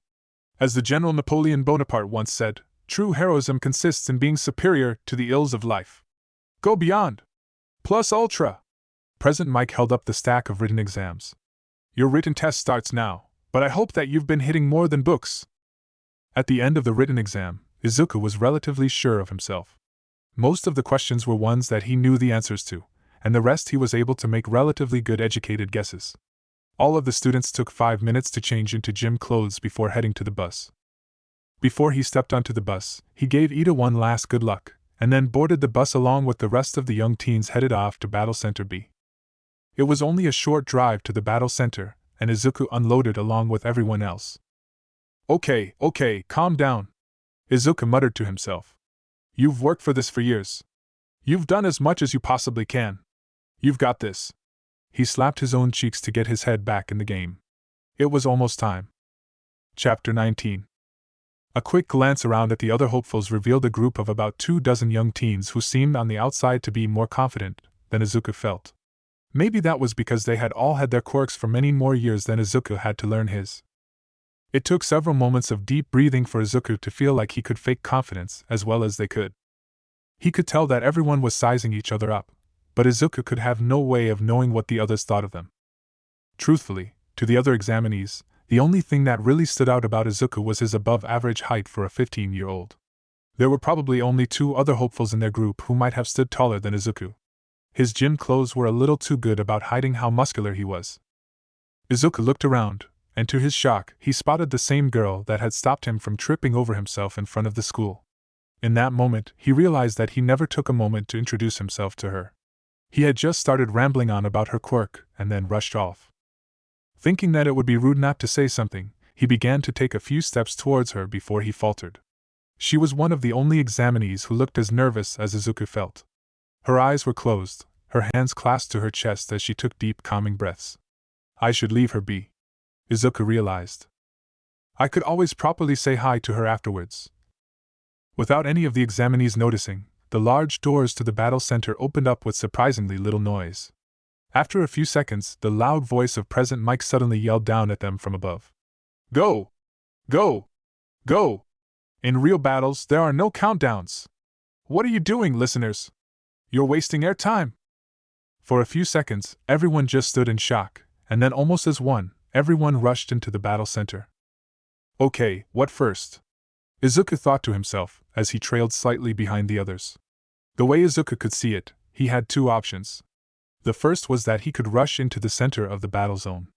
That would probably be where the most enemies were, but a majority of the other test takers were sure to rush that way. Or he could head more towards the outskirts. There would probably be fewer enemies, but far less competition. His decision was made pretty much for him when he saw that a vast majority of the other examinees were rushing straight towards the center. So, at the next intersection, Izuku took a sharp turn and rushed away from where the others had gone. There would be far too much competition at the battle zone's center, even with the increased amount of foes, for rushing in to make sense. For the first time in a long time, Izuku allowed one for all to flow through him at the highest level that he could handle. When he first got one for all, he'd been able to handle 15% in a single hit. Now that limit had been increased to 20%. His speed picked up and the buildings began to fly past in a blur. Suddenly, one of the robotic foes rushed out from an alleyway. Izuku slid to a stop as the robot turned to face him with an ominous "Locked on target." It was a one-pointer. The easiest one, and Izuku was glad for that. An easy target to face to get rid of his nerves. He clenched his fist, making absolutely sure that the power in his right arm was at a safe 20% before he leapt forward and smashed his fist into the robot. 20% was obviously more than enough to utterly destroy the one-pointer, because it shattered into 1,000 tiny pieces. Izuku took a moment to stare in shock at the mess he'd made of the robot. This was just a boost in confidence that he needed. Clenching his fist once more, he resumed his run down the street. Before long, he found a small group of robots, all with mixed point values. Izuku did not have the time to stop and count them up before they all targeted him. Thanks to Gran Torino's advice, Izuku didn't have a problem dealing with this group thanks to being able to pull off combos. With that group destroyed, he now had only a vague idea of how many points he might have, but that didn't matter. Izuku realized that trying to keep track of his own points would just be a waste of time. They only had 10 minutes, so he didn't have time to be counting every single one of the enemies that he took down. Izuku ran around the outside of the arena, taking turns at random and destroying all of the robots that he came across without mercy. Only the three-pointers could cause him any amount of trouble if he messed up his aim and hit some part of their bodies that were not vital. Losing an arm or part of their chassis did not slow them down, so Izuku learned very fast that he had to destroy either the torso or the head for the three-pointers. After a few more twists and turns, and taking out a couple more robots, Izuku suddenly found himself in the fray of the battle. As he expected, there was more kill-stealing going on with the main battle group than was smart. Not to mention that he heard people calling out their scores to each other. Nothing I can do here, Izuku thought to himself, before turning to head down a direction that he thought he had not gone yet when it seemed like the entire world suddenly exploded around them. Everyone stopped fighting when one of the buildings suddenly imploded, collapsing in on itself. Before the smoke and dust had cleared from the collapsed building, everyone heard President Mike yell, "Less than 2 minutes remaining!" But no one was moving, because the dust had cleared and revealed. "Shit!" Izuku whispered to himself, cursing in English like his father did on occasion. It was the zero-pointer. President Mike had said that it was just an obstacle or a distraction, something to be avoided, but this robot seemed a bit much. None of the other robots were more than 3 meters tall. The zero-pointer robot had to be at least 20 to 25 meters tall. Okay, there's no way that I could take that thing on with just 20% power, Izuku thought to himself. Probably nothing less than a bone-shattering 100% power would be enough to stop that monster. But lucky for him, it was not like he was expected to take it on. Many of the other examinees were already running away from the zero-pointer as fast as they could, scattering in all directions. I need to get out of here too. Izuku turned to run away when a sound caught his ears. Ow! Izuku froze in his tracks. The sound had come from behind, right in the path of the enormous zero-pointer. He turned around and saw a horrific sight. The nice girl. Apparently she had been too close to the building when it had imploded and had gotten trapped under some rubble. She was trying to pull herself free, but it looked like both of her legs were stuck, and it would take many seconds for her to pull herself free. And those were seconds that she did not have. The zero-pointer was moving down the street on its enormous treads, and there was a chance that the nice girl would be crushed under those treads if the zero-pointer did not stop or change direction. Was the zero-pointer programmed to do something like that? Would it even be aware of the girl's presence? These were questions that Izuku did not have the time to answer, nor did the answers even matter to him in the end. If he did nothing, and the robot did not stop its course, the girl would die. There was nothing to think about. All that mattered was action. There was no time to think about power regulation, nor any time to think about the repercussions against his body. There was no time to worry about if he had gotten enough points to ruin his body with 2 minutes of time to go. All of his power went into his legs for a mighty jump, and he launched himself like a missile up towards the 0-pointer's head.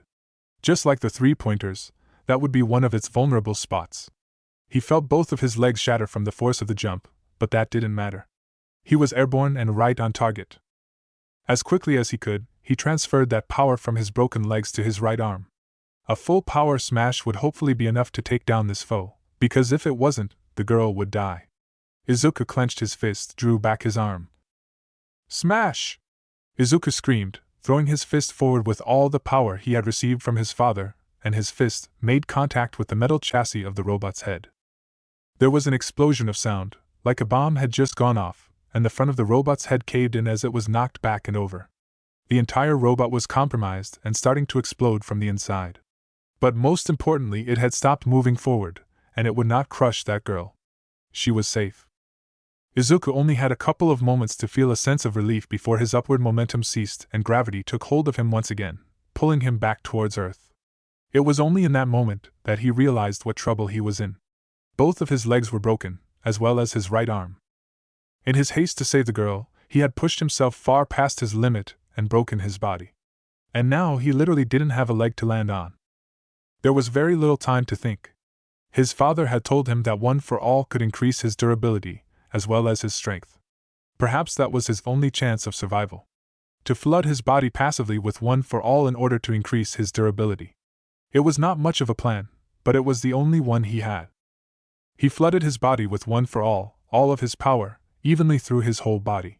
He had never tried to use one for all defensively like this before, so he couldn't be sure if there would be a backlash injury or not. But that didn't matter. He was already injured, and if he didn't do something he would die. The ground was rapidly approaching, and Izuku shut his eyes to prepare himself for the impact when he felt a pain that he was not expecting at all. He had been expecting pain to shoot through his entire body, not a feeling like someone had just slapped him. But that's kind of what it was like someone had slapped him before he hit the ground. Izuku cried out in pain briefly before he realized that he had not hit the ground at all. He was floating gently less than half a meter off the ground. He looked around, shocked. It was the nice girl. She was laying on top of a piece of a 3-pointer robot which was floating in midair. Her face was screwed up with strain and concentration.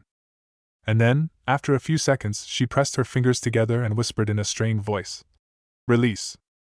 Izuku was lowered the rest of the way to the ground, grunting a little in pain as his broken limbs landed on the wrong angle. The piece of metal that the girl was floating on also came crashing down to the ground. The girl let out a shaky breath before she started to retch a couple of times. She vomited on the ground. But Izuku wasn't paying attention to her. Other than being sick, she seemed to be all right. He couldn't see any sort of injuries on her, so he figured that she would be fine. So now he could think about his own predicament. There was less than a minute left, and he was no longer in a position to gain any more points, while all the others would surely be out there continuing to gain points to up their scores. He had broken himself to take out an enemy worth 0 points. But, at the same time, he couldn't regret what happened. He never would have been able to forgive himself if he allowed someone to die for the sake of an exam, especially for the sake of an exam. He could only lay there in silent pain while the rest of the time ran out. President Mike screamed in the distance that the test was over. Why? A soft voice asked. Izuku pushed his head up off the ground to look at the nice girl. She was staring at him, confused. Why did you do that? You've hurt yourself so badly, and took yourself out of commission for the entire end of the exam, for me? Izuku answered. I couldn't stand there and watch someone die. And it was the absolute truth. He lowered his head back to the ground, hiding his face from view so that tears could silently fall without anyone knowing. Some of the other examinees were walking over, some staring at the ruins of the 0-point robot in shock, while others were staring at the fallen Izuku with equal shock. That was amazing, one of the teens said. He just took out that 0-pointer with one punch. Yeah, but at what cost? One of his peers said. Just look at the state of him. His legs and one arm is broken for sure. He did it to save the girl. I saw him start to run away but then go back when he saw she was trapped. Their discussion was cut off by the sound of a voice that Izuku was very familiar with, Recovery Girl. Good job. Good job, all of you. You are all heroes in my eyes. Izuku quickly turned his head to wipe his tears off on his sleeve before Recovery Girl made her way to him. Oh dear, it looks like you've overdone it, Sonny. she said, recognizing Izuku immediately. I'm sorry, Izuku whispered. I'll have to give you a full dose of healing power this time. Make sure you go right to sleep when you get home to help your recovery. Recovery Girl told him. She leaned down and pressed a kiss to the top of his head, much to the shock of all the other teens. What's she doing?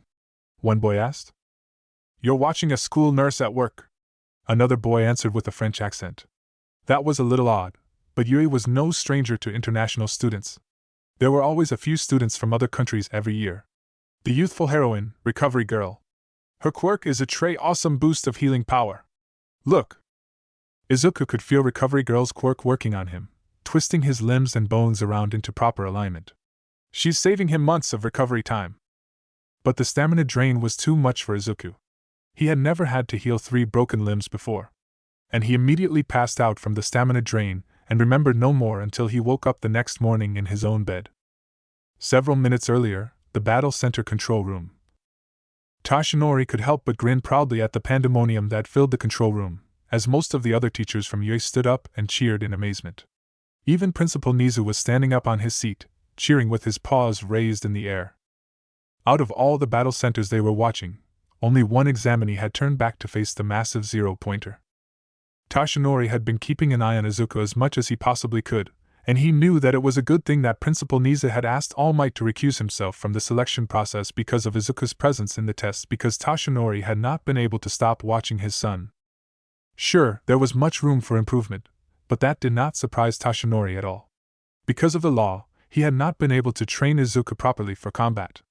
But he had done just as well as he could have hoped, and exceeded all his expectations when it came to the zero-pointer. When it appeared, every single examinee had taken one look at it and turned and fled. It was not a mark against their courage. Every hero knew the value of a tactical retreat when there was no hope of winning a battle. But the situation had changed entirely when one of the young women had gotten herself trapped in the rubble in the path of the zero-pointer. Power Loader was at the control panel for the robots, and he immediately sent the order for that particular zero-pointer to stop within a safe distance as to not crush her on accident. But none of the students could know that she wasn't in danger. For the next few seconds before the robot would come to a stop, that girl had to be terrified that she was going to get crushed. Toshinori had seen that look of fear on many a scared civilian. But he had also seen the look of grim determination that his son now wore. Without hesitation, Izuku had turned around and rushed the zero-pointer, probably flooding his body with the full extent of One for All in order to take on that robot. It would mess up his body, but Toshinori knew he had done it without hesitation to save that girl's life. Every single teacher at Yui was also a pro-hero, and every single one of them had at one time found themselves in a position exactly like Izuku. Facing a massive villain that they knew they had little chance of beating and starting to retreat, but then turning back when they realized that the situation had changed. Innocent people's lives were at risk. The obvious choice was no longer fleeing. The only choice was to stand your ground against a superior foe and do every possible thing you could to protect the innocent, even if the cost of doing so was your life. Toshinori felt worried for his son as he began to fall, but the girl that he had saved now saved him in return, getting him to the ground safely with her quirk. The teachers were hardly paying attention during the last minute of the test. The sickly man couldn't help but feel pride when the other teachers began clapping him on the shoulder, telling him how impressive his son was, and how bright his future looked since he was lucky enough to have inherited All Might's own impressive strength. Young Midoriya is going to get a lot of rescue points for that move, Nizu commented. We can't know what his written score and villain point score is at this time, but I believe he has certainly done well enough to have earned his place at our school. You must be very proud, All Might. I am, Toshinori replied. In the background, in the shadows, a man with dark circles under his eyes watched the screen impassively. The move had been flashy, sure, just as he'd accept from the son of a hero like All Might. But did no one else see just how badly the boy had ended up hurting himself? How could a person with a super strength quirk have made it all the way to 15 years old, and still be at the point where their own power hurt them with backlash? There was only one explanation. All Might's son was lazy. He knew that he had this incredible power that he had inherited from his famous father, and thought that he could coast by without putting in the hard work to master his own power. If All Might's son had passed the written portion of the exam, he was going to get into UA. But if he found out that the boy was a lazy teenager simply riding on the coattails of his famous father, he would expel him without remorse on day one. Chapter 20. In the aftermath of the entrance exam, Izuku couldn't help but be nervous. He had woken up in his own bed the next day with his mother watching over him. Has Dad sent any word? He asked his mother. Inko took a moment to sigh with relief when her son woke up. She wished she could give Izuku the information he wanted, but she had even less information than he did. Toshinori had returned Izuku to her last night, unconscious from recovery girl's treatment, and had not given Inko any indication about how Izuku did. The written tests have not been scored yet, and the UA teachers will need about a week to go over all the footage for every single participant before the final scores are released. Toshinori had told her briefly. If I can, I'll be back in a week to let Izuku know if he has passed or not. Toshinori was telling the truth. He had no idea if Izuku had passed. Judging solely by the practical, he had made it in. But there was the written test to consider. If Izuku failed that, he was out no matter what his score for the practical. The staff would go over the recommendation tests the following day, and then go over the regular tests over the following week. It killed Toshinori to leave before making sure that Izuku woke up, but the school needed him for the recommendation students. He had no say for the regular test due to Izuku's presence among the hopefuls, but they still wanted his opinion for the recommendation students. I'm afraid your father didn't say anything, Inko told her son. He just said that they'll have your scores within a week and he would be back to let you know how you've done. But Izuku, no matter what, I am so proud of you, Inko said with a smile. Over the next week, Inko could do little besides watch as her son worried himself sick over the results for UA. And she could hardly blame him since he had no backup school. Most students who applied for high-end private schools like UA also applied to a backup public high school. Izuku had not done that. He was going to go to UA. And he had been absolutely sure of that. However, after the fact, Izuku was left wondering if he hadn't made a mistake. For the first 7 minutes of the test, he felt like he had performed pretty well. But attacking the zero-pointer had left him completely unable to get any points for the remainder of the test, unlike nearly everyone else. It was all he could think about. He could not even concentrate on his workouts anymore, and those had become second nature over the last several years. In his distraction, he was now basically just doing the bare minimum, not unlike he had been doing when he first started training with his father.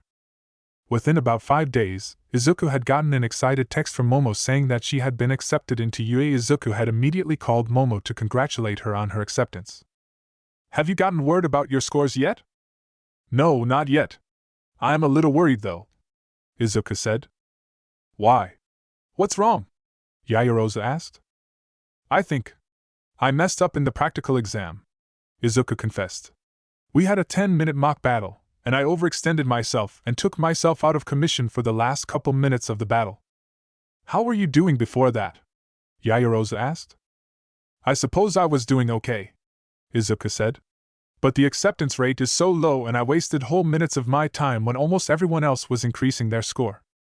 What exactly happened? Yaoyorozu asked. We had to fight robots. At the end of the fight they unleashed a massive robot into the arena. There was a girl. She got trapped under some rubble and was about to get crushed by the robot. So I attacked the giant robot. You what? Yaoyorozu asked, shocked. But it was at too great a cost. I'm glad that I leapt in to save her, but breaking my legs and arm to do it cost me the rest of the battle. How big was the robot? About 25 meters, Izuku answered. For a few seconds, Yaoyorozu did not say anything, because all she could think about was her friend being able to take on a robot that massive.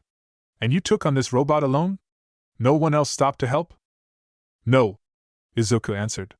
I was by myself. Everyone else fled at the sight of it because it was worth 0 points.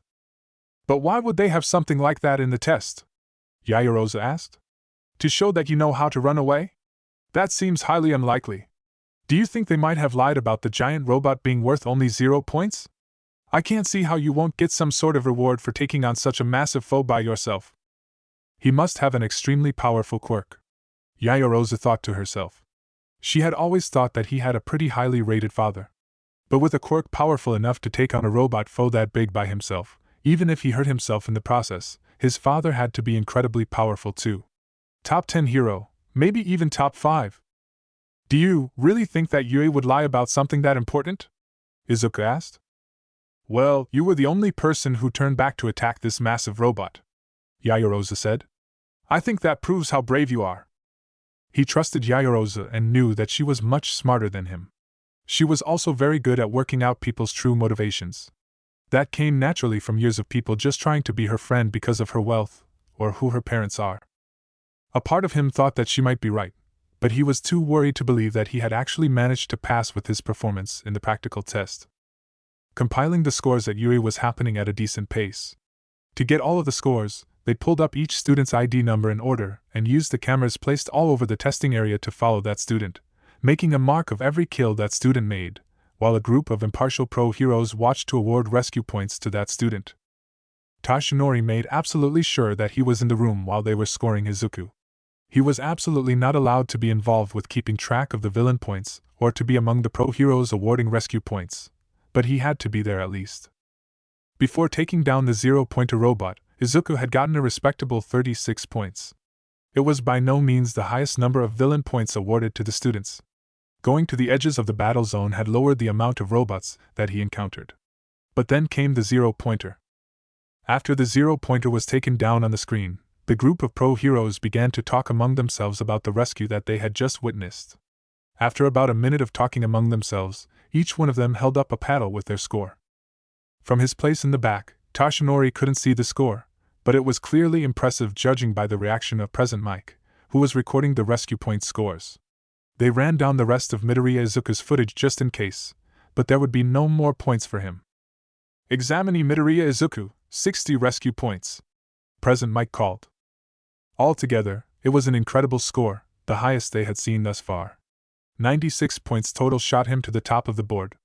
And with his passing score in the written exam, he had pretty much guaranteed his acceptance into UA. That has to be the luckiest fluke I've ever seen, a voice said next to Toshinori, and he turned around to look. Aizawa had appeared next to him like a ghost. But Toshinori was not really shocked by Aizawa's ability to appear anywhere. What was that? Toshinori asked. He is strong. I don't doubt that, Aizawa commented. But with all due respect, have you been so busy doing television interviews and signing autographs to teach him how to use his own power without destroying his body? Or is your son just too lazy to accomplish even the most basic quirk control that a 10-year-old would have? In the past year, Toshinori had come more to terms with the fact that he was a better hero than he was a teacher. Not a day went by that he did not feel that Izuku's struggles with controlling One for All were his fault. He could handle the criticism against his abilities as a teacher, but he would not stand anyone calling his son lazy. Cast doubts on my abilities as a teacher if you must, Toshinori said, a little coldly. But don't you dare call my son lazy. He has been training for this since he was in elementary school. The super strength quirk that he inherited from me is a tough one to master. Is that so? Aizawa asked, although he sounded like he didn't believe Toshinori. For the last few years, he's followed a training schedule that would impress nearly any pro hero out there, Toshinori said firmly. Izuku's failings are not his own.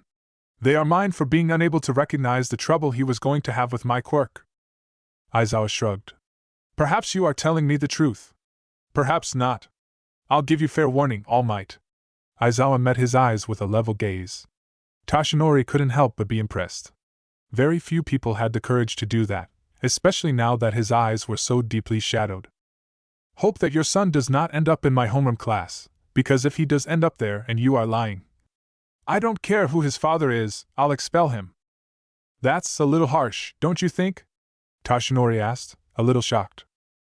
Aizawa simply shrugged and walked away without answering him.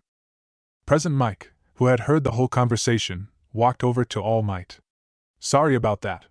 Eraser's always been a little expulsion happy. Every time he gets a new freshman homeroom class, about a quarter of them are expelled before the first month is over. Why? Toshinori asked. Having just been a guest teacher before, he had never been privy to the way the regular UA teachers ran their classes. And he had certainly never known classes well enough to know when students were lost. But he had always thought that his classes were all full, even Aizawa's former homeroom classes. He won't say, Present Mike said. But if you asked me, I think it's to clear spaces for the kids that he finds worthy in the general studies program. Did you know that when Aizawa first got accepted into UA, it was through general studies? He worked hard and got transferred to the heroics program. Toshinori had not known that about Eraserhead, but Eraserhead had not been in school when All Might was in school. The entrance exam had been fighting robots ever since he was a student, and it made sense that Aizawa had not been able to pass that entrance exam with his quirk. Aizawa probably watched every year as students slipped through the cracks because of their quirks being ineffective for combat or against robots. These were potential heroes getting punted aside into the general studies program. Now Toshinori knew why Aizawa would be so willing to expel hero course students that he found unworthy to make way for those general studies students that he felt were worthy. Toshinori understood the reasoning, but that didn't mean that he would accept his son being punted aside. Izuku was not lazy. He was working as hard as anyone to master an extremely difficult quirk. And Toshinori was absolutely sure that if Izuku ended up in his homeroom class, he would be able to show Aizawa that. Chapter 21. Finally, the big day had arrived. Both Inko and Izuku got texts from Toshinori saying that he was on his way with Izuku's test results. Inko pulled out all the stops for dinner, and the centerpiece was katsudon, which is Izuku's favorite food.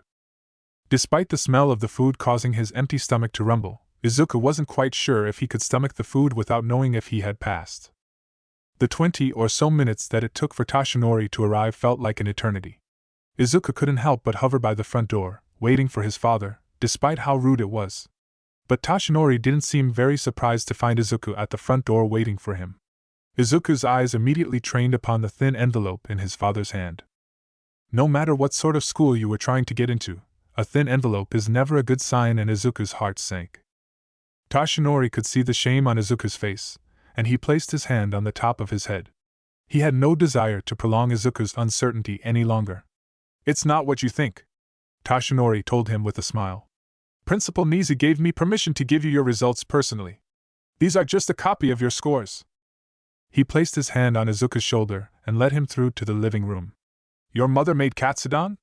Toshinori asked. "To celebrate, whether I got in or not," Izuku explained. "But I'm not sure if you're going to want to eat in a minute." "Sit down," Toshinori said. Izuku nervously took a seat next to his father. "You passed the written test." That helped Izuku feel a little better, but that didn't address the one thing that he had been most worried about. And Toshinori not addressing that right away caused Izuku to think that the worst had happened. He had passed the written test, but not the practical. His villain score had not been enough to pass. His eyes fell down to the floor between his feet. Now he didn't just feel sick. He literally felt like he was going to throw up. "I'm so sorry I failed you," he whispered. "You didn't fail me at all," Toshinori said. "You got 36 points off the villains. But you got more points than that because of your actions with the large robot." "So, was Momo right?" Izuku asked. "Did President Mike lie about the large robot being worth 0 points?" He was starting to feel a little bit better, as he felt hope rising up within him. "No. The big robot is worth 0 points. No. It's because of what you did for the girl. You went back to rescue her, despite the great cost for yourself. The entire purpose of the UA Hero course is to train the next generation of heroes. How could they reject a prospective hero who is willing to risk it all for the protection of others?" Toshinori smiled and handed over the envelope. Izuku took it right away and tore it open. Just as his father had said, it contained a breakdown of his score. The written test he had passed. And the practical score was broken down into 2 different numbers. One was listed as villain points, and the second number was listed as rescue points. Izuku stared in shock. The rescue points were listed at 60, which made his total 96 points. "Judging just by the practical, you have the highest score among the incoming freshmen," Toshinori said with a smile. "Congratulations, my son. You've been accepted into UA." Izuku burst into tears and basically collapsed into his father's arms. For a moment, Toshinori froze, and then wrapped his arms around his son. "Why the tears?" he asked, a little playfully. "I'm just so happy," Izuku sobbed, tightening his grip, but then quickly loosening it again when his father began to start coughing. Inko had stood at the door of the kitchen, watching the whole thing. "Izuku," she said with a smile. Izuku finally pulled away from his father, and turned to look at his mother with a bright smile. "I made it into UA, Mom! I did it! I knew you would do it!" Inko said, opening her arms wide for her son. Izuku gladly accepted the invitation. He stood up and rushed to pull his mother into an embrace. Because of his height, he easily managed to pick her up off the ground, spinning her around in happiness. Inko let out a small scream of shock before she accepted the enthusiastic embrace. After a fierce hug for his mother, Izuku set her down. There is one more piece of good news, Toshinori commented. Yui wanted to keep it a secret, but they are going to make the announcement very soon, so I see no reason why I shouldn't let you know. The heroics teacher at Yui has officially retired from all hero work as well as being a teacher. Principal Nizu has agreed to bring me on as the new heroics teacher at Yui. Instead of being excited, Izuku was only concerned. Does that mean you are fully retiring as a hero? Toshinori rubbed the back of his neck nervously. Not exactly. I can't turn my back on someone in need. But I need to be realistic as well. I can only maintain my muscular form in battle for about 3 hours. I won't stop being a hero, but I need to start taking a step back. Principal Nizu is well aware of this, and that's mainly why he's given me the job. It's gonna be kind of weird, having my dad as one of my teachers, Izuku commented. Yes, I certainly agree, Toshinori said. What if I slip up and call you Dad? Izuku asked. I doubt it will be a problem in the classroom. You are in the habit of still calling me All Might in my muscle form, Toshinori pointed out, unconcerned. It was still a little weird, but it was good news all around, and Izuku was certainly feeling better than he was just a few minutes ago. And now he was certainly hungry for the katsudon that his mother had made. Let's eat! I've got my appetite back now. Yes, of course. Are you joining us, Toshinori? Inko asked, glancing over at him. Oh, I guess for a few bites, Toshinori said, following them through to the dining room. He did only eat a few bites, but he stayed there for the whole evening, celebrating their son's achievement. The next day, Izuku, Tenya, and Momo all agreed to meet up and discuss the results of their tests now that they all had their results. They met up at a restaurant that was an equal distance away from their houses. Once they found each other at their normal table, it was pretty clear from the smiles on all of their faces that they had all made it. You passed? Izuku asked Tenya, since he already knew that Momo had passed. Tenya nodded. I was able to do fairly well in the practical. I think I lost some time running away from the 0-point robot, but I was able to get a fairly high score, Tenya said. So all of you had to face this giant robot? Momo asked. You didn't? Tenya asked. No. We had obstacle races between us and the other recommendation students, Momo answered. There was really no combat involved. So how did it end up working out with you? Momo turned to Izuku. You were really worried that you screwed up when you hurt yourself taking on the giant robot. In a rare moment, Tenya spat out his drink, hurriedly pressing his napkin to his mouth, and staring at Izuku in open shock. You did what? You actually took on that monster robot? I had no choice, Izuku said. There was a girl in my battle center who got caught under some of the rubble from the big robot destroying the building. She might have gotten crushed. So I went back to help her. I destroyed the robot, but it broke my arm and my legs. Tenya was staring at Izuku in shock now, his drink completely forgotten. Anyway, it turns out that the teachers don't just let you in based on villain points, but rescue points as well. I got a lot of rescue points for going back to help the girl. Those points made up for the villain points I lost hurting myself. Izuku flinched. He had never heard Tenya sound so serious. We're going to be in Yui together soon, and I think it's time that you've told us the truth. What is your quirk? Momo and I promise we won't say anything about who your father is if it's that important, but we have to know. He turned to look at Momo. She looked a little nervous, and then sighed. We understand that you've wanted to keep it a secret this whole time. But I agree with Tenya. I think we should know. We are going to find out soon anyway. Taking on that giant robot by yourself, Tenya said. I can't even imagine how powerful your quirk might be. Izuku stared down at his drink. He was so used to keeping this secret that I felt kind of odd to say anything. But his friends were right. They would find out once they got to Yui anyway. Thankfully, there was no need to tell the whole truth about One for All. It's a very powerful super strength quirk, Izuku said quietly. For a moment, no one at the table spoke. And then Momo pulled out her cell phone, unlocked it, and then began typing on it without saying a word. Tenya, who was sitting in the booth next to her, glanced at her screen before looking away with a calm expression. Finally, Momo seemed to find what she was looking for.